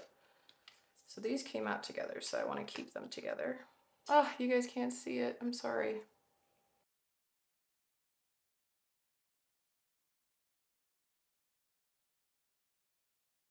Okay. Time to get out of a situation, and then hard work ahead. Oops, yes. And then lastly, we have goldfish, increase in material wealth or spiritual growth, and fire, strong emotion, passionate love or hate. Remember I was talking about hate? That's actually really cool. I like that that came through together. And remember I was talking about you're going to find this newfound fire. So I like how the last tea leaves come through are like both bright orange, resembling that fire color. And I just realized I placed them right directly beneath sunrise, which is the other orange color here with these tea leaves. So, okay, there's a lot here. If you cannot flippin' tell, okay? So bear with me. But there is a big storyline. And I don't know if you have noticed, pile number 2, but you have received literally so many positive tea leaves. So just know, like, this is all divinely meant to happen. Like, you found this reading for a reason. Please listen to everything that's coming through, love. Because with everything, I'm seeing here, like, with the physical change, by November, timing of November, this can also symbolize the holidays. For some reason, for some reason the idea of Thanksgiving came through in my head of whether you celebrate it or not during that time, end of November, beginning of December, or even like Christmas time and New Year's, like when there's a lot of holidays, okay, Hanukkah, whatever it is. Something is gonna start coming in where things are gonna start clicking for you, and you're gonna realize, like, holy moly, things are happening, things are clicking. I'm also hearing like your birthday can be a holiday as well. So, because this is a timeless reading. With that though, I am also sensing that this is giving me the idea that, like, you're maturing aggressively by that timing. You're gonna start to have more of a healed feminine energy to you rather than wounded. There was a fear of like letting your vulnerabilities be seen, a fear of gaining help. Maybe you were always like lone wolf mentality. That's changing if you were to work with this nervous system and give it the things it needs to help it feel safer, right? On top of that, I don't know if you've noticed, but you guys have gone through a lot of SHIT in your life, and you're still here standing for a reason. There has been a reason for it. Like I said, there's a reason for all, like, it feels like you guys are just very aggressively led, okay? And I really don't want you guys to just take that lightly. Like, I really aggressively feel like you guys don't realize there is a huge, like, calling here, an awakening of some kind. Maybe you guys feel resonant with the term starseed energy, Pleiadian energy. There's something here where you're awakening up to some sort of soul mission of some kind. I don't really believe in that stuff. I believe that we create our destiny and stuff, like I said, but if it's here, it's here, and I'm going to honor what source wants me to share. Also, disclaimer, okay? All these things I'm saying, I want you to be the final thing that creates the discernment in your life, okay? So don't take everything I'm saying and being like, this is 100% exactly like, I have to follow it word for word. I want you guys to know that when it comes to making decisions in life, like, you guys are the leaders of your life, okay? In no way, shape, or form am I ever meant to take that away from you and say, this is exactly 100% the right thing you're meant to do. What I'm saying is referring to doing the work with me or with other people, but it came through for a reason. If you haven't noticed, it came through multiple times, okay? In different ways it revealed itself. So with that, this does come through again. And the idea of like compliments from an admirer, that was from the separate change. But with this change, we have strong emotion, passionate love or hate getting lit up with increase in material wealth or spiritual growth. There is something lighting up here that changes the trajectory of everything, and it creates a brand new start for you. And the start is through releasing the things that are holding you back. And I just realized something, guys. I think that this change is associated with this. The physical change that happens here is when you start doing this. And then the physical change that happens here is when you start doing this side of the things that I said. Remember when I said like the eggs example? I just realized that I think this change, the physical changes here, these come through when you start working with somebody or getting the guidance of some kind. But it's when you start taking the action. It's going to be hard, obviously, but it's like you are meant to do it. You are meant to release your guard and stop thinking that you had to do this alone. You always felt like you had to do things alone. You always felt like you had to take care of everything. If I don't do it, who will? But that's changing, and it's only if you let it change. Pile number 2.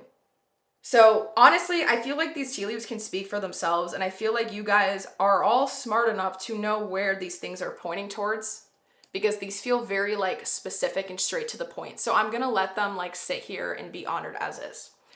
To finish up your reading, my loves, we're gonna be getting some final messages from your inner world. And in order to do that, I did feel called to do the final shuffling of these cards on the camera, just so you guys get your little daily dose of, you know what I mean? So we're going to be using my Land Sky Oracle deck here, and we're going to be reading from the booklet to see what the final little message. It's like a yogic deck. I really love this deck because it goes through a journey of Patanjali's 8 limbs of yoga. Yoga is a practice that you do on and off the mat, okay?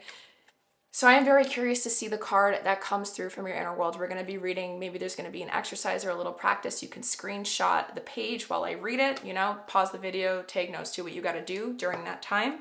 And then we're also going to be getting an angel number message out. And we're going to be receiving some sliplets of paper, final messages from your higher self here. Okay? So let's get those out first so we're just prepared. Final messages for pile number 2.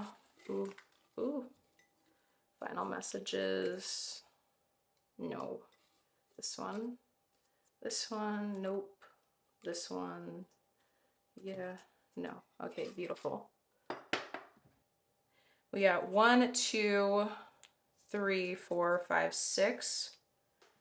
You guys got more than pile number 1. Let's see the cards that come out. What is the final message for pile number 2 from their inner world to end this reading? Thank you.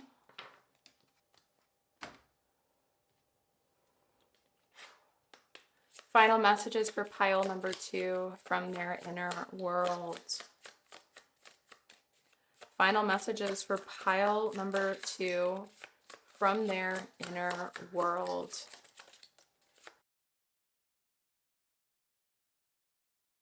That is flipping trippy. I saw 1717 last night.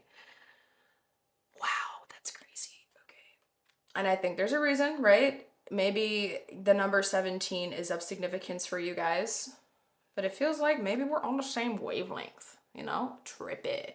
But okay, so that wants to be read first. And self-reliance did come up earlier. I don't know if you remember I mentioned it. I'm not gonna look for it because it is under layers and layers of cards. But I do think I'm not gonna try. It's there. Oh! No. Okay. It's somewhere, but it's there, and I know I read it, so there we go. With the first message that's coming through, we have 1717 with self-reliance, and it says, Angel whispers, time has come to rely on your knowledge, your wisdom, and your ambition. You have guys, I literally was saying that. I said it, and it's here. Okay, look. You have an important soul mission and life purpose. Leaning on your inner strength will allow more of your path to unfold ahead. Affirmation, as I take leadership, yes, of my life brings a flow of good fortune and good blessings. It was there. It's been here. It's been showing up. You had success and wealth, guys. So beautiful.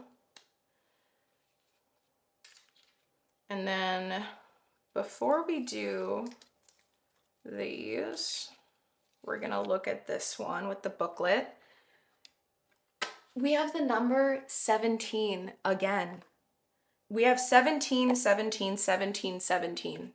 Pile number 2. This is no coincidence. We have Vrikshasana, which is tree pose in yoga. And it's in the limb of Patanjali's yoga of asana, which is about movement, taking action, moving forward and doing the thing, but the thing that helps you build the foundation, help you build your roots. Again, I think this is kind of, again, reminding me, the root chakra healing playlist, I feel like will be very, very helpful step for you. If you don't feel comfortable doing any soul clarity call stuff with me, that is absolutely fine. Maybe in time we're meant to connect, but maybe not now. Definitely check it out because I literally dive into it. Whether you believe in the chakra system or not, love, you can literally replace it with a different word. There is psychological things in there that are going to help you begin this healing journey, okay? So I highly recommend you check out that playlist in my YouTube channel. But let me read it. Okay. So, Vrikshasana, qualities, balance, and surrender. Trees receive their nutrients from growing deep into soil while reaching up for the sun. Connect with your waist as you ground down and lift through your crown as you rise up. These are instructions for Vrikshasana, yoga pose if you feel called.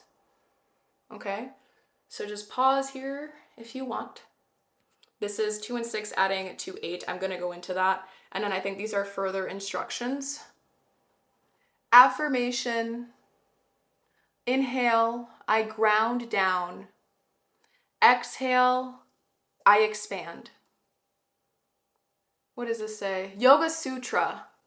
By samyama on the navel plexus, knowledge of the body's constitution is obtained. Reflections. When was the last time you felt the sun on your face? Just as trees feed us oxygen without asking for anything in return, consider how you give back. Notice the balance in your energy, emotional and physical bodies. This is about reflecting on how much you have been giving of yourself. And with 8 coming through here, I just realized 17, 17, it's 8, 8, 8, 8. 8 is the number of abundance, okay? And infinite abundance, Empress energy, everything we've been going through has been about that abundance, growth, increase in material wealth, spiritual growth, success, wealth. Where else is it? You were on the right path regarding some aspect of your life, spiritual guidance, protection from harm, new creative ideas, new ventures. I can keep going, stepping into a new experience. We have been getting that gift time and time again, guys. There is a reason for that. This is a gift. You have been given this opportunity. So I just realized maybe me coming through, us meeting together was the gift. And honestly, I love this. I love what I do on this platform. I love what I do on my channel because sometimes I get to meet so many beautiful people that I end up creating such strong bonds with because we end up working together down the road. And it's just like such an honor that this is a platform where I get to literally organically meet you guys this way. Like, how cool is that? And what I mean by organically, like, you're here listening, right? You're hearing my energy. You're hearing my voice. We're doing this together. That's all organic. Like, I just find that so flipping beautiful. And the divinely led aspect to this, is that your energy felt drawn to my video. Out of all the videos you could have found on YouTube, you found this one. It popped up for a reason. Listen to these things. You will never know if you don't try, if you don't explore it, right? So that's something that is coming through, and it's about taking action to set that foundation for yourself. Now, yes, before we look at the sliplets of paper, this one's like staring me back in my face. So let's look at this really quick before we look at the final 2 angel number messages that came through. So this one says, sorry for my sloppy handwriting. I am a lefty. This isn't about clarity. It's about courage. You already know what's true. You're just afraid of what the truth will cost you. But what's the cost of ignoring it? This isn't about clarity. It's about courage. You already know what's true. You're just afraid of what the truth will cost you. But what's the cost of ignoring it? Oops, I just hit this.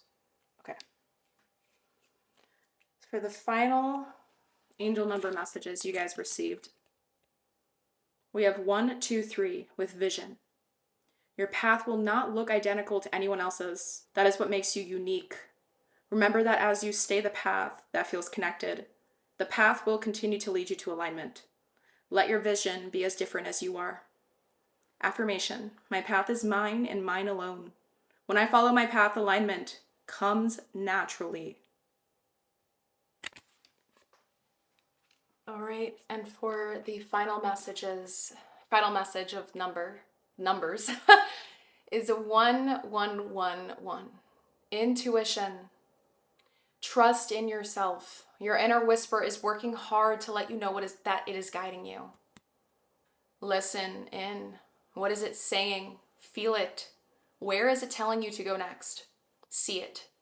Close your eyes and allow. Trust the path you are on.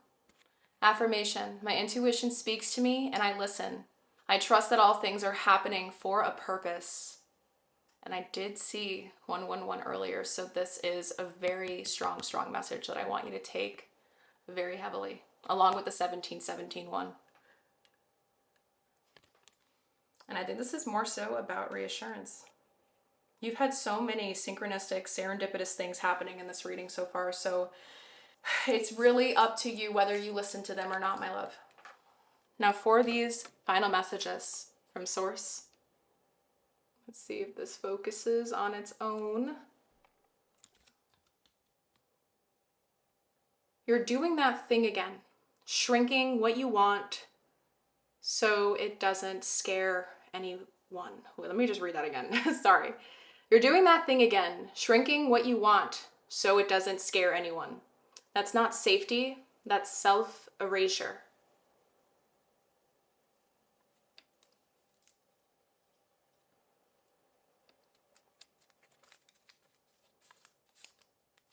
Okay. Oops.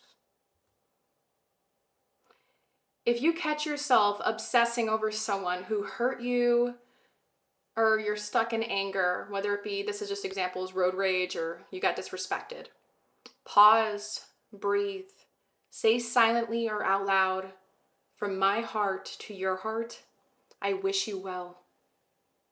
Keep repeating that to help let it go. That's it. And say it until the feeling goes.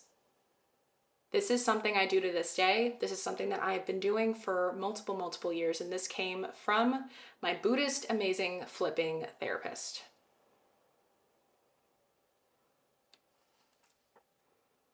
Whom I love very much.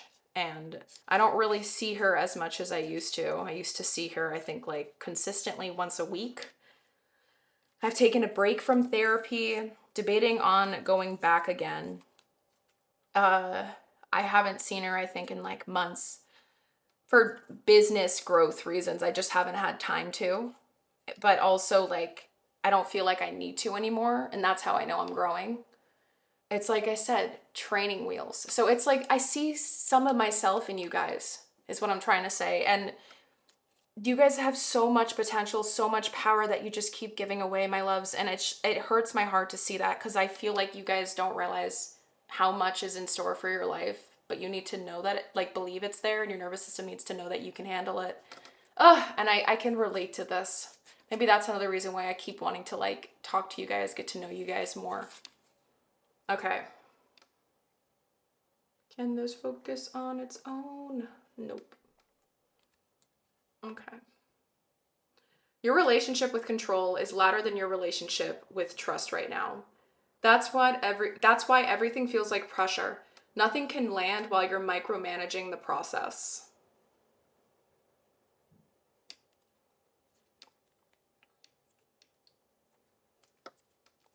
And the second to last one. Work is working, even when it's silent, slow, or doesn't look like progress.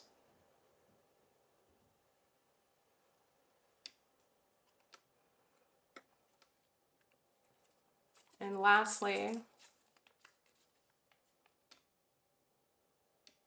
every time you try to explain this to someone, the clarity fades. Stop sharing, let it live unspoken for now. Ooh, this is reminding me of everything I was saying about the people in your life currently that you think you can, like, talk to. That's why you gotta reach out to new. All right. So with that being said, my beautiful pile number twos, this is everything I have for you in reference to this reading topic today. I deeply, deeply hope that you did not just gain what you were hoping to get out of this, but you got even more than you were expecting to get out of it.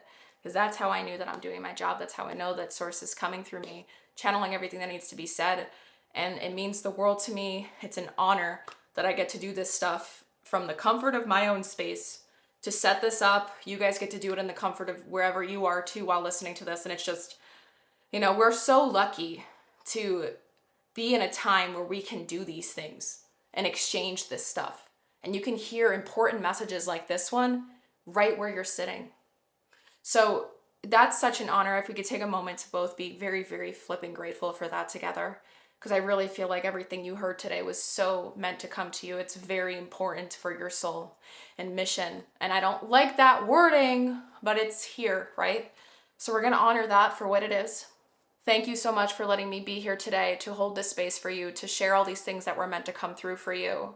Thank you for being here, for showing up for you all the way to the very end of this reading, because that also takes guts and a lot of courage too, to keep hearing these things that might be hard to hear. The aggressive stubbornness side of you may have had trouble hearing it. So for that, give yourself an applause, pat yourself on the back, give yourself a nice hug if you can, because you really do deserve it, love. That's a nice, beautiful step towards healing and embodying more love for yourself and compassion for having feelings that sometimes might be hard to feel or let yourself embrace, accept, surrender to. So with that being said, if you can, it would mean the absolute world to me. If you do like how I do my readings, if you resonate with anything of what I dived into, who I am, my mission on YouTube, the whole purpose I made this whole community and channel was to make a safe space online where people can come together and heal, focus on their self-growth journey, and just feel like they don't have to do it alone.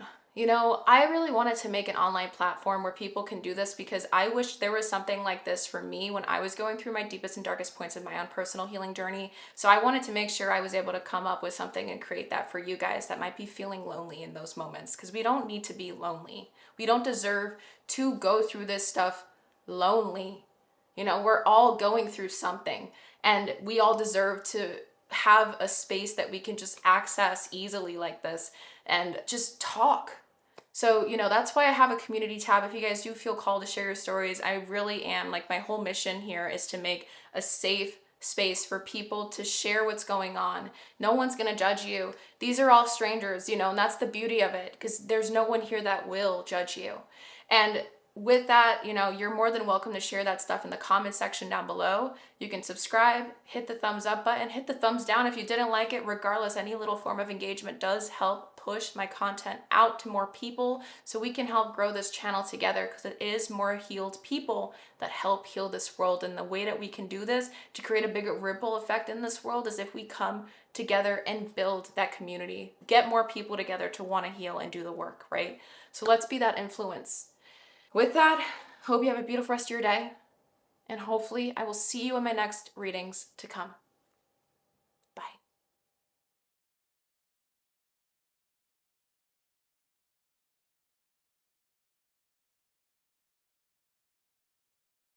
Hello, hello, hello, my beautiful, beautiful pile number threes. If this is the card that aided you in selecting this pile, the healing energy card, then you already know that this reading is 100% for you in reference to what your nervous system has been and is trying to tell you. Now, before we start diving in to exploring this significator card a little bit deeper using the booklet over here, I did feel called to share this really quickly with every single pile. So regardless of where you're at or which pile you're choosing, this is a collective back of the deck energy, because I always receive back of the deck energies when I am selecting and getting the significator cards ready, which is the cards that you see in the thumbnails of all my pick a card readings. So those energies, this card would help me pick it. We had a back of the deck energy for the whole collective here today, and I felt really called to share it. So this is the back of the deck energy that I got for the collective, and it's karmic justice. Okay. With karmic justice, it says a couple of different things here. Well, first off, we're going to be saying or sharing here that everything that we're going to be diving into today, it's fully dependent, whether or not it works, everything that we're going to share, what your nervous system is going to tell you and speak to you about, what it wants you to know. How you apply it, everything, the information that we're going to dive into today, how you apply that into your personal life and situation and story, how you follow through with it, the choices you make basically moving forward, how much you commit to this.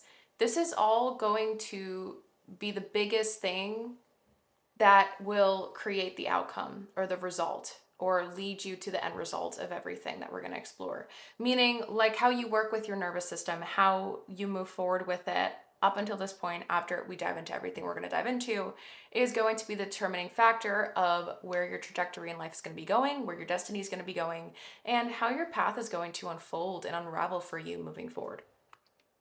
With that, I did want to say that before we even read the booklet here, I have a confession to make. You guys are the only pile out of this entire reading topic for today that received 2 significator cards. So you ended up receiving healing energy, but also success.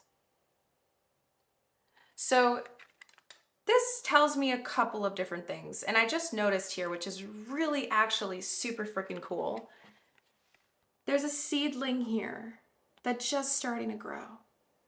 And the diamond that is kind of being contained by the points of the bottom legs of the star are giving me this idea of like growth, foundation building. And I'm also seeing like a diamond as in like, this is the very biggest thing that is going to aid you in, or the biggest clarity that you're going to gain. Like this reading is going to give you a lot of clarity and insight.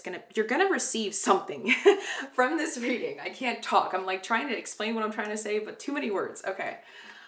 Whatever you're going to receive out of this reading today, there's going to be something here that's going to unlock a key for you that is going to aid you in getting to becoming this tree, embodying this more.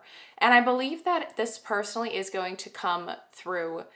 Well, one, obviously we're going to be seeing like how you're going to work with your nervous system to help it feel safer. But also, this could be something that you have been debating on doing already. You've been sitting with it for a while. I feel like a lot of you guys who did select pile number 3 specifically, we're going to be diving into some things that aren't going to feel like new news to you. Like it's not going to feel like unexpected. It's going to be more like, oh, like I kind of know where she's going with this. I know what this is saying, because this is something that you've been trying to work on, or you've been kind of debating on if this is something, like if this is the right path forward for you or something like that. I'm like picking up on something where the energy here that I'm channeling is you've been kind of sitting on the fence with making a decision, or like finalizing something in your head, or like setting something in stone, or like making it official, I guess, quote unquote. And whatever we're going to explore today, something about it is going to help you be able to make that final decision and set it in stone for good. So let's just keep that in mind. With that, we are going to just be reading the meaning of the booklet for the healing energy, because this is the card that I do believe is meant for you specifically, but this is like some more background information, like it's kind of feeding into this main significator card. So we're going to do that and honor that together. All right. So let us take a look here. Okay. So this is the symbol. Healing energy in a reading. Take a moment to reconnect with your true self. It's time to heal the wounds you might carry, dissolve the stress, and replace the negative energy blocking your radiant character. Little insecurities can become trigger points, so it's time to affirm our values and embrace our quirks. Sometimes self-examination can be scary. Intuition will help you read people's body language. Wait, let me just make sure oh my God. Okay, I was reading the wrong thing. Okay, sorry. So sometimes self-examination can be scary and upsetting, but it also brings joy and rebirth. Healing deeper scars doesn't mean that the pain or harm never existed, but it will no longer control your actions. This tree is anchored and is absorbing the energy from the transmutation circle. You own the power of your own transformation, and you too can blossom with lush energy. The talisman power here. Use this card when you feel drained and in need of healing power. Meditate with this card by envisioning growing roots similar to a tree, going deep in the ground, tapping into the vast energy that the world is made of. Imagine luminous veins growing on you, reaching every part of your body. Your heart and your mind are now shining brighter. The light radiates out of your body and out into space. I am healing. Okay. And I think that was 68, right? That page that I saw. So 6 and 8, 9, 10, 11, 12, 13, 14. Okay, I was just making sure. 14 is, I believe, the Temperance card in Major Arcana. Temperance is about alchemizing different energies and transmutating, allowing transformation to do the thing, alchemizing these two things to create something else. And through that creation, it's integration of these two opposites, two things that we normally wouldn't think can mix. There is possibility for there to be a middle ground, I guess we can say, with them. There is something here shifting within you. And that's what I'm saying. Like, it feels like you're at this weird point where you're on the fence about something, like I said, but it's like the determining factor that's going to help you decide what to do next. It's going to help you unravel everything that comes forward. And honestly, I'm very curious. Like, it seems like your nervous system may be the very thing that holds the key to doing all of this for you. So with that being said, let us dive into this by just sliding your significator cards out a little bit more to the side here. And maybe also, I just want to keep in mind the success card coming out alongside as being like an additional significator card for you guys. It's giving me this idea that maybe you're already committed to this journey that we're talking about, or I've been picking up on briefly. But the how you're going to do it is what's going to come through. Or how to do it to ensure there's success at the end of it. You know what I mean? To make sure you get what you want. That was another thing that I wanted to say before we dive in. Okay, now we're gonna do it. So I did already shuffle ahead of time to make sure we have more time to dive into things, and because my readings do tend to come off very, very long. If you guys have been subscribed to me for a while, you will know exactly what I am talking about. But again, I did forget to mention, please make sure that you have something to take notes with, okay? Sometimes the things I say might not make sense in the moment while you're listening. But that's why I always say, take notes so you can come back to these things later. Or maybe even allow yourself to be able to plant seeds for these things. Because when we write things down, we're accessing different parts of our brain that accesses other things that help with pattern recognition. It helps with downloading information, and it helps with rewiring old habits or tendencies, self-sabotaging things. You know what I mean? We're planting seeds. It helps us keep that thought or that topic in our mind more, and etc. So there's like a ripple effect is what I'm trying to say. Make sure you're taking notes, love. All right, so we have a lot of different oracle cards here that you guys did end up receiving, but we're also going to be exploring tarot here when it comes to this first portion of your reading, when it comes to this topic in general, which is what your nervous system wants you to know right now, okay? Please keep in mind that this is a timeless reading, so it doesn't matter when you come across this video. This is exactly what it wants you to know right now, regardless of when you're here, okay? So before we explore that, I did want us to look at the back of the deck energies that did feel called to come through. Not all piles wanted to come through. Not all decks wanted to come through. Like, you see this whole setup of decks, different decks of cards. Not all of them. But I think there was 2 oracle decks that did want back of the deck energy to be revealed here. And then we do have tarot back of the deck energy as well. So for the 2 oracles, we received for you in my Sacred Soul Messages deck, sorry, it's not focusing. What is planted, I can't talk. What is planted in your soul will sprout. Plant seeds, dedication, your work is rewarded. And then we also received, though, blue with the number 11, depressed, isolated, and help. And then now I just realized this is sliding through. We have the maiden with innocence, love, and past. So that could have some significance to do here.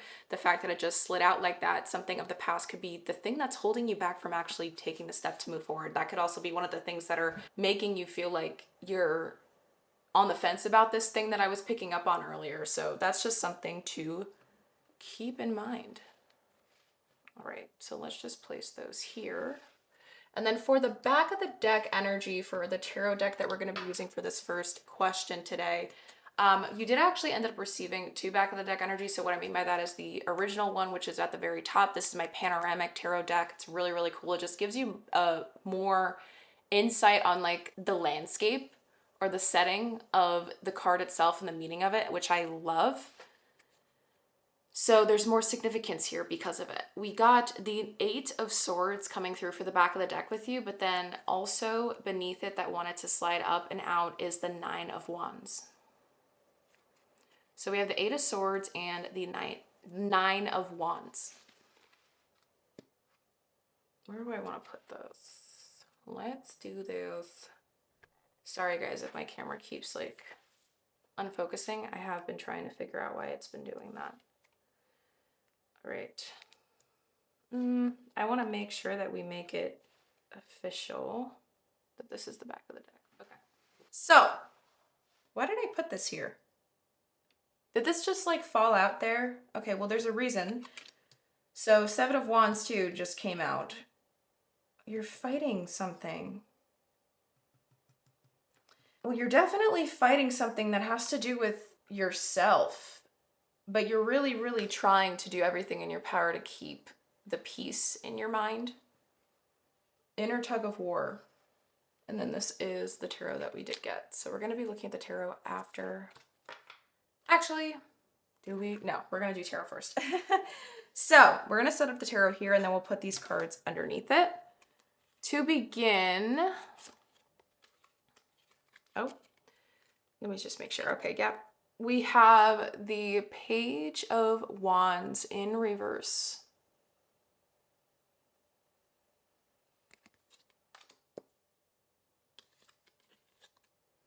The Fool card.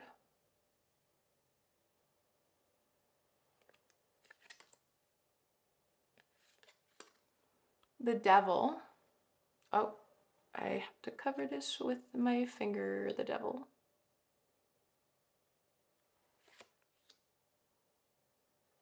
Let me just cover this right here, the Devil. And lastly, we have the King of Cups. Oh, I like the symbolism here. I don't know if you see all the eyes. I don't know if you guys can see it from that distance, but there's eyes like peeking in the darkness behind the Devil or surrounding the Devil, and they're like in this cave.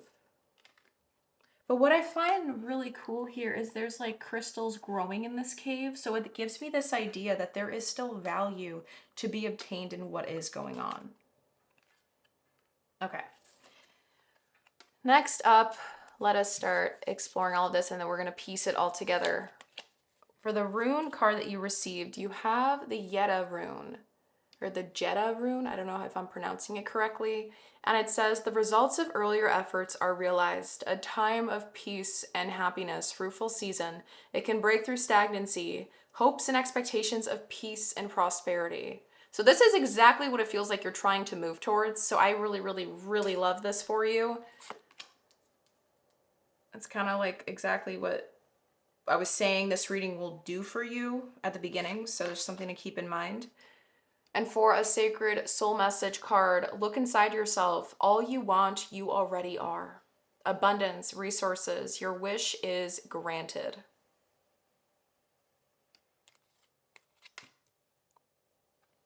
You actually ended up receiving 2 Wheel of Emotions cards.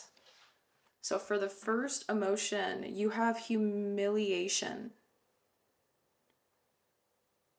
Let me see. Okay, let's start over here. At the time of Lincoln's speech, humiliation made you modest and respectful, but today humiliation is something unwelcome, something punishing rather than actively sought out. It's hard to pinpoint the exact moment humiliation and humility began to part ways. Deliberately humiliating a prisoner is a gross violation of their human rights, but a request that we be humble. The demand made by some to check your privilege has been criticized for stifling debate, but in the spirit in which it was originally intended, it is also a call to practice humility, sorry, to recognize the ways in which our own happiness and achievements might be the result of class, gender, race, and luck as much as hard work. This is a recognition that the good things in our lives are not always all of our own making, but depend on other people too. Okay. I actually like this, and I will dive into it further the more we get into this. For a Citadel card, the Sentinel with determination and certainty. There's a lot of seriousness here. And then for the other Citadel, we have the Runaway with secrets running from problems.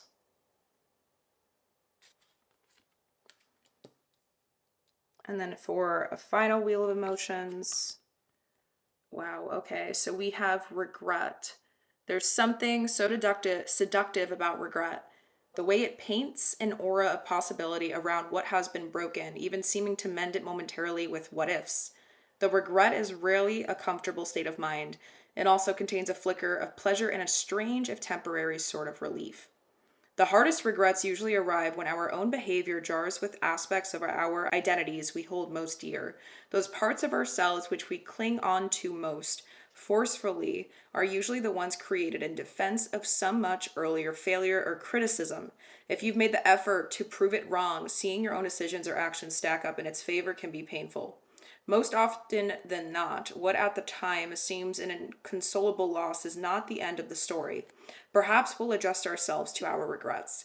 Perhaps we'll learn from them. But unlike resignation or acceptance, regret is ultimately a kind of desire for something different to have happened. It makes the mind waver, it gnaws, and by allowing us to imagine the possibility of things ending differently, it contains rather peculiarly a little germ of hope, a little germ. And it says, see also melancholy and nostalgia, regret. Okay. And for the, oh, you ended up getting 3 mystical wisdom cards. You have Peacock, raise your standards.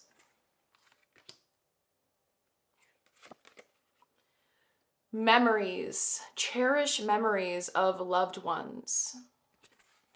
And then lastly, oops, but this is in reverse, so I'm going to honor it. It says, Dragonfly, live life to the fullest, but it did show up in reverse. Okay, I just want to make sure you guys can see everything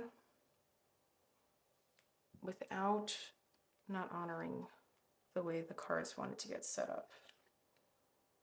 Okay, so we have this, and then this, and then this, just so you guys can see everything.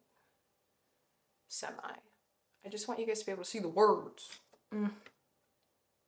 Okay, just trust me. Just trust me. Okay, make sure you guys are taking notes. This is exactly why. Okay, there is a lot going on here, and I'm going to be super straight up. This is all heavily just continuing to add more and more confirmation and everything I was kind of, I guess you can say, channeling earlier. What your nervous system wants you to know right now, pile number 3, is that it sees how hard you've been trying to kind of fight this fight. It sees, it recognizes it, but the way that you're moving forward with it, it's sort of as if you're not giving yourself full permission to like trust in what's to come. And what I mean by that is also trust in yourself enough to know what you'll be like, how to handle it, if like what's to come. I don't know if that makes sense. Like, you're not going to know what's going to happen around the corner. Like, okay, like life, we're not meant to know everything. Okay, we can try to plan for it, but sometimes it's going to be like a spurt of the moment sort of thing. And I'm seeing as if like there's not enough trust here in yourself just yet to the point where you're like, I can handle whatever comes my way, like moving forward. And your nervous system can pick up on that. And it's in the way that you're trying to handle things right now. Like, it's a little bit too serious. It's a little bit too rigid, a little bit like uptight, I guess you can say. I'm feeling like claustrophobic. Like there's just so much restriction and specifics in how to, I guess, follow through with something or how to do it, how to go from A to Z. There's some sort of rigidity here that makes it hard to breathe. And your nervous system it's getting the, I guess, the repercussions of that. Like I'm picking up on that word whiplash. Like they're getting whiplash from it. I don't know why or how that even makes sense, but I don't know if it's that you're super duper hard on yourself right now with this devil card coming through, or that you're not seeing the beauty of this new beginning, the possibility that's actually here. That's so beautiful. The possibility to be able to grow, the possibility to know that if you believe in yourself just a little bit more ideas are going to be able to come to you more effortlessly. You're not going to give yourself writer's block, basically, if you get what I mean. Not whether or not you're a writer. I can't, like a block. You're going to be able to release that on your own. The more and more belief you put into yourself, like your nervous system needs to see that you got your own back. But you have to make your own body and inner world believe that you have your own back. I don't think I have my own back though. And here's the thing though. Whatever has happened that you keep kind of reliving, re-experiencing, reimagining, because it's here and it's one of the biggest things that are making you so paranoid on how to move forward properly. That was something that you had to experience. It was so necessary and so essential to show yourself like how serious you actually are to this cause or this thing. I don't know what happened. It just feels like there may have been some sort of excursion you've been on in life for a while or of some kind. And things, whether or not they worked out exactly or didn't work out how you wanted them to or expected them to in the past, it happened that way to teach you something and show you something so that you can be prepared moving forward, or that you can know what not to do moving forward, or that there's something here that you're not acknowledging or giving enough credit to on how things did play out recently, or like from a last experience. This experience that you keep comparing to this preparation stage that you're in your life right now that you keep thinking isn't good or something. I don't know what it is. You let me know in the comments down below if you get what I'm trying to say, but it's like, I would love to hear your story. It just feels like you guys are all in your own, like very uniquely tailored to you, specific excursion journey of some kind in your life. Obviously we're all on some life journey of some kind, but something to do with it. The way something panned out wasn't how you wanted it to pan out exactly. And from the past, but because of that, that's information your brain took in. Your nervous system is only kind of feeding itself that thing in a loop cycle until you give it something else to grab onto for, like, as an anchor, as a guide. You know what I mean? As a guide, as in like how to see life moving forward. And it needs that reassurance from you. But because you're so stuck on this idea that what if it doesn't work out the way I want it to, like it did it last time or something like that, you need to understand, pile number 3, I know that this unlocks something in you. Like, I know that this experience got you mad. I know that this experience got you, whatever this last one was, not the one I hope you get what I'm saying. I'm just gonna keep going exactly how Source is letting me speak. And if it doesn't make sense to you, maybe it'll make sense later, or just plug it into your situation as you see fit, okay? I'm done trying to refine my wording. I'm just gonna let it pour out, okay? Okay. Moving forward. See what I mean? It's like you're nitpicking yourself, you're micromanaging yourself so flipping much. Like I just did to myself. It feels like I'm channeling that. And the perfectionist in you is hurting you really, really bad, because it's making you have fears on following your heart. The King of Cups here is giving me this idea, the way that the tarot ends this way, it's giving me this idea that this is very, very much heart-led, and it needs to be protected and felt as such. It needs to be handled as such. Like, this is a heartfelt, like, journey or desire that you have that you're trying to go towards or attain. But if you keep blocking the excitement that should come along, or go along with this journey that you're moving through in life, there's going to be lack of emotional fulfillment. And when there's lack of emotional fulfillment, it's easier for our nervous system to stay stuck in that sad loop, that loop of something that happened that we don't want to keep thinking about. But here's the thing. How about changing that narrative? How about remembering that there's a reason why you went through it? Because you're such a determined person, because you're such a committed human, or whatever this was. And that shows you your qualities, that shows you your strengths, that shows you the beautiful attributes that make you you, that allows you to go out and reach for more and go further, stretch out further. Because there was so much diamonds and gems that were in this experience. And your nervous system wants you to know right now to look at that. Don't look at the bigger shit. Sorry, excuse my language. I'm getting really into this because you have been well on your way towards trying to attain something, and this was just part of the journey to getting there. It wasn't the end all be all for a reason, and with your wishes already granted, the results of earlier efforts are realized, a time of peace, happiness, fruitful season. It can break through stagnancy, hopes and expectations of peace and prosperity. Like, you've been taking this risk, but you can't stop in the middle just because one thing, there was a hiccup. And that hiccup, I feel like for some of you guys that might have felt so invalidating. So I'm so sorry. I don't know why I just picked up on that. Like, some of you guys listening to this, I'm saying a hiccup, but for some of you guys, it didn't feel like a hiccup. Like, this was something that was really like, you were using up a lot of your energy, let's say, to like give to it. And so when it didn't work out the way you wanted it to, it's like, what the F? You know what I mean? But what I mean by hiccup, love, I'm not trying to say that to devalue it in any way, shape, or form. What I am trying to say in that regard when I say hiccup is to show to you that in the bigger, grander scheme of things, when it comes to this thing you're trying to attain, this was an essential experience for you. Because if you didn't experience this, you would have never realized your worth. You would have never realized the things that made you mad. There were some boundaries that got crossed somehow, in some way, shape, or form, whether it was other people crossing those boundaries or you not honoring your own truth and integrity and authenticity at the time. And regardless of what it was, or maybe it's a mix of a lot of different feelings of boundaries getting invaded or crossed over, not honored. Regardless of it, this experience made you realize something. It made you realize maybe even a couple of things that lead to a bigger thing.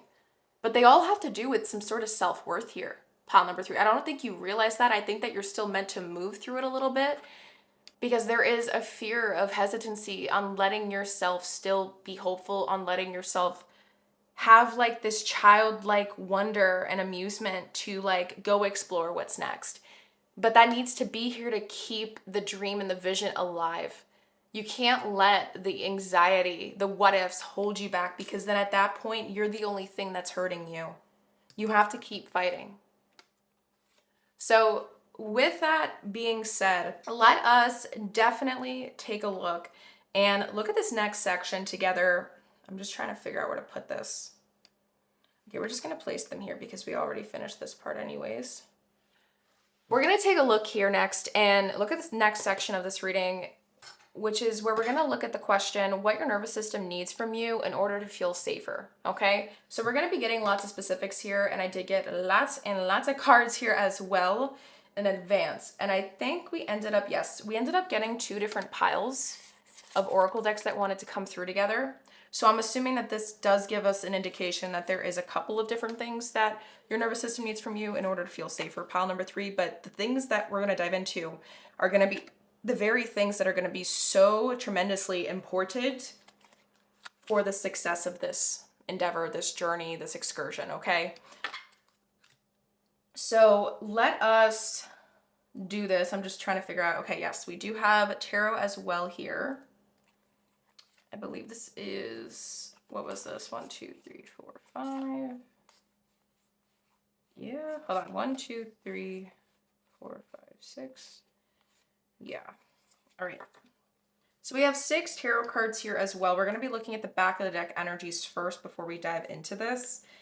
I'm debating, do I want to look at the tarot first? Yes, we're going to look at the tarot first because it's kind of like that first the bigger message, the main message, and then these are the things that we add on to it to be more specific. But I'm assuming that these are 2 things that you're meant to do. We'll see. We'll see how it goes. Okay? All right. So let me get the tarot here. Let's look at the back of the decks first. For the tarot back of the deck energy, you ended up receiving the Hierophant card.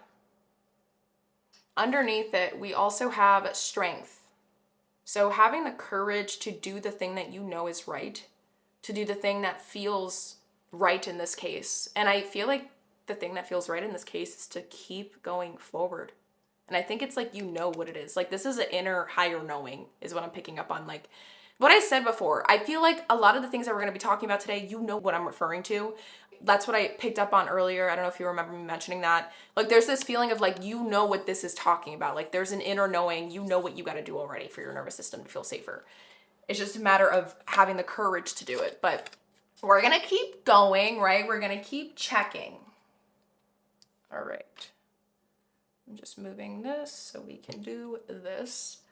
For the other back of the deck cards, you also received, this is a significator card, you also received help is on the way and psychic awareness with divine soul and the number 47, adding to 4 and 7, adding to 11. So I believe you had 11 earlier, but I don't know where it went. Or maybe you're going to have it. I don't know where I thought about that. Did I say 11 anywhere? Am I having like a tripping out moment? I don't know. Regardless, let us move forward. But we did get the number 11 here with psychic awareness. So, but yeah, see, psychic awareness, like you have some sort of knowing to what we're talking about. Help is on the way. Honestly, let me figure this out. Where do I want to put this? Yes. Let's put this here then. Okay, these are the back of the decks. For the significator card, that's going to be kind of like the overlying theme for all the things we're going to look at. We have the 3 of Swords.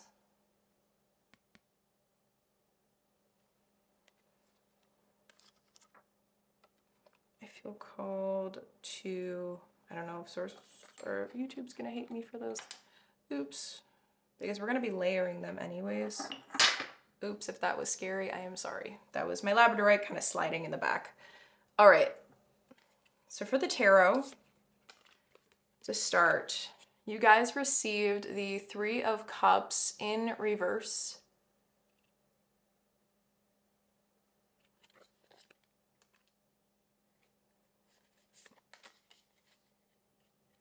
The Lovers.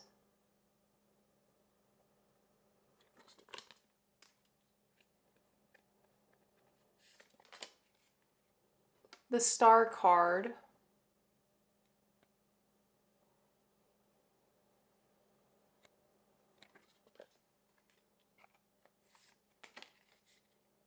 Oops. The Page of Pentacles, also in reverse. There we go. And then for the final 2 cards, we have the Ace of Cups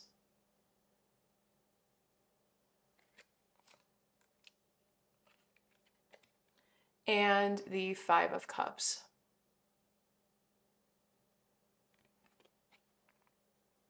Let me just make sure you guys. Okay. Yes.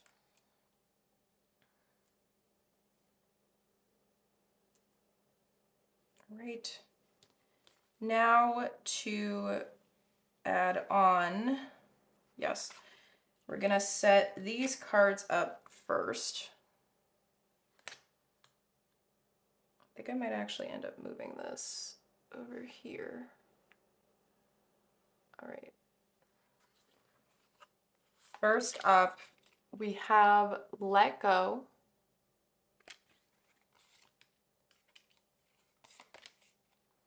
Anger. And then for a sacred dance card, Improvise with the number 13. I love this. I love this. This is about transmutation. I remember exactly. Okay, so remember when I was saying how I think it was page number 68 when we were looking at the meaning of your significator card healing energy. And I said that number adds to 14, those two numbers together. And then 14 is the major arcana, temperance and tarot. And then temperance, I was talking about all of that. Okay, there's something here big. And I'm actually going to see it as these three cards together because there is something massive here. Massive. And it has to do with this thing that happened. Before we go there, let me look at the other things though, okay? So, for an Ask Your Guides card, you did end up getting one. Oh, and then it wants to show up with an Embracing Shadows card. Letting go of the old you. You are not who you were. Honor your past, but do not cling to it. And it comes along with imagination and inner child with the number 7. I actually really like this. For the higher self card, we have clear your energy.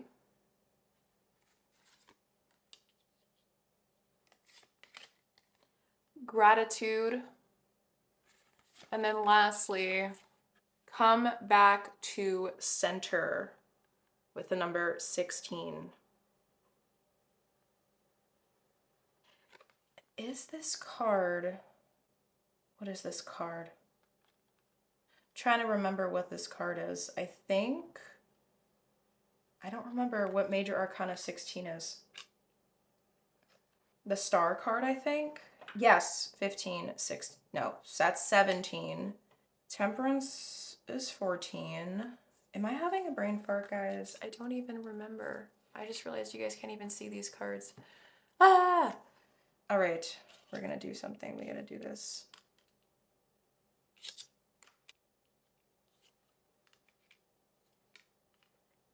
This is gonna drive me insane. I'm not gonna do that. I take it back because there was an important message here that wanted to come through the way I set it up. I am sorry, guys. Thank you for your patience with me. I am just trying to make everything fit. Okay. Let's see if I can figure this out.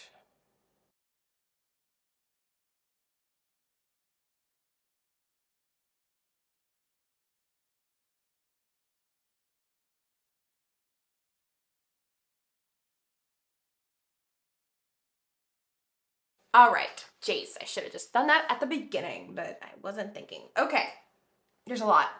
So I am going crazy though, because I really want to know. The star, we have the tower. Oh, 16 is the tower. That's why I'm confused. 16 is the tower. Okay, now I get it. The tower card. Come back to center. There is an awakening. Okay, thank you, Source. I was like, what is going on? We have 11 here, Wheel of Fortune with Justice. Okay, this is Justice energy. You know what to do. That's, again, why Karmic Justice came up earlier as the back of the deck for the collective. Yes. With the Three of Swords being the significator card that's kind of influencing everything. What your nervous system needs from you, pile number 3, in order to feel safer right now, is for you to do exactly what we were talking about with the Temperance energy, with the number 14 earlier. Alchemizing. Alchemize this energy, alchemize the rage. I actually like that we got anger because I was sensing that, like something about boundaries being crossed. That's information. But this can also be something, if this anger is something that's still hard to release, I don't need you to release it, love. Your nervous system doesn't need you to release it. Anger, here's a little secret for you. Anger is actually one of the most powerful emotions that any single person on the planet can possess. And the reason why I say, if you know how to use it and harness it properly, the reason why I say that, one, from a chakra psychology standpoint, because that's the work I do as a trauma-informed facilitator for deep healing, I do work with the chakra system in a way with my one-on-one clients. The solar plexus chakra, whether you believe in it or not, you can look at this from a psychological standpoint. It is the center of like our navel area, sort of. And it is associated with anger. It's associated with fire, okay? It's associated with active energy, light, aggressiveness, I guess, kind of like that. Like Mars energy, Aries energy, passion, Passion as in like what makes you feel like passionate and like how you like your drive to go do it, like that sort of thing. That's when I think of the solar plexus energy. The shadow and the wounded version of this sign, the thing that holds this sign, the thing that holds this chakra back the most, the thing that can block it, the thing that can dim its light, I guess you can say, is shame. When we were looking at the word humiliation earlier and regret, there's shame energy there. But with peacock earlier, we had raise your standards in terms of what your nervous system wants you to know right now. One thing that your nervous system needs from you in order to feel safer, pile number 3, is for you to remember that yes, there is something that happened here in this story that made you have a lot of rage, or it triggered something in you. It made you realize something that was part of your truth this entire time, but you weren't honoring it to the fullest in that moment. And that's why it hurt so bad when it felt like something like revealed its true colors to you and you were like, what the heck? Like, you know, I put all this time into it, or effort or something into it, and this is what I get. But it's the very thing that also realigned you back to your truth. Because after that, with anger, that means that a boundary got crossed. That means that something got crossed, whether it's you not honoring something for yourself, or someone not honoring something for you, or just things like there was something here that got crossed, okay? That lit you up. And this lit you up in a way with the star kind of being right above the anger card here, the way I set everything up intuitively. It's as if source is telling us right here, and your nervous system too, the biggest thing it needs from you, one of them, in order for your nervous system to feel safer, pile number 3, is to use this anger as the very thing that's going to aid you in moving this mountain, metaphorically speaking, whatever this thing is that you're trying to attain. Because with improvise, we have the number 13. 1 and 3 add to 4. 13 is about death. Letting go is literally the symbolic meaning of the death card in tarot, or at least one of the meanings. I believe that is the meaning that wants to be pointed out here, though, because when you add 1 and 3 to 4, 4 is about foundations, foundation setting, foundation building. You know, maybe your master number, your life path number is a 4. Whether or not that is the case, I'm just saying that because my life path number is a 4 and we're twinning. If it's not, ignore what I'm saying. 4 is still one of my most favorite numbers because it is about building structure and stability and security and order. It's like when you're pitching a tent. You need all the parts of the tent like equally like hit into the ground to make sure it stays upright. Like it won't fall out of like through a crazy windstorm, you know what I mean? We need all of that secure. The same goes when it comes to anything that has to do with forward motion in life. If you're trying to go progress in some way, evolve in some way, transcend something, transform, or achieve something, you need to have a good and sturdy foundation to be able to build upon. This is, I don't think you realize this, pile number 3, but this experience that you had with this 3 of Swords, it keeps lighting you up, and it's the biggest thing that's holding you back. This was also the very thing that unlocked the anger. And the anger is the very thing with the solar plexus, what I was talking about before. Think about it. Anger is the very thing that started rebellions, that created change, that created revolutionary things, that created innovation, because somebody was mad enough about something not existing that they wanted it to exist, and they made it happen. They were determined enough. Anger creates determination to prove to yourself something. Anger creates light, but with light, if we let anger stay, if we let anger just ball up inside of us and we look at it in the wrong way, or we try to bypass it, avoid it, avert from it, to not deal with it, and we're numbing maybe right now, that's self-sabotage. And the reason why I'm saying that is because the anger is going to stay every time you try to think about this thing. And in order to let it work with you, you have to honor it for exactly what it is and say, I have anger and that is okay. There is anger and that is okay. It's because I cared. It's because this was important to me, or this is important to me. But because of that, this also showed me, you could talk out loud to yourself. This showed me clarity about how I want to be honored moving forward. This showed me clarity about how I want to do things moving forward. This showed me what I can't and can do. Showed me how I should be doing things moving forward. there is a lot of knowledge that you gain, and it has opened up brand new horizons for you, this whole experience. And I don't think you realize it, but this anger that you hold, whatever this rage is, this energy fire, it lit something up in you that you can be using right now to go get exactly what you want. You have to pinpoint it there. There is a video on my YouTube channel that I really think you guys should listen to. And I actually talk about this a lot better than how I try to explain it with my ADHD brain and the way Source is throwing messages deep into me right now to channel. It might sound a little bit confusing. So if you do want to listen to it, I think the video is like 6 minutes long. I really don't remember. I made this video like over a year ago, but it's titled Why Anger is Your Greatest Superpower, or like why anger. It's something about anger, and it's a wisdom nugget that I made, and I talk about how anger is like one of the best things for you. And I talk about how people with anger issues, this and that, like I highly recommend that you check it out. I will put like a reminder to myself in my phone to make sure that I like pin the video. You know how I can add like a little video at the top of the screen? I'll try to do that for you guys, or you know what I'll do? I'll just put the link to it in my description box below for you guys for pile number 3. I'll just say for pile number 3 in all caps in the description box, and it'll have the link, okay, to the video. Because I really feel like that'll be helpful, and it'll help you be able to kind of talk or explore this a little bit further when it comes to the anger and how to work with it, how to harness it. Because this is something that I think it's like one of the biggest untapped potential parts of you right now, pile number 3, that you are not using to your most benefit. That could be the very thing that will be able to transmute your destiny, your path that you're moving towards, and light it up. You are in an initiatory time in your life right now. You know this, but it's how you use the tools in front of you or inside of you to move forward that matters. And you really do have everything you need right now to make these things happen. It's just a matter of the doubt that was getting in the way. But this anger, that's how I know that it's going to work out. The fact that this lit you up so much, this experience, pile number 3, your nervous system even knows it too. That's why I wanted to bring it up earlier when we were talking about things, because if this lit you up so much to the point that it is still messing with your insides, chances are that you're going to make sure that no matter what happens, you will do everything in your power to make sure that you get the thing you want.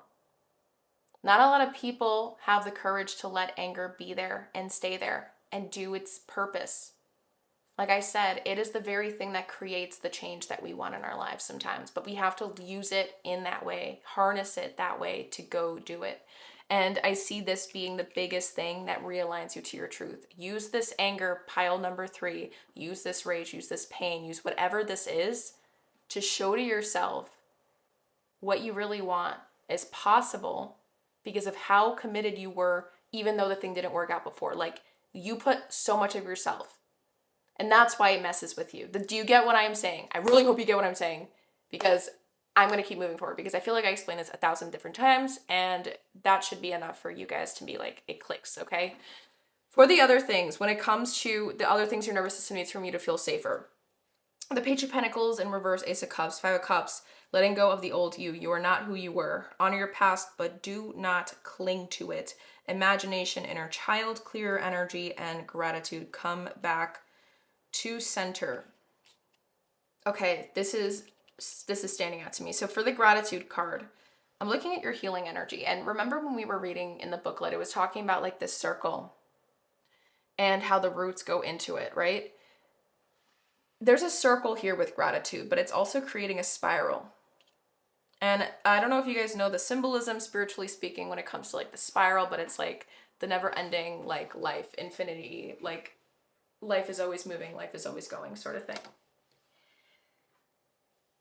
We are cyclical beings in nature. This was part of a cycle in your journey. That is something that needs to be recognized right now. Pile number 3. That is one of the other big things that your nervous system needs from you to feel safer to be able to move forward successfully. You are in a point where you may have dropped some things, thinking that it is not meant for you because of what happened. The thing that didn't work out or whatever happened, that is the very thing that's changed the inside of your inner world landscape and showed you more of the power that lies within. You wouldn't have been able to recognize it or see it for yourself if it didn't happen how it happened, pile number 3.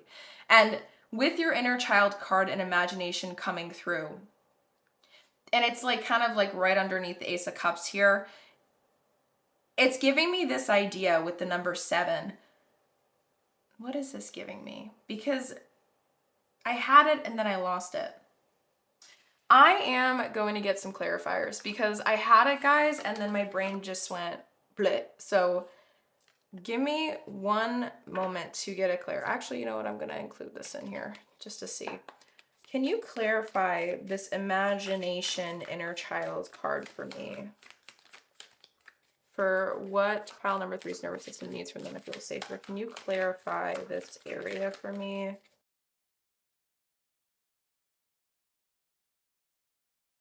So,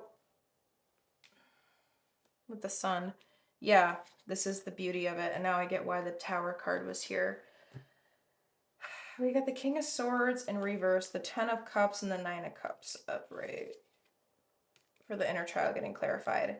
Yes, thank you. Now I remember what I was trying to say because my brain had it and then it was like, what? So hold on. There we go.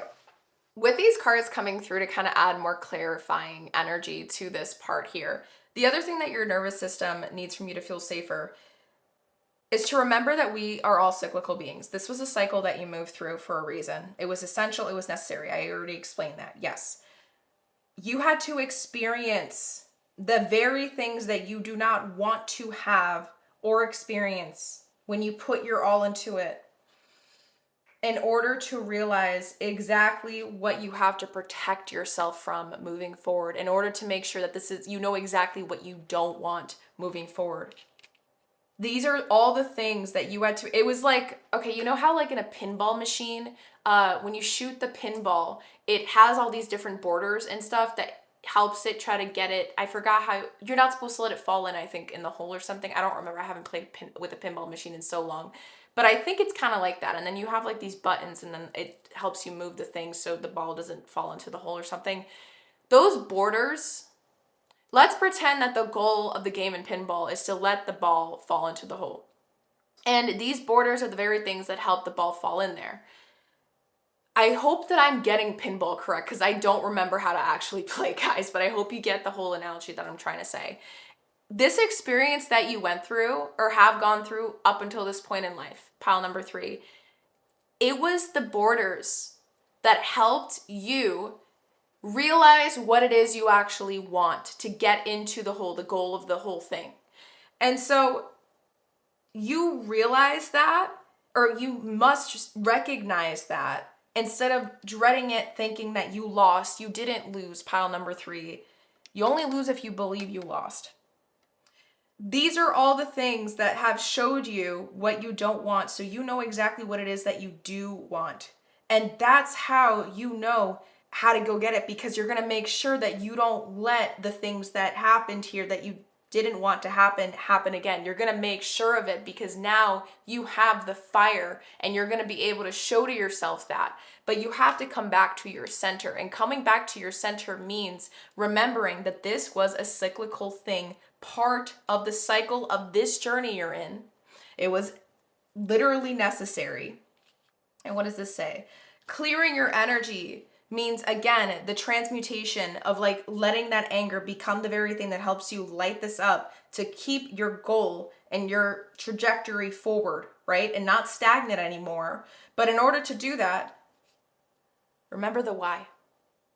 Deep, deep down, this is something that is so heart and soul led. You know this. You know this. You know this. You know this. You may have had signs. You may have had gut feelings or animals, certain animals that symbolize something to you growing up or throughout this journey, the thing that you've been trying to attain since you started it. Those are all not coincidences. I feel like lots of you guys that did pick this pile know what I'm talking about. Like, you feel like you're not alone in this. And you have to keep holding on to that feeling. It's there for a reason, pile number 3. And your nervous system needs you to trust in that feeling more in order for it to be able to feel safer, to help you succeed in your journey. But in order to do that, you need to reaffirm it to yourself. You need to reassure yourself. You need to be your own superhero right now. You need to be your own shoulder to cry on and lean on and hype me up person, because it needs it from you now more than ever. To hype up your nervous system, I don't mean in literal sense. I mean taking breaths and doing things for your body, to your body, with your body, that you know will help it move these things within you and do the things it has to do. The energy is what I'm talking about. Like move these things, I'm talking about like energy.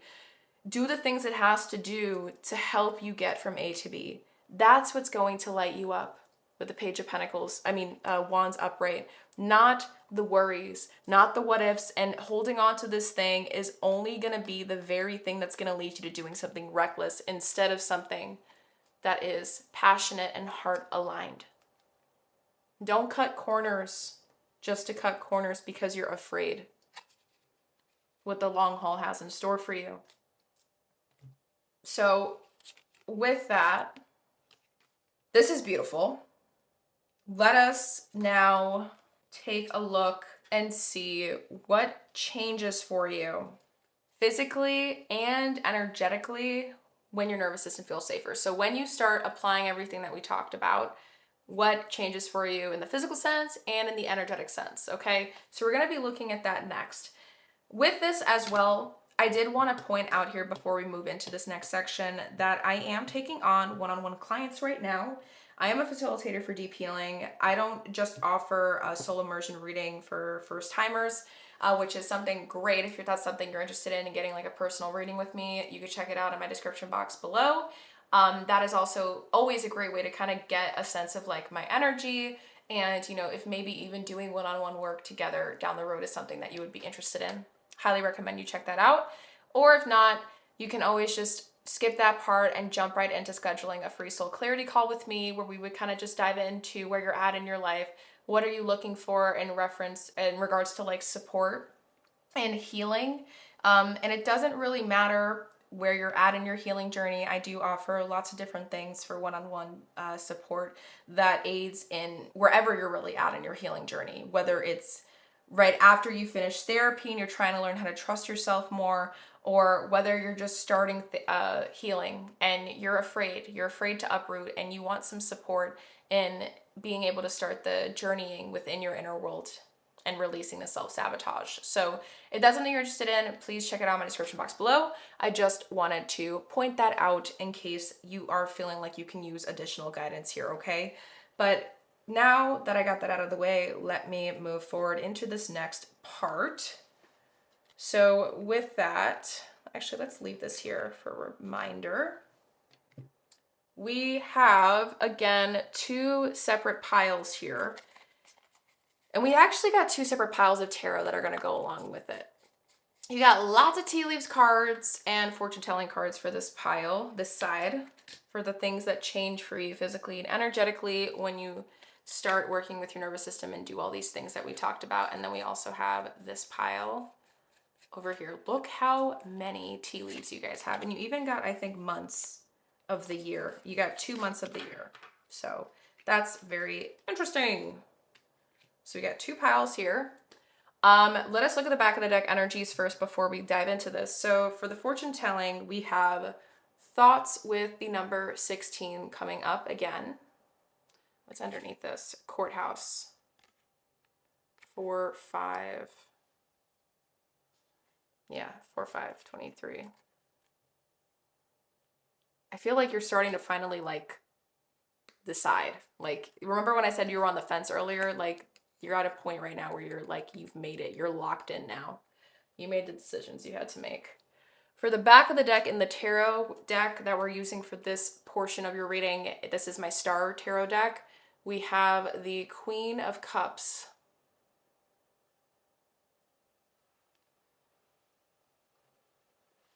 And then for back of the deck in the tea leaves, we have here for you Cup with you should accept valid criticism. And then we have flowers with happiness. So this is giving me the idea of like, you're finally like accepting what's here, you're shifting the perspective, and you're finally at a point where you're like understanding, oh, like this is information that I have to take in. I can't just be mad about it because it didn't work out how I wanted it to. Because then what happens is that I'm acting more like a kid having a temper tantrum, which is valid, okay? And I'm not trying to trigger or sound rude or disrespectful at all, okay? What I mean by that is like when we're really like emotionally attached to something that we want and something doesn't work out for us, the first gut reaction that we might have is like the inner child's one. And the inner child one, when something that we're doing is so soul and heart led and deeply like authentic to our truth, it can react very recklessly, very immaturely, even though we're not trying to be. Let's say that we're not that immature in regular situations. It's just because it hurts so bad, that's how we react. And this is shifting for you. That's what I wanted to say. So with that, let me just place these cards here. All right. So okay, I guess I grabbed this one for a reason. So we're going to look at this one first. I'm going to lay it out like this. I think we're going to do the tarot first though. So we have 1, 2, 3, 4, 5. This one wants to start up. To begin, we have the Devil card.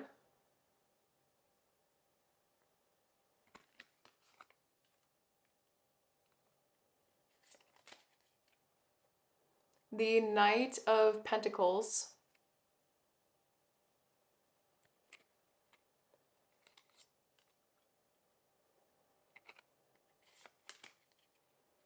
The Five of Swords.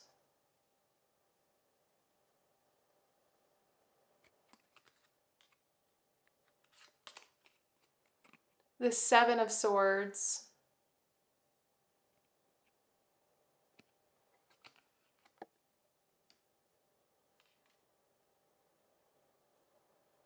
And then we have the Ten of Pentacles.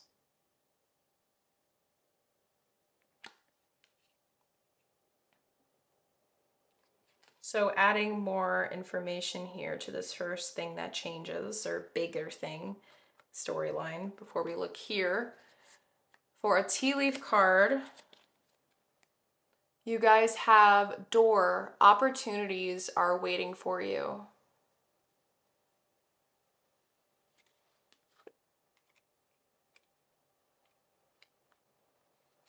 For a month, we have the month of March.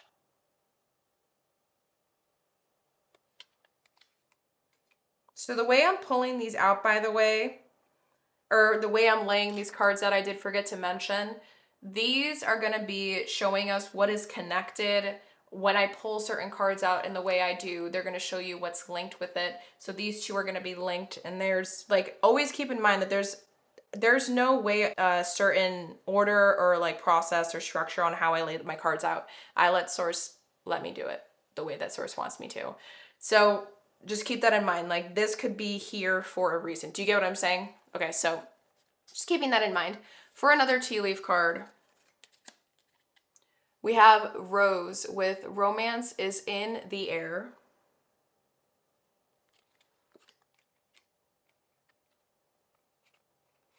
For a fortune telling card, we have journey.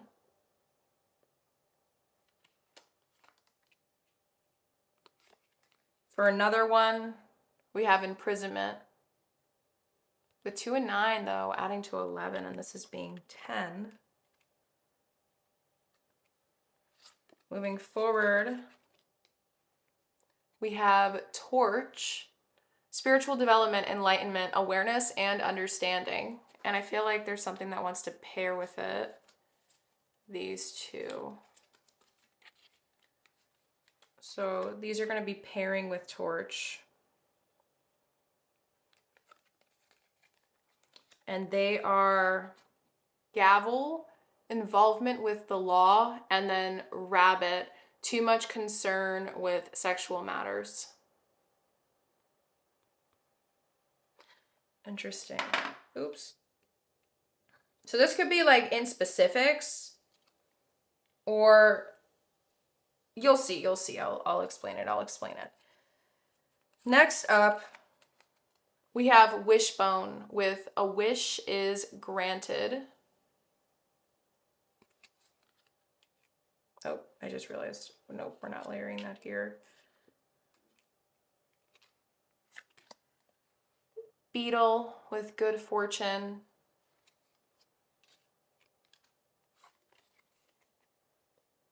Needle and thread with a sincere wish will be granted. I don't know if you guys see that there is a theme on how I am pulling these cards out, guys. It is very trippy.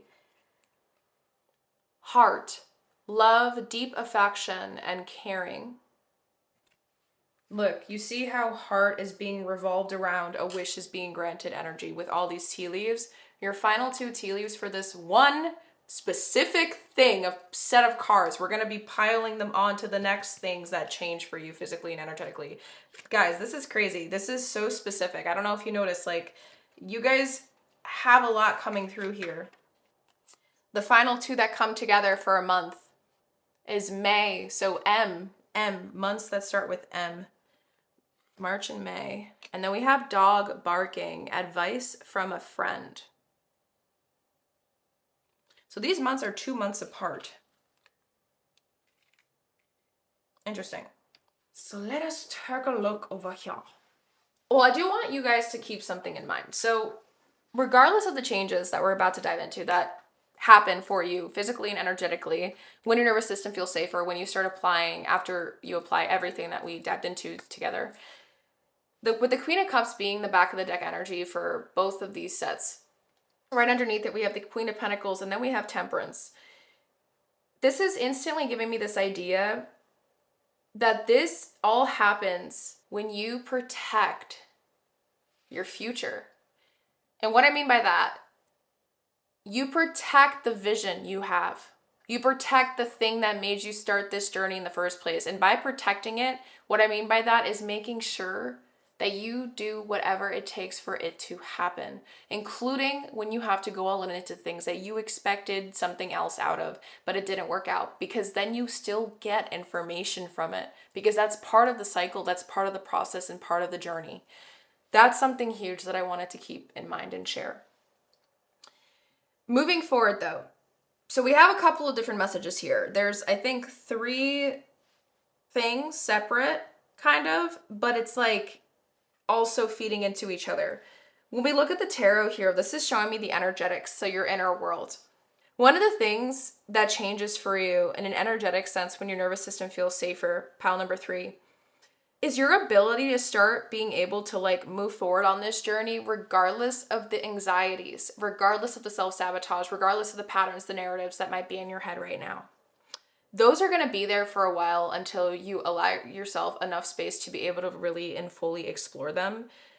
And I feel like you're going to be able to like slowly, very surely like take your time to kind of unravel them as you move through this journey. But you need to like make sure that you release. And I feel like you will, like the perfectionism that we were talking about earlier. The perfectionism gets released when you move that anger to be the very thing that helps you move forward and throttle forward. That's through a perspective switch. Your perspective, when you do that switch, it's one of the biggest things that creates change in your ability to remember that no matter what happens to you, you're still on the right path because you're making sure that it's the right path. Oh my God, do you not hear how I keep messing up my words? Ew.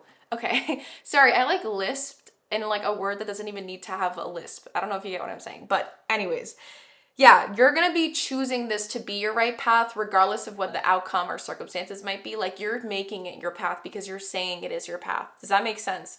Like you're going to be so self-assured in this belief that regardless of what happens, regardless of what my mind's telling me, like I am going and I know that I am moving forward because I'm choosing to. And like you choosing to is already powerful in itself. And that's the thing, like the anger is the thing that's going to help you be like, I'm going to make sure that I stop. I mean, I don't stop and I do whatever it takes to get this thing. No matter how many times I fall down, I keep going forward. That's changing your ability to start seeing it that way instead of saying like, oh, this is the end of the road for me, bye. Because that's the self-sabotage. There's this fear on letting like things rule over you. And there's this a little bit of a victim mentality that can eat at you sometimes, where you're saying like, why does this keep happening to me? Or why did this happen to me? Like, I thought that I was doing everything right. I was such a good this, such a good that. You were, and you still are. And these things are meant to happen to you so that you make sure that they don't happen moving forward. Does that make sense? And that you can still put that energy into. But here's the thing, like, there's good karma here for you. With Door and March coming right underneath the Devil and Nine of Pentacles, it's like if you are willing to continue moving forward, if you are willing to make the progress you need to make by harnessing the things that you need to harness. I'm like, when I look at this Devil card for some reason, like the light and then the Kundalini rising with the snake, I know that there's a lot of intensity here because, right, this card is usually about self-sabotage, codependency, attachment, and stuff like that. But there's this idea here when I'm looking at the snake, like coming out of the heart, it's like you're rising to the challenges, you're rising above it all. And you're gonna, oh yes, with the wolf, that's beautiful. It's like you're reclaiming your power, you're reclaiming your truth just by letting this anger be the very thing that means it lit you up enough, this experience, to the point that you're gonna make sure you stop at nothing. You do whatever it takes for it to work out for you. You get this thing. That's what changes the results. The moments of self-deception that might happen every once in a while because of fear that come up, if you let your desire be louder and stronger than everything else that's going to come every once in a while, like intrusive thinking, this and that, that's going to be the thing that helps you keep moving forward. And the beautiful beauty to this with Torch, spiritual development, enlightenment, awareness, and understanding, that is literally touching the Ten of Pentacles here. It's like this journey, what changes for you is your mindset, right? We just talked about it. But also, you're going to gain so much experience, pile number 3. Like, experience in the way that I don't even think you realize, because I think with too much concern with sexual matters, like the fact that this wanted to be in connection to the Torch and then the gavel involvement with the law. Remember when we got, I think, courthouse right underneath here? Here's your back of the deck with underneath thoughts. This is giving me the idea that it's like, remember when I said we were on the fence? It's like, again, you're asserting to yourself that doesn't matter. Whatever happened, it hurt. But it is also the very thing that's linked to your inevitable success to get that thing, that fulfillment, that forever happy thing that you want. And with Wishbone touching imprisonment, needle and thread, a sincere wish granted, good fortune with beetle. We had karmic justice. Remember, karmic justice, the back of the deck, there were 2 beetles here. If you're able to continue moving forward, you get the things you want. With love, deep affection, and caring, I don't even think this has to do with just love in general. If like this is something to do with your love life, like you've been trying to attract like a certain type of love, which is here. I want to make that clear. I do see someone coming in. This is also giving me the idea, though, of how much self-compassion you're going to start to develop, how much self-respect. You're going to start, like, changing how you, I guess, value yourself or your worth. There's something here about, like, being okay if you wear your heart on your sleeves and, like, you're embodying it and, like, using that to be, like, your biggest strength rather than your biggest weakness. Because there used to be this idea that was, like, stupid, and that's shifting. Opportunities are waiting for you. I feel like with this is giving me the idea that during either the beginning of spring, so spring equinox may be of significance to you, or during Pisces era, like the end of Pisces energy season, or right at the beginning of Aries, there's this energy here that's giving me the idea of an awakening that opens, like as you continue through your energetic change, an awakening begins. Like you're waking up your outer world because your frequency in your inner world is like matching up with the thing that you desire. And that the thing that you desire is on a certain frequency, right? So when you line that up, something opens up for you during this timing. It seems to me like there is an opportunity for something to bloom. But again, so the thing that keeps this interesting to me is that I don't know why the letter M, like M in general, it might be like important for you guys. I'm also hearing the day of the week Wednesday for some reason. I don't know why. Wednesday, because I was like turning the M upside down. It's Wednesday, but then M is also Monday. So I don't know. That might be of importance to keep in mind as well.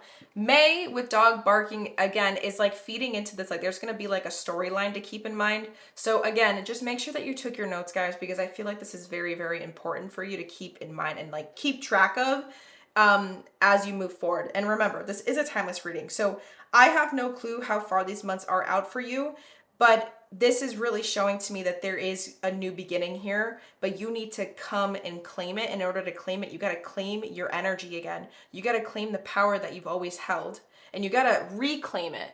Reclaim your sense of empowerment for you.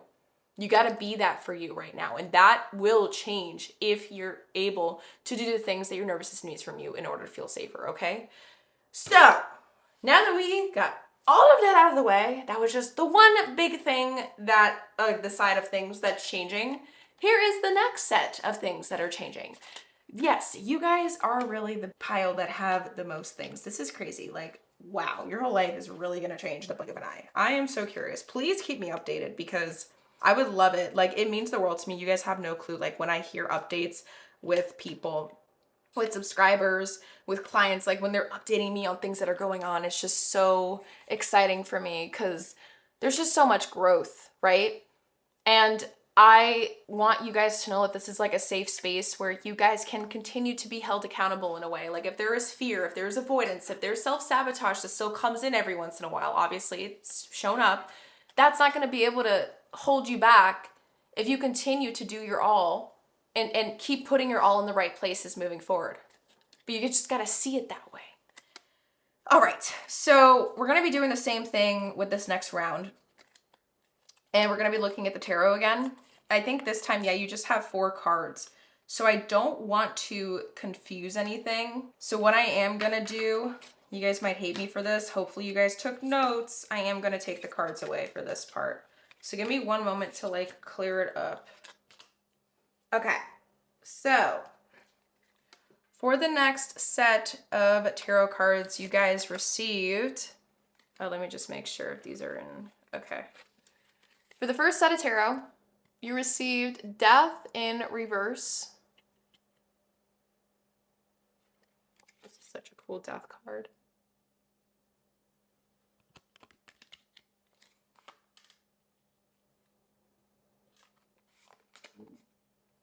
Next up, we have the Ace of Swords.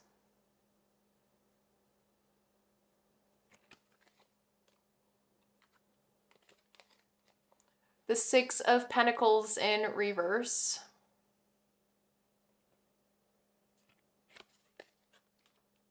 And lastly, the Four of Cups upright.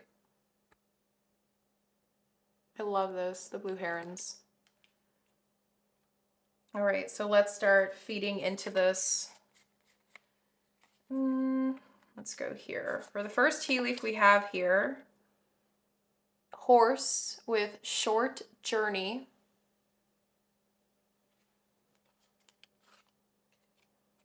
Next up, I, Psychic Ability, Trust Your Intuition.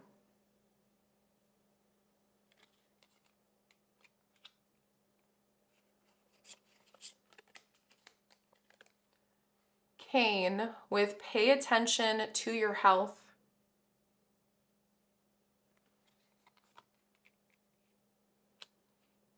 And then for a fortune card, we have Child with the number 18.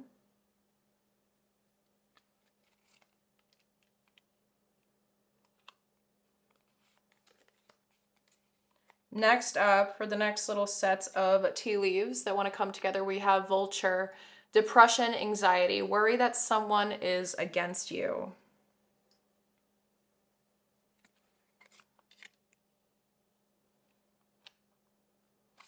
For a tea leaf, we have number 14 with Message of Concern.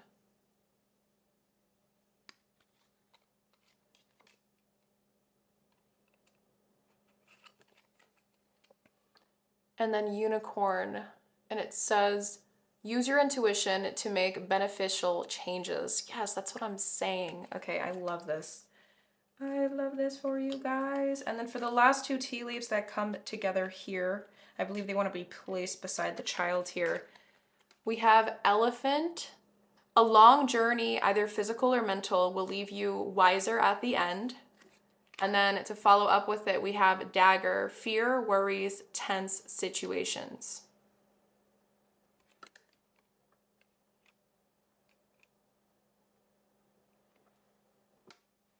Okay. Wow. There's a lot, right? There is a lot of energy here again, but this one's also very, very different in comparison to the last little big pile of stuff we had laid out that we were talking about.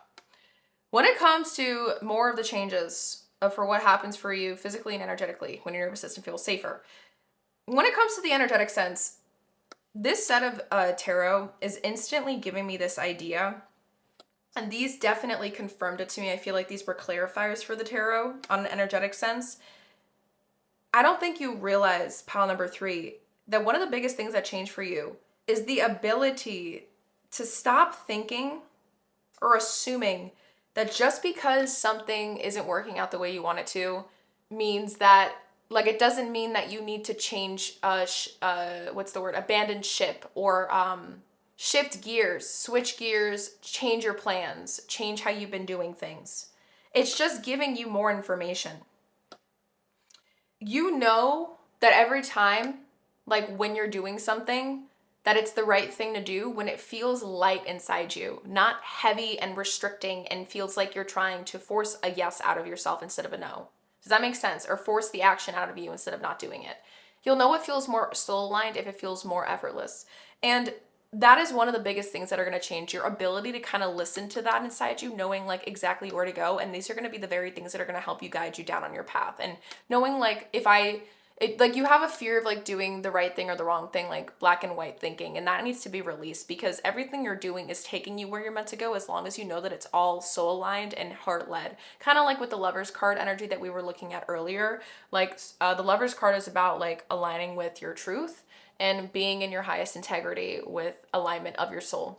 And you're being able to kind of marry yourself in this moment because when you like in terms of the change that happens for you when your nervous system feels safer, because that means that you're now surrendering to the idea that the things that do come, even when you feel like you are soul aligned, they're coming to show you something for a reason. They're not there to hurt you or tell you that you're on the wrong path. But then there's something interesting here that comes into piece or comes into play. As you move forward, there are still going to be things that are going to get in your way. And I need to make that extremely clear. But you need to also keep in mind that you did the 10 of Pentacles earlier when we were looking at the changes, right? Let me get it out so you guys can get that reminder. There. You had the 10 of Pentacles here. This is happening for you. I want to make that very clear. I know that you know this deep, deep down.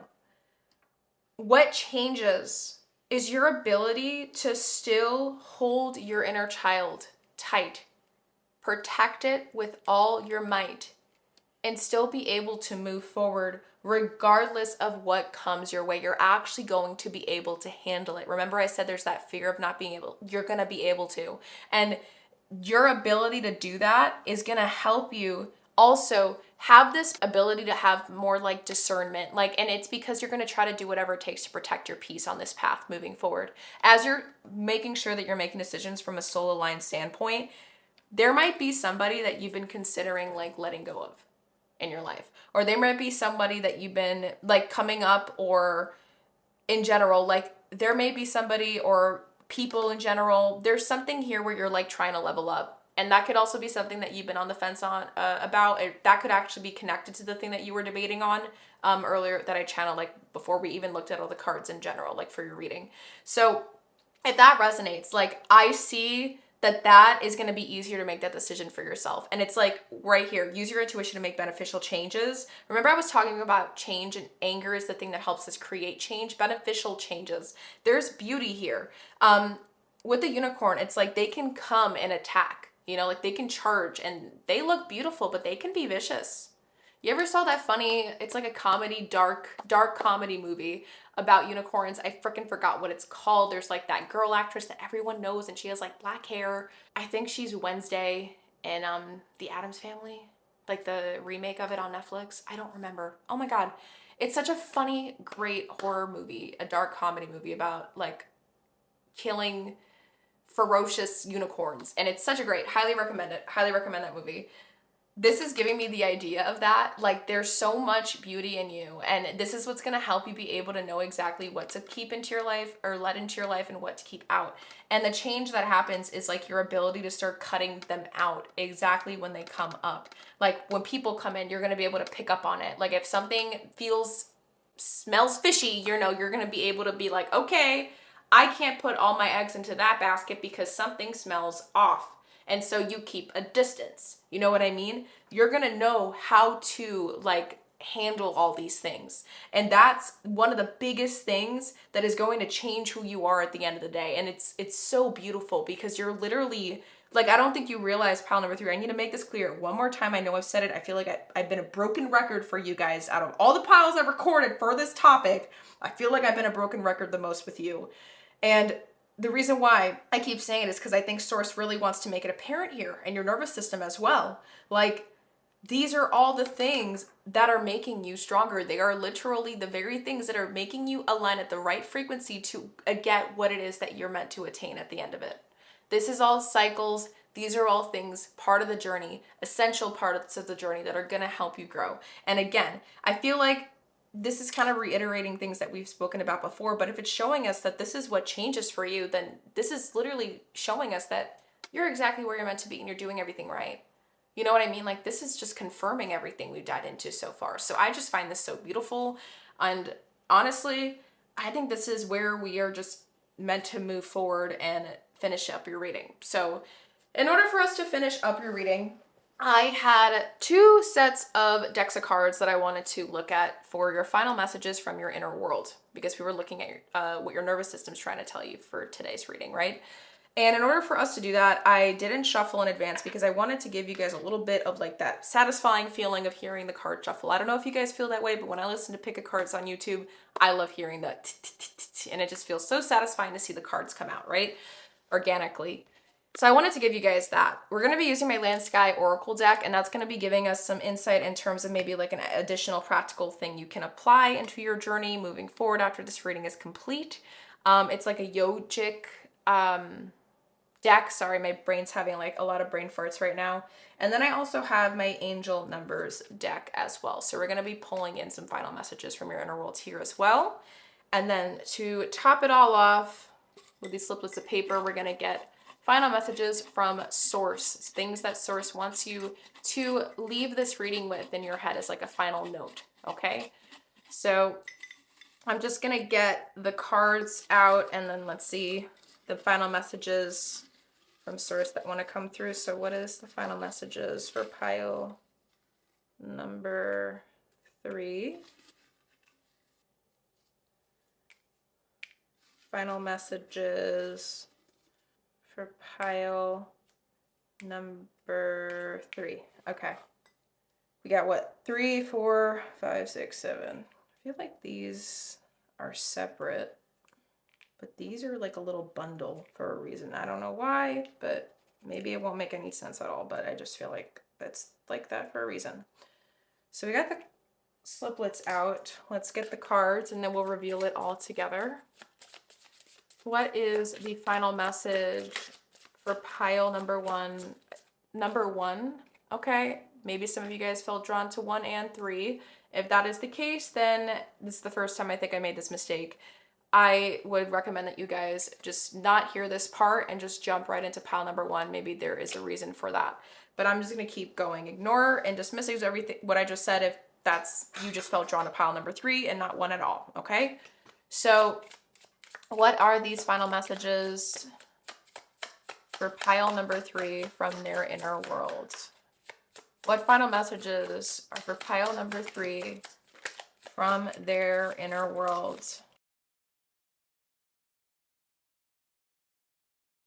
Okay, beautiful. Oh, we got 1717. And I think pile number 2 also received 1717. And this number has been following me around a lot. So, I don't know. Some of you guys might actually be like soul-aligned clients for me, which I find really beautiful. And that's not supposed to sound like self-absorbed or self-centered. What I mean by that is like, with the people that I work with down the world, oh my God, with the people, my words, guys, with the people that I work with down the road, if that is something that you guys are interested in, there is a beauty here, like in a facilitator client connection. There's no hierarchy. I gain so much healing knowledge and lessons with the people I work with, and they gain the same back. So it's like there is a equilibrium and like a give and take in the energetic exchange and how I work with my clients. And it's just so beautiful that I just felt called to share that with you guys. Like, it's possible that like if you guys did feel drawn even like a little bit to want to book a soul clarity call with me, they're free, guys. There's nothing here to commit to. We talk about it in the call, and you're not obligated to move forward with me on anything. You know, I really do, like, even if you had a smidge of like desire or curiosity, like I do recommend that you book something, because there's got to be a reason why this card came out again. I just find it really trippy because I've been seeing 1717 a lot since I started recording for pile number 2, and before I started recording the night before pile number 2's recording. So it's like pile number 2 got this card and so did you guys. I just find that really symbolic to me, but that's just how I am. Okay, next, moving forward, what is the card that is meant for pile number 3 from their inner world in this? What is the card that is meant for pile number 3? Okay, so we have 2 with the Matsyasana. I forgot how to pronounce this. It's crazy. I went to yoga teacher school and yoga therapy school, and I still can't say this. Matsyasana. This is fish pose. Fish pose has a lot to do with helping open up like your throat chakra, but the number 14 has been following us like crazy, which I find really trippy. I've been thinking about 14 a lot. We had temperance coming through for you guys. Temperance energy is here big time, but I think specifically with fish pose, this is giving me the idea of like making sure that you are like moving forward, making sure that you are like using your voice when you need to, that you are expressing yourself when you need to, or expressing yourself in the sense of like speaking up, but also like to honor your boundaries, or speaking up for yourself. That can mean like writing a self-affirming thing down on paper, like a little contract, a personal contract for yourself, to yourself, about like what you're going to make sure you show up for versus what you won't show up for, or like you're honoring something, like you're setting it in stone for yourself. There's this big energy there, and that's what's going to help create the shape shifting, the integration, the alchemizing of like your reality for you. So I just felt really called to share that. I don't know why that came through, but that's what came through. But then we also have tapas, and tapas is actually one of the niyamas in the Patanjali's 8 limbs of yoga. Niyamas are kind of like the commandments, but it's about the commandments for your inner world and like how you honor yourself. With tapas, we have the keyword being zeal. So we're going to be looking at for both the Matsyasana and then zeal with the number 10. So let's get that out. Let's do Matsyasana first. Okay. So Matsyasana is fish pose. Qualities: fluid, lives with ease. This betta fish has large, beautiful flowing fins. It seems to move without effort. Fish energy is dynamic in essence because they go with the flow of the current. Consider what your life would look like if you stopped wishing for something different than what you have. That's what I'm saying. Instructions for Matsyasana pose. You can pause this and take a screenshot if you feel called to. But I am going to be reading the Yoga Sutra and the reflections here. So, Yoga Sutra, the purpose of this special wisdom is different from the insights gained by study of sacred tradition and inference. Reflections. Practice having a soft smile on your face throughout the day. Stress is what happens when your expectations don't match reality. Change your expectations as needed and notice the energy left over. Affirmation. I go with the flow of life. I can even put up a sail to harness the wind. I feel like you guys should write this stuff down. Pause this video, please. Highly recommend. All right. Next up, I don't really dive too much into this stuff because these are final messages, so you're meant to apply them in your life and the situation as you see fit, okay? Let's go to 10. So for 10, we have tapas, again, the keyword zeal, qualities, willpower, and inner fire. 1 and 9 adding to 10. So 10, 10 of significance here might be important. Highly recommend you look into the meaning of that number. Each winter, monarch butterflies migrate on a long journey south. Their tiny, fragile wings are enough to get them great distances with zeal and grace. They are tuned in to the air currents and food sources to ease their travel. Oh, yep. Tapas and a pure yoga practice helps you break your patterns by clearing away samskara, a false identification with the material world, an ash that covers your bright inner light. See, this is reminding me of like too much focus or too much concern on sexual matters, that rabbit tea leaf, because you're too focused on the physical attributes of the things that happened and that got lost, but what you gain from an energetic, a spiritual standpoint, those are the biggest things that are going to help you carry your life forward and your journey forward. For Yoga Sutra, austerity is the struggle to live according to the principles we have set before ourselves and to accept whatever life brings our way. It is the process that strengthens and purifies us. For reflections, again, highly recommend you pause this video and write these down. I'm going to read them out loud regardless though. What is your relationship to self-discipline? Do the work without attachment to the outcome. Daily yoga practice helps to purify and is a source of spiritual energy. Affirmation, the light inside me glows like 1,000 suns. I kept picturing like a light glowing inside you. When we got the sun card, when we got the star card, I kept like picking up with the star card so much power with anger. That's light. Remember, I was talking about that with the solar plexus. So I find so much beauty and serendipity here, which is so trippy to think about.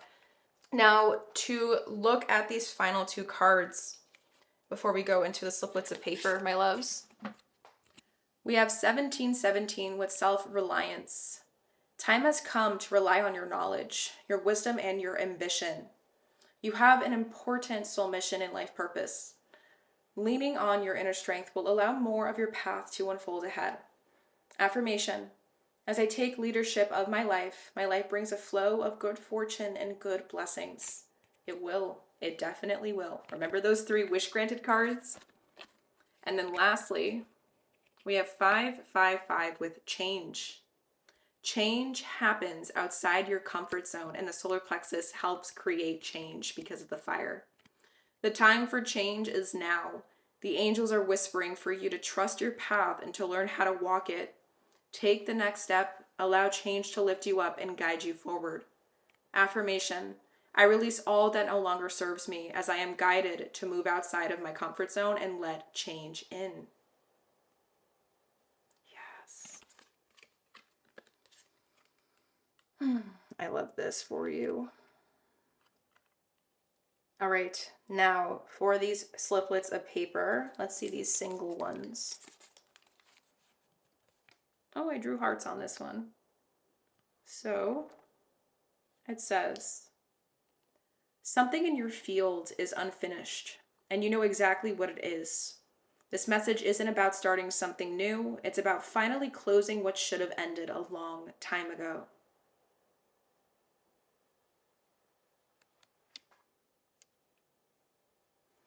Next up, for another one that's separate.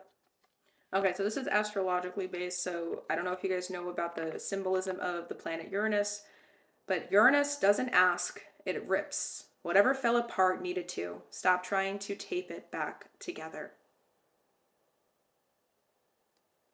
Uranus is like tower energy, so makes a lot of sense. And look, 14 again. And for the final single message here, you are doing enough. You just don't recognize it without external validation.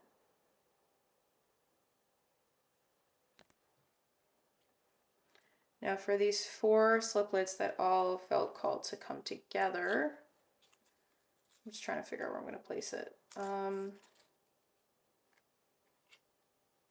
We'll do this here. Okay. First up, oh, this one's big. Okay. The truth is, you already know what you need to do, but you've been asking for more signs because doing the thing would mean you finally stop betraying yourself. This message is a sign. It's permission to trust your own inner signal. That's what I was picking up on. You've already been getting a lot of signs. Now to combine to it, so let me make this focus, okay? You are not confused. You're just learning to trust your inner voice. So this feeds into those. This one continues feeding in. Lilith energy is loud right now. If you feel too much, that's your power trying to get out of the cage.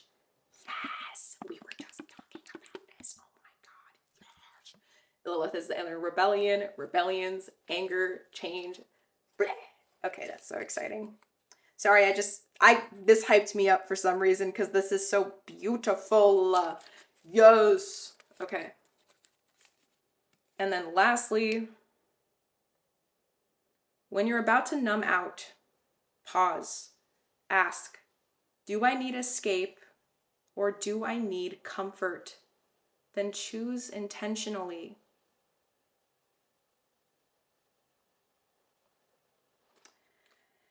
Yes. So this is all reminding you of your journey. These are all separate. This is beautiful. Wow.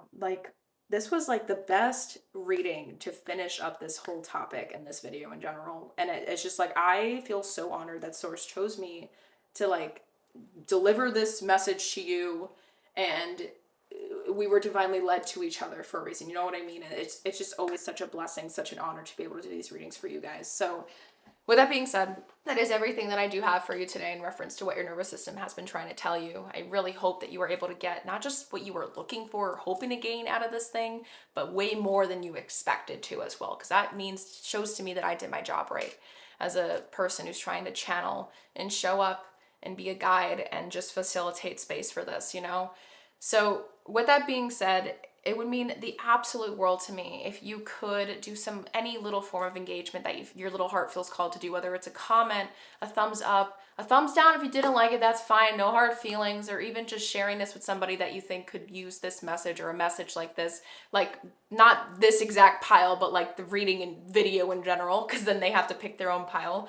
But I don't know, it's just every little form of engagement that you guys do does help support my channel. It supports my cause. It supports my mission. The whole purpose I built this channel was so people have a safe place online to come back to when they're going through their healing. Because I really wish that I had something like this when I was going through it, my deepest parts of healing when I was 19 years old.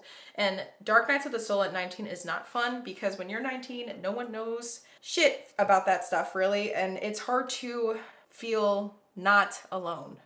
And I felt very alone and isolated. No one understood me at that time. And so I wanted to make a channel, an online space, a community of like-minded individuals that can share their things. And it's I really am trying to push you guys to talk about your things in my community tab, but I think that there is still fear here, you know? And so if you guys do feel called, I don't know why I'm even sharing this. Maybe this is a divinely thing that Source is asking me to do right now organically. But if you guys ever feel called to go in the community tab and just share your story, there is going to be absolutely no judgment.